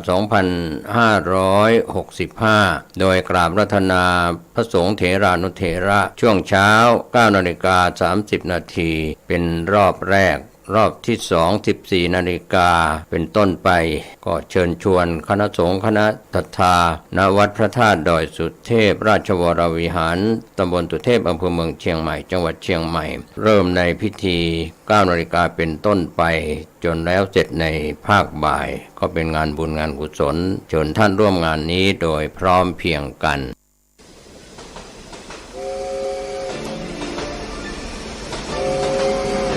ข่าวสารเพื่อการประชาสัมพันธ์กำหนดการฟังเทศรายการรถด่วนขบวนพิเศษฤดูกาลเข้าพรรษาปี 2565 จัดโดยคณะสงฆ์จังหวัดเชียงใหม่องค์กรเครือข่ายชาวพุทธจังหวัดเชียงใหม่ดำเนินงานโดยกลุ่มหนุ่มสาวจังหวัดเชียงใหม่ 12 ขบวนที่ 7 3 กันยายน 2565 ขึ้น 8 ค่ำเดือน 12 เหนือเดินทางไปยังวัดหนองเต่าคำตำบลป่าไผ่อำเภอสันทรายจังหวัดเชียงใหม่ 20 นาฬิกาฟังพระธรรมเทศนา1 กันขบวนที่ 8 10 กันยายน 2565 ขึ้น 15 ค่ำเดือน 12 เหนือกลับมายังพุทธสถานเชียงใหม่ 20 นาฬิกาเป็นการจัดงานวันกตัญญูพุทธสมาคมและมูลนิธิพุทธสมาคมเป็นเจ้าภาพขบวนที่ 9 18 กันยายน 2565 แรม 8 ค่ำเดือน 12 เหนือรถด่วนไปยังวัดรังกาตำบลฟ้าห้ามอำเภอเมืองเชียงใหม่จังหวัดเชียงใหม่ 20 นาฬิกาฟังพระธรรมเทศนา1 กันขบวนที่ 10 25 กันยายน 2565 แรม 15 ค่ำเดือน 12 เหนือเดินทางไปยังวัดอรัญยวาสตำบลบ้านปงอำเภอหางดงจังหวัดเชียงใหม่ 20 นาฬิกาฟังพระธรรมเทศนา1 กันขบวนที่ 11 3 ตุลาคม 2565 ขึ้น 8 ค่ำเดือนเกียงไปยังวัดสันป่าแดงตำบลต้นเปาอำเภอสันกระแบงจังหวัดเชียงใหม่ 20 นาฬิกาฟังพระธรรมเทศนา1 กันขบวนสุดท้าย 10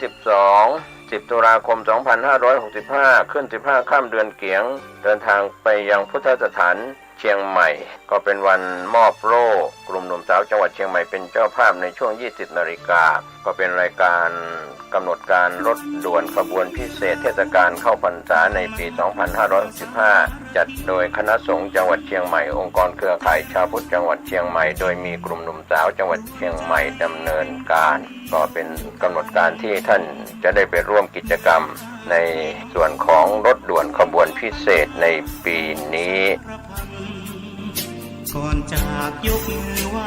กัน สัญญาณพบกันอีกครั้ง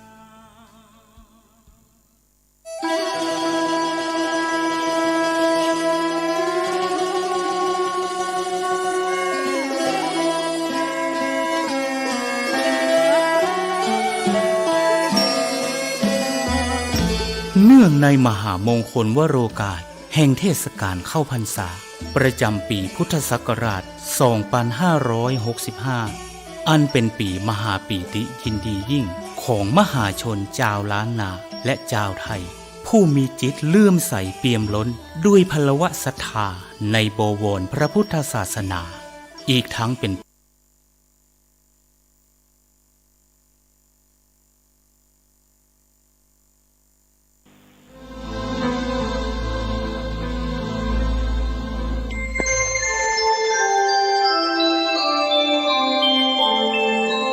ขณะนี้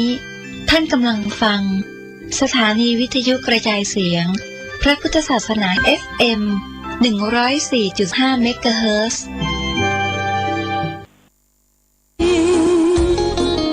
ปกครองหัวเมือง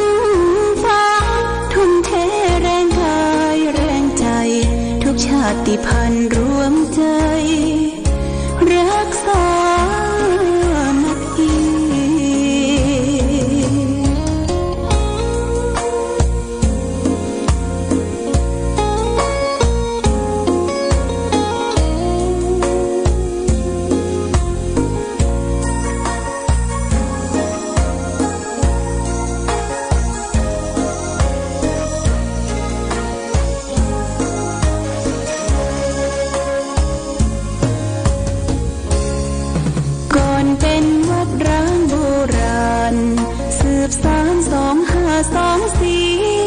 พระมหาราชครูเกษรา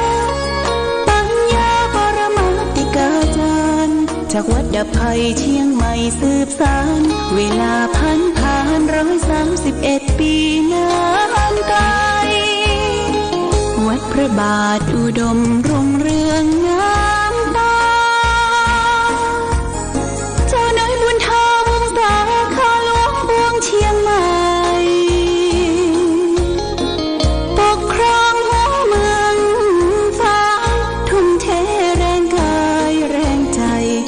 ชาติพันธุ์รวมใจรักษามาที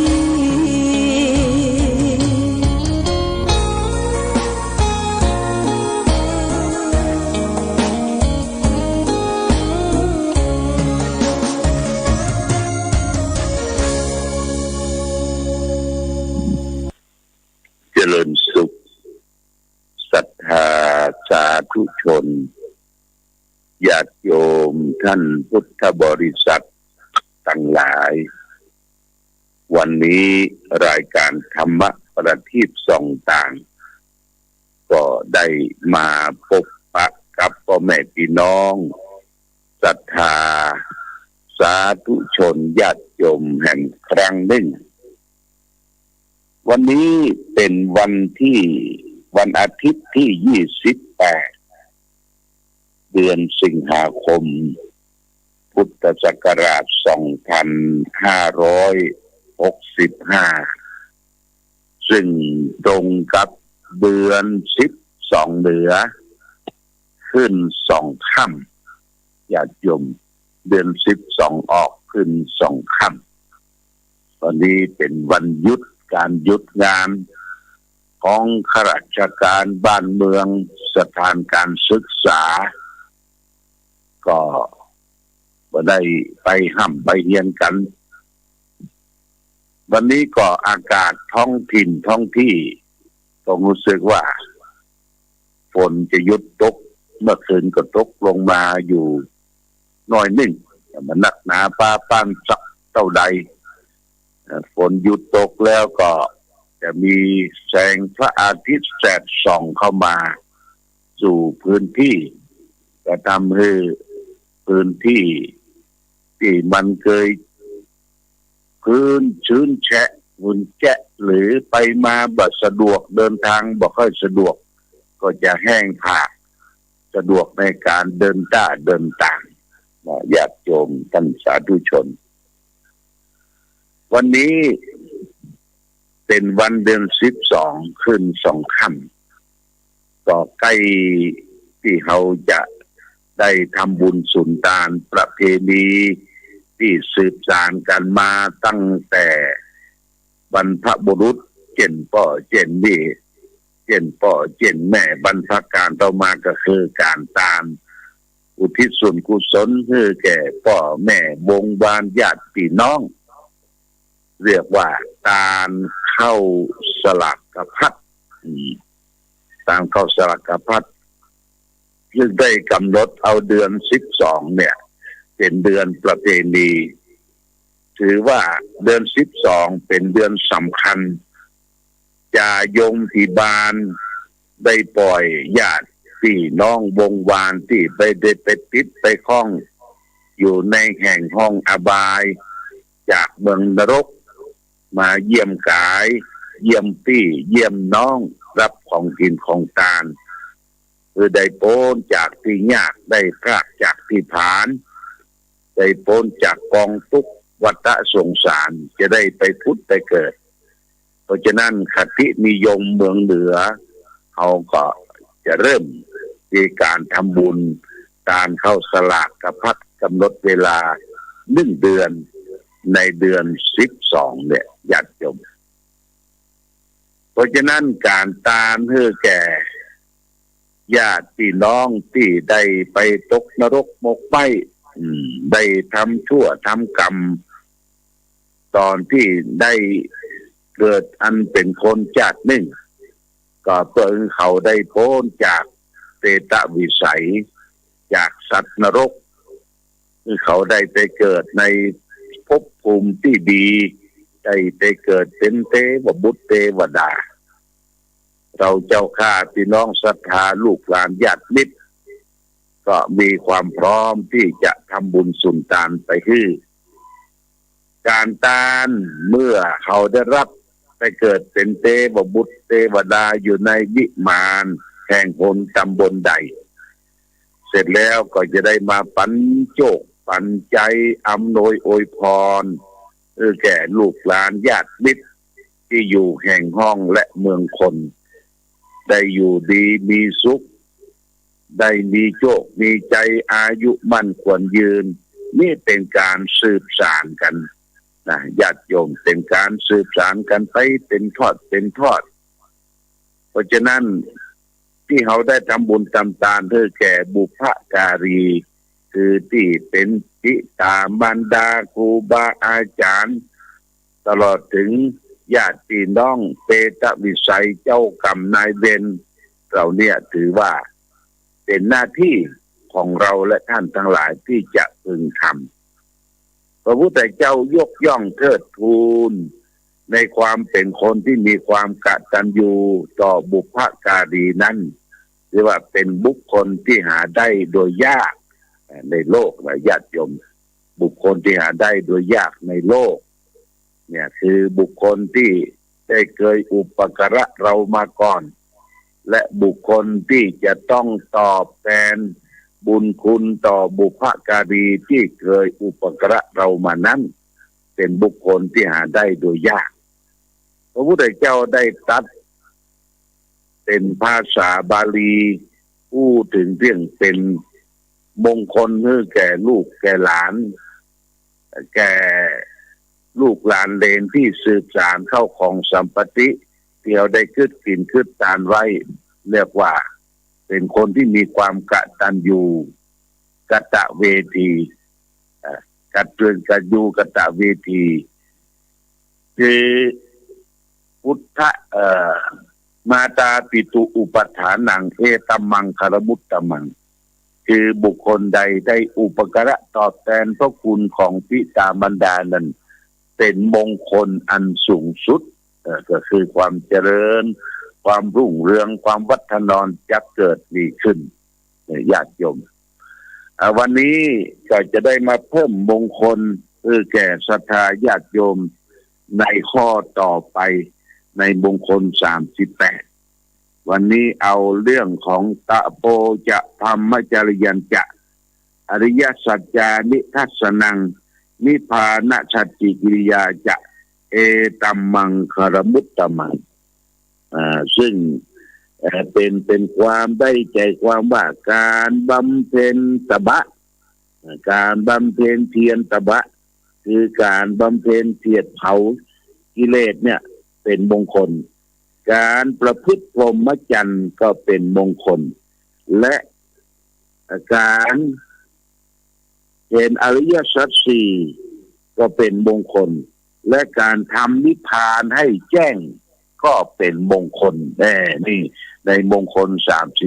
38ก็ขยายความให้ญาติโยมว่าเฮาอยากจะให้ตนตัวของเฮาครอบครัวเฮาให้เป็นมงคลนั้นก็จะต้องประพฤติปฏิบัติบำเพ็ญตบะบำเพ็ญเพียรมันเจริญสมาธิภาวนาญาติโยมนะไหว้พระสวดมนต์แล้วก็เจริญสมาธิภาวนาถ้ามีเวลาก็เดินจงกรมซ้ายอย่างหนอขวาอย่างหนอที่บ้านที่สถานทำงานของเขาก็ได้บำเพ็ญไปสัก10 นาที20 นาที30 นาทีการบำเพ็ญตบะมันเจริญภาวนานี่ก็เป็นมงคลกับตนกับตัวกับจิตกับใจและต่อไปนั้นมงคลคือการประพฤติพรหมจรรย์การประพฤติพรหมจรรย์คือความบริสุทธิ์ญาติโยมนะในศีล8ศีลข้อที่3อะกัมมะจริยาเวรมณีสิกขาปะทังสมาธิยามิการประพฤติพรหมจรรย์ก็คือการได้ไปจำศีลภาวนาหรือเขาจะอยู่ที่บ้านที่จองเคหสถานบ้านช่องของเขาก็ได้เขาได้ประพฤติพรหมจรรย์ให้กายเขาบริสุทธิ์วาจาเขาบริสุทธิ์และก็ใจเขาก็บริสุทธิ์กายวาจาใจบริสุทธิ์บ่ได้ไปฆ่าสัตว์ตัดชีวิตบ่ได้ไปเบียดเบียนสัตว์เล็กสัตว์น้อยบ่ได้ไปนอกจิตนอกใจเล่นจู้สู่นางคนอื่นบ่ได้ไปกล่าวมุสาวาทพูดเท็จบ่ได้ไปกล่าวดื่มสุราและเมลัยเครื่องดองของเมาบ่ได้ไปทำอะไรอย่างที่เป็นข้าศึกแก่การประพฤติพรหมจรรย์เนี่ยก็เป็นมงคลนะญาติโยมนะการปฏิบัติธรรมนี่ก็เป็นมงคลกับตนกับตัวและนอกจากนั้นการที่เราและท่านทั้งหลายได้ปฏิบัติธรรมได้นำธรรมะอริยสัจสี่มาดำเนินปฏิบัติในชีวิตของตนเองก็เช่นว่าอริยสัจสี่คือความจริงที่ประเสริฐที่พระพุทธเจ้าได้ตรัสรู้เรื่องทุกข์สมุทัยนิโรธมรรคทุกข์คือปัญหาทุกข์คือความไม่สบายกายไม่สบายใจเนี่ยเป็นปัญหาก็คือความทุกข์แต่ทุกข์นั้นเกิดมาจากอะไรอย่างต้นเหตุแห่งความทุกข์สมุทัยมันเกิดมาจากที่ไหนและเขาจะดับปัญหาด้วยทางเดินมรรคมีองค์8ประการแล้วก็ดับทุกข์ด้วยนิโรธคือความดับทุกข์เมื่อเราเอาหลักธรรมอริยสัจสี่เนี่ยมาประพฤติปฏิบัติจำเริญอยู่ในจิตในใจคบคิดปัญหาอยู่ตลอดเวลาแก้ไขอย่างทางถูกต้องก็เรียกว่าเราได้ประพฤติตนให้เข้าถึงอริยสัจสี่คือทุกข์สมุทัยนิโรธมรรคนะญาติโยมมงคลสุดท้ายฝากคือญาติโยมนั่นก็คือการทำนิพพานให้แจ้งการทำนิพพานให้แจ้งนิพพานแปลว่าความสุขสงบเย็นญาติโยมนิพพานเนี่ยแปลว่าความสุขสงบเย็นการทำนิพพานให้แจ้งก็คืออย่างใดใจเราจะสงบสุขสงบเย็นได้ก็คือปั้มเพ็งทานศีลภาวนาได้ญาติโยมนะทานศีลภาวนาวันไหนถ้าใจเราเย็นวันนั้นใจเราถึงกระแสพระนิพพานวันไหนถ้าใจเราดี วันนั้นเฮาได้ขึ้นสวรรค์วันไหนถ้าใจเฮาฮ้อนวันนั้นเฮาตกมรรกมรรกคือความร้อนใจฮ้อนใจไปนิพพานฮ้อนใจตกมรรกโทษร้อนใจตกมรรกในโลกมรรกภาวะการปัจจุบันและมรรกในอนาคตมรรกคือความร้อนใจดีใจไปนิพพานดีใจขึ้นสวรรค์ญาติโยมเย็นใจไปนิพพานเพราะฉะนั้นเพิ่นจึงได้ตัดบอกที่เราได้คบคิดนักปราชญ์บัณฑิตท่านบอกว่าสวรรค์อยู่ในอกนรกอยู่ในใจนิพพานบอกใกล้บอกไกลดูที่ใจเราเองเนี่ยญาติโยมเพราะฉะนั้นสวรรค์อยู่ในอกนรกอยู่ในใจนิพพานบอกใกล้บอกไกลก็อยู่ที่ใจเราเองอย่างนี้เป็นต้นนี่ก็ฝากมงคลให้แก่ญาติโยมที่ได้เรียนได้ทราบได้รู้นำมาประพฤติปฏิบัติคือทำตนมันเจริญภาวนาทำนิพพานให้แจ้งเห็นอริยสัจสี่นี่เป็นมงคลกับตนกับตัวมงคลก็คือความเจริญความรุ่งเรืองของจิตใจและการดำเนินชีวิตของเราก็จะมีความสุขในโอกาสต่อไปอย่างนี้เป็นต้นเอาละญาติโยมตะวานี้ก็มีศรัทธาญาติโยมได้มาร่วมทำบุญและมาเยี่ยมมาแอวหาหลวงพ่อก็มีศรัทธาแม่อุ้ยแก้วก้อนแป้นเนี่ยนี่อยู่บ้านห้างต่ำเปิดมาลู่มากินมาตาลมาเยี่ยมเยียนพร้อมด้วยคณะลูกหลานแม่อุ้ยแก้วก้อนแป้นบ้านห้างต่ำแม่ระวางหมู่ซีก็ได้ร่วมทำบุญค่าน้ำค่าไฟเผยแผ่ธรรมะ1,000 บาทเนี่ยแล้วก็รับเป็นเจ้าภาพปลูกกระเบื้องรอบเจดีย์แห่ง300 บาทและการชำระหนี้สงฆ์200 บาทและก่อกองทุนอาภาสสงฆ์โรงพยาบาลฝ่างแห่ง200 บาทอนุโมทนาสาธุถัดด้านมาก็มี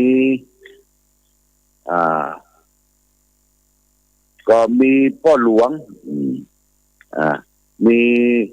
ครอบครัวพ่อหลวงสุขแม่บัวไลการพิมลโทษพ่อหลวงสุขแม่บัวไลการพิมลอยู่ปุ้นบ้านห้วยปัสสางตำบลแนบสาวก็ได้นำภัตตาหารมาถวายทานเป็นอาหารพื้นเมืองแกงบอนกับหนังยำโอ้มันอย่างมาเข้ากันได้ดีเหมือนจะได้ชิมรสชาติแกงบอนกับหนังยำของแม่บัวไลแม่หลวงบัวไลการพิมลและพร้อมกันนั้นก็ได้ทำบุญสุนทานมีพ่อหลวงสุขแม่หลวงบัวไลการพิมลบ้านห้วยปัสสางบำรุงค่าไฟฟ้าสถานีวิทยุแอม200 บาทแล้วก็นอกนั้นก็ทำบุญถวายหลวงพ่อเอาไว้ทำบุญเอาไว้ใช้จ่าย200 บาทโมทนาสาธุเป็นยอดภัตตาหารแล้วก็พร้อมกันนั้นก็ได้ทำบุญก็หลวงสุขแม่บัวไลการพิมลซื้อที่ดินถวายวัดเหล่ามนทานะเหล่ามนทาปุ้นปากตาลเจริญนี่จะได้รวบรวมไปตามปุ้นญาติโยมนะไปตามเดือนธันวาคมเพื่อจะต้องผ้าป่าและกฐิน200 บาทและการนางคำอินตะนางจินตนาโกมและลูกหลานซื้อที่ดินวัดเหล่ามนทา200 บาทอนุโมทนาสาธุมาณโอกาสนี้กับพ่อหลวงสุขแม่หลวงบัวไลการพิมลบ้านปุ้นบ้านห้วยป่าซางโมทนาสาธุซึ่งพ่อหลวงสุขนั่นก็เป็นผู้สนใจในการทำบุญทนุบำรุงพระพุทธศาสนาสร้างวัดวาอาราม แล้วก็ทำบุญศูนย์การมาอย่างต่อเนื่องจึงขออนุโมทนามาณโอกาสนี้ แล้วพร้อมกันนี้ญาติโยมแต่ว่าก็มีเจ้าภาพลงทานที่เฮาจะตานเข้าสลากพัดนี่นะก็มีจะตานเรียกว่าโต๊ะจีนแต่ว่าก็มีผู้ที่ได้นำปัจจัยมาถวายทานโต๊ะจีนอยู่ก็มีคุณมานพคุณสายใจหานตระกูล1 โต๊ะ 1,000 บาทแล้วก็แม่เขียนสุทธเสนา1 โต๊ะ 1,000 บาทโมทนาสาธุแล้วก็ในหวนสุทธเสนาแจ้งเจ้าภาพจำนงประสงค์จะถวายทาน1 โต๊ะ 1,000 บาทเจวินาพงษ์อมรพรหมห้างส่วนจำกัดโชควิ่งเจริญ2 โต๊ะ 2,000 บาทโมทนาสาธุพร้อมกันนั้นก็มีหมวดที่จะได้ทำบุญส่งเสริมถวายภัตตาหารพระสงฆ์องค์เนรแล้วก็ต้อนรับการกินการทานเข้าสลากพัดเป็นหัวหมวดของแม่สงควรโด่งดังส่วนหมอกใต้ส่วนดกใต้เนี่ยจะมีนายเจ๊เทนพรชัยเกต200 บาทนายประดิษฐ์ชัยเกต200 บาทแม่ทัศนีชัยเกต200 บาทแม่อำนวยทองใจ200 บาทนางสาววันเพ็ญชัยวงศ์200 บาทแม่ตาชัยวงศ์200 บาทแม่คำน้อยสุปัญญา200 บาทแม่จันทราชัยวงศ์แม่จันทราเรืองสุวรรณ200 บาทนายชันชัยการบุญ200 บาทแม่สมควรโด่งดัง200 บาทพ่อคำมูลมณีรัตน์200 บาทนายจักรพันธ์นางสาวนีการเกต200 บาทนางทัศนีมาดา200 บาทแล้วก็นายกมลเข็มนางกมลเข็มการบูญนายกมลเข็มการบูญ200 บาทโมทนากับคณะศรัทธาญาติโยมวัดพระบาอุดมเด้อบวชสวนดอกหมดของแม่สมควรโด่งดังที่ได้รวบรวมปัจจัยมาเพื่อจะได้ร่วมทำบุญในการทานเข้าสลากพัดเป็นค่าภัตตาหารค่าไปตอบแทนหัววัดต่างๆโมทนาสาธุมาณโอกาสนี้เอาละญาติโยมท่านสาธุชนวันนี้ได้มาพบผู้ทักทายปราศัยกันก็พอสมควรแก่กาลเวลาวันพรุ่งนี้ญาติโยมนะวันพรุ่งนี้ก็จะมีการทำบุญเรียกว่าทำบุญเรียกขวัญห้องขวัญโดยท่านเจ้าคุณพระเทพปรินทยกพระเทพเจ้าคณะจังหวัดลำพูนก็จะขึ้นมาห้องขวัญหลวงพ่อที่วิหารพระเจ้าละแข่งแล้วก็มีท่านพระครูขันติสราภิลักษ์เจ้าคณะตำบลเวียงเขต1เป็นเจ้าภาพพร้อมด้วยศรัทธาญาติโยมนะวันพรุ่งนี้9 โมงได้ให้มีโอกาสและเวลาก็มาร่วมกันและได้นิมนต์พระสงฆ์มาฉันเพลเจริญพุทธมนต์แห่ง9 รูปพรุ่งนี้จะได้ถวายภัตตาหารเพลเลี้ยงพระเลี้ยงเนรเลี้ยงก๋วยเตี๋ยวพระเนรตัวในวันพรุ่งนี้วันที่29วันจันทร์นะญาติโยมนะโมทนากับเจ้าภาพสังฆทานถวายสงฆ์ก็มีคุณกนกพิชัยนาร้านนานาพันธ์ชันทราย3 สัง 6,300 บาทแล้วก็มีพ่อหลวงสีมาแม่จันสมยอดเจ้าเหลือง1 สัง 2,100 บาทแล้วก็นอกจากนั้นก็จะมีญาติโยมได้แจ้งจำนงประสงค์มาหลายท่านต้องขออนุโมทนามาณโอกาสนี้เอาละวันนี้รายการธรรมะประทีป2 ทางก็ต้องขอลาก่อนขอญาติโยมสาธุชนทุกท่านจงมีความสุขความเจริญความรุ่งเรืองจึงเกิดมีขึ้นกับท่านทั้งหลายรายการธรรมะประทีป2 ทางขอลาก่อน ขอผู้ฟังจงตั้งมั่นจิตหันษาด้วยธรรมะขององค์พระพุทธาได้นำพาให้เกิดความสุขสงบเย็นขอเจริญพร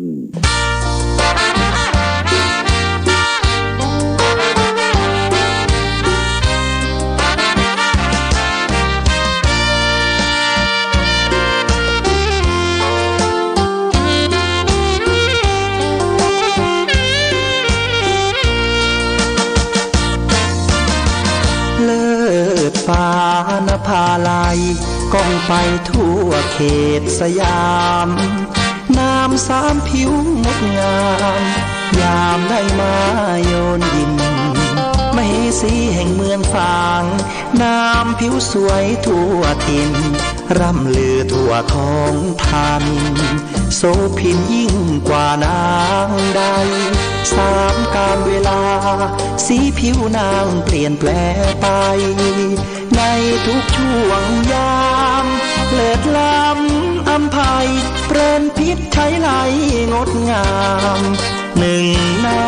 สยามพระนางสามผิวยิ่งใหญ่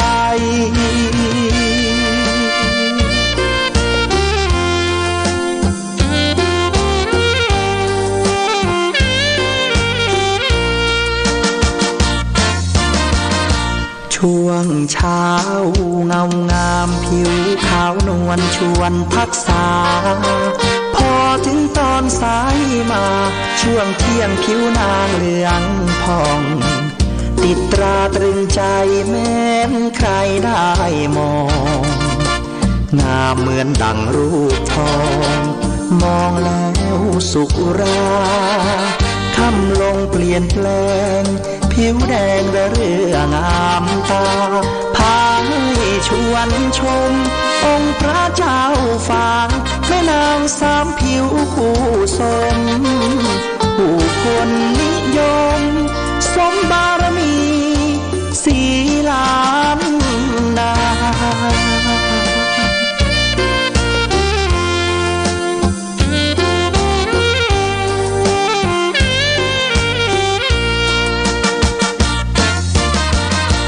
กษัตริย์กรุงอังวัดได้แล้วอยากยนชมสุดโทธรรมราชาหรือไทยตรงระดมยกทัพชิงนางแม่นางสามผิวและองค์พระเจ้าฟาง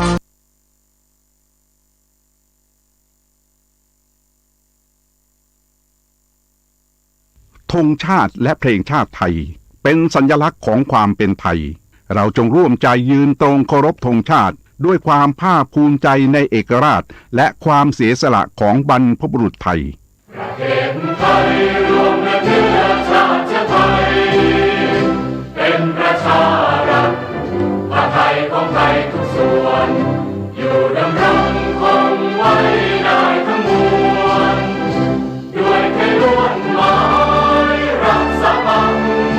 ธินไทยนิรักสงบแต่ถึงรบไม่กล้าเอกราชจะไม่ให้ใครคุมขี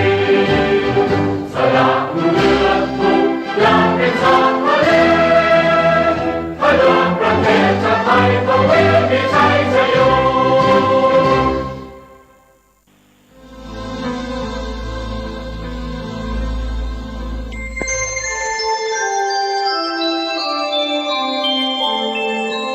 ขณะนี้ท่านกำลังฟังสถานีวิทยุกระจายเสียง FM 104.5 เมกะเฮิรตซ์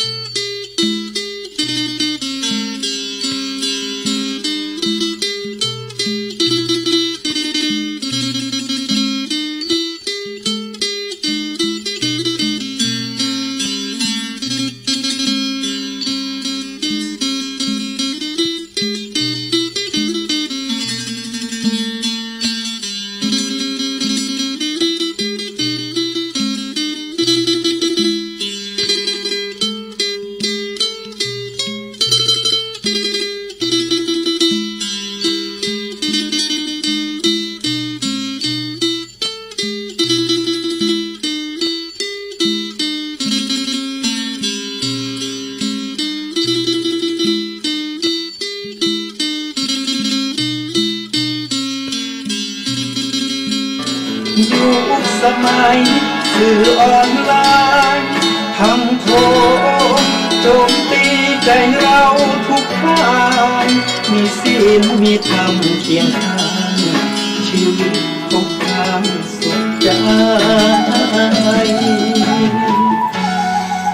มีศีลมีธรรม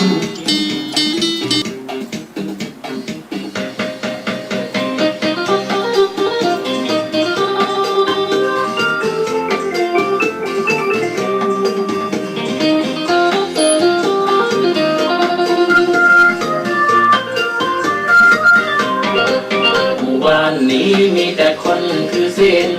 ที่นี่เป็นถิ่นของคนมีศรัทธานอกจากที่ชาติเรายังมีศาสนารักษาศีลห้าคือหมู่บ้านของเรา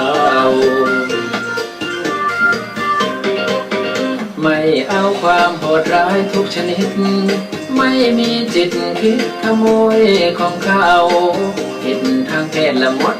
ไม่เอาสุรายาเมาเราทุกคนขอลาวันนี้มีแต่คนคือศีลที่นี่เป็นถิ่นของคนมีศรัทธานอกจากที่ชาติเรายังมีศาสนารักษาศีลห้าคือหมู่บ้านของเราเรียกเอาความเมตตามาเสริมและริเริ่มสู้งานหนักเบารักเดียวใจเดียวซื่อสัตย์คำเราชีวิตไม่เมาเพราะมีสติปัญญาวันนี้มีแต่คนคือศีลที่นี่เป็นถิ่นของคนมีศรัทธานอกจากที่ชาติเรายังมีศาสนารักษาศีลห้าคือหมู่บ้านของเรารักในหลวงห่วงลูกหลานร่วมกันต้านสิ่งไม่ดีไม่เอาหมู่บ้านศีลห้าของเราอยากให้อายเขาต้องช่วยกันรักษา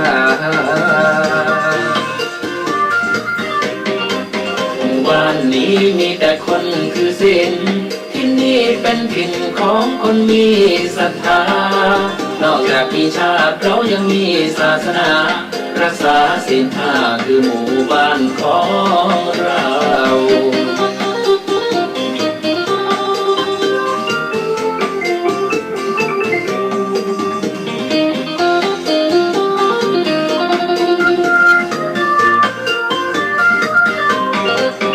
ไม่เอาความโหดร้ายทุกชนิดไม่มีจิตคิดขโมยของเขาผิดทางเพศละมดเท็บไม่เอาสุรายาเมาเราทุกคนขอลาวันนี้มีแต่คนคือศีลที่นี่เป็นถิ่นของคนมีศรัทธานอกจากที่ชาติเรายังมีศาสนารักษาศีลห้าคือหมู่บ้านของเราเรียกเอาความเมตตามาเสริมและริเริ่มสู้งานหนักเบารักเดียวใจเดียวซื่อสัตย์คำเราชีวิตไม่เมาเพราะมีสติปัญญาวันนี้มีแต่คนคือศีลที่นี่เป็นถิ่นของคนมีศรัทธานอกจากที่ชาติเรายังมีศาสนารักษาศีลห้าคือหมู่บ้านของเรารักในหลวงห่วงลูกหลานร่วม กันต้านสิ่งไม่ดีไม่เอาหมู่บ้านศิลาของเราอยากให้อายเขาต้องช่วยกันรักษาหมู่บ้านนี้มีแต่คนคือศิลป์ที่นี่เป็นถิ่นของคนมีศรัทธานอกจากมีชาติเรายังมีศาสนารักษาศีลห้าคือหมู่บ้านของเรานอกจากมีชาติเรายังมีศาสนารักษาศีลห้าคือหมู่บ้านของเรา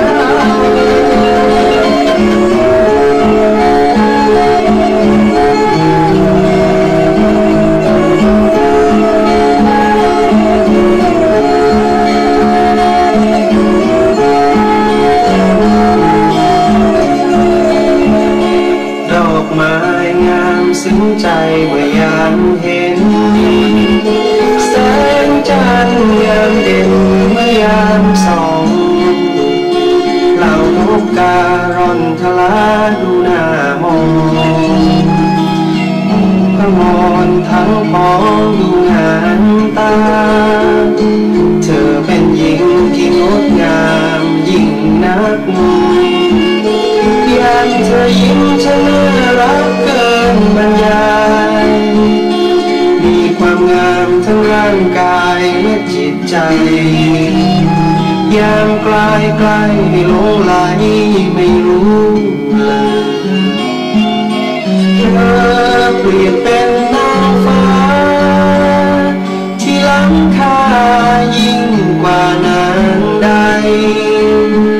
ด้วยผลบุญมาแต่ชาติปางไหน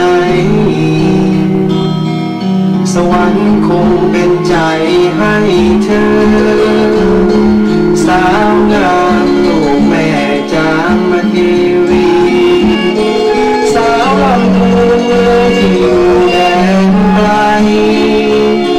ใครเห็นต่างซาบซึ้งตรึงใจจะไม่ลืมนางในใจนางนี้เลย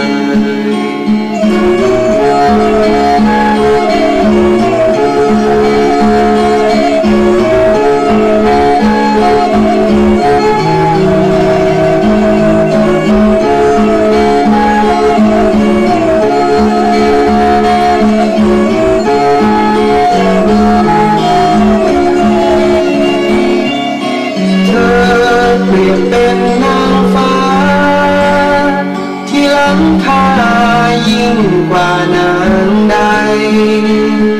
ด้วยผลบุญมาแต่ชาติปางไหน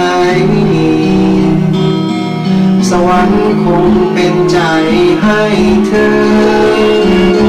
สาวงามลูกแม่จามเท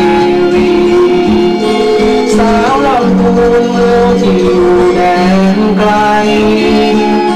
ใครเห็นต่างซาบซึ้งตรึงใจจะไม่ลืมนางในใจนางนี้เลย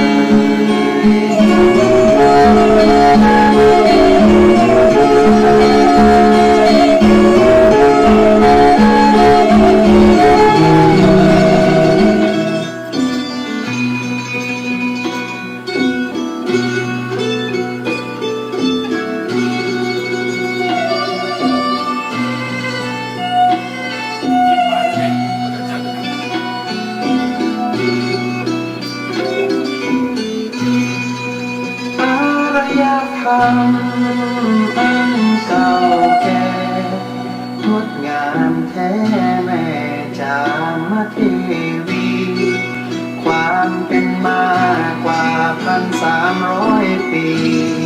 เมืองโบราณนี้คือนครหริพูนชัย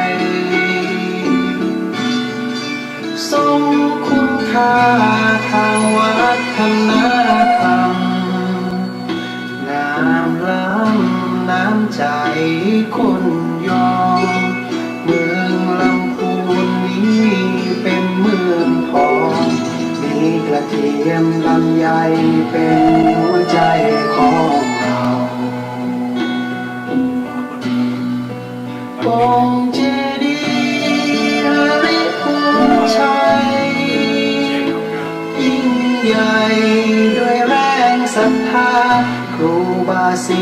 วิชัยบารมีแรงกล้าพระรอดลำพูนปกป้องปวงประชาลำพูนคือเมืองฟ้าแดนสีวิไลบันทิเมธาป่าสางเลี้ยงน้องหมู่ชนทั้งพ้องปรองดองรักมันบ้านโฮงทุ่งหัวช้างเมืองลีนั้นทุกเผ่าพันธุ์รักกันยั่งยืนร่วมกันสร้างแผ่นดินที่นี้น้องพี่ไม่มีแยกแตกกันตอบแทนพระคุณแผ่นดินด้วยกันให้ลำพูนอัศจรรย์อยู่ในฝันทุกคน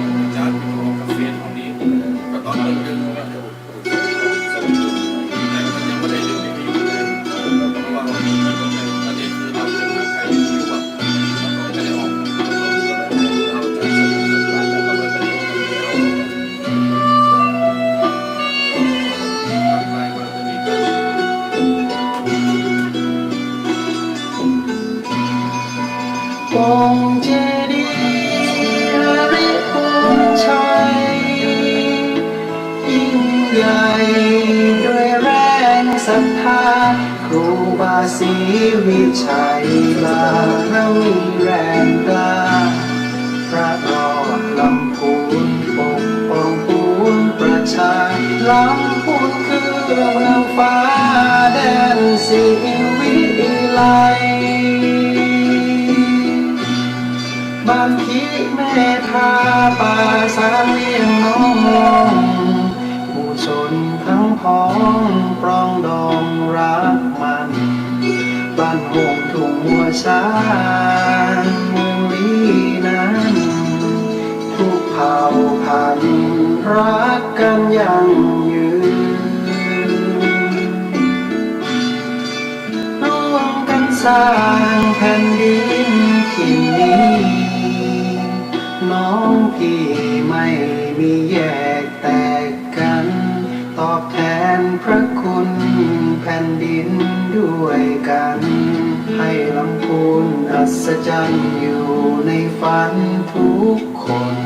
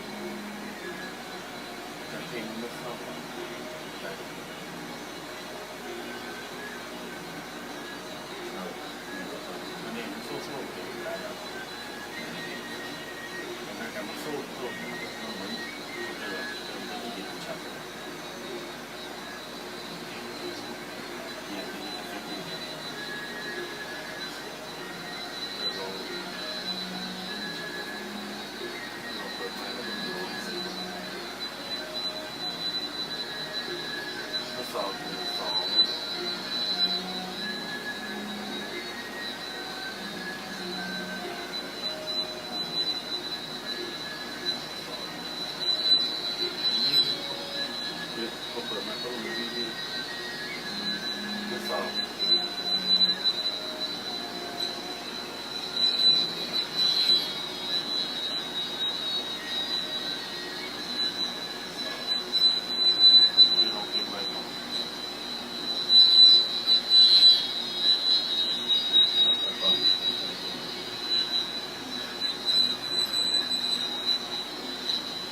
ดูเทศกาลแล้วก็มันตรงแล้วไม่เอาแบบ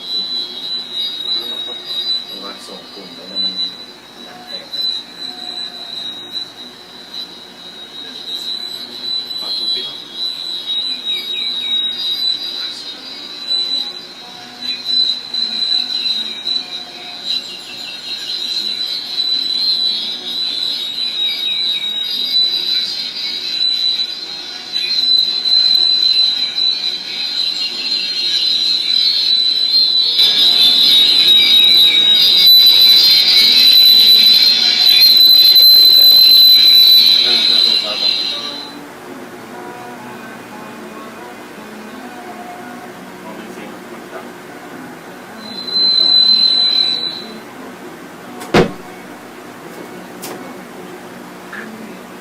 เมื่อ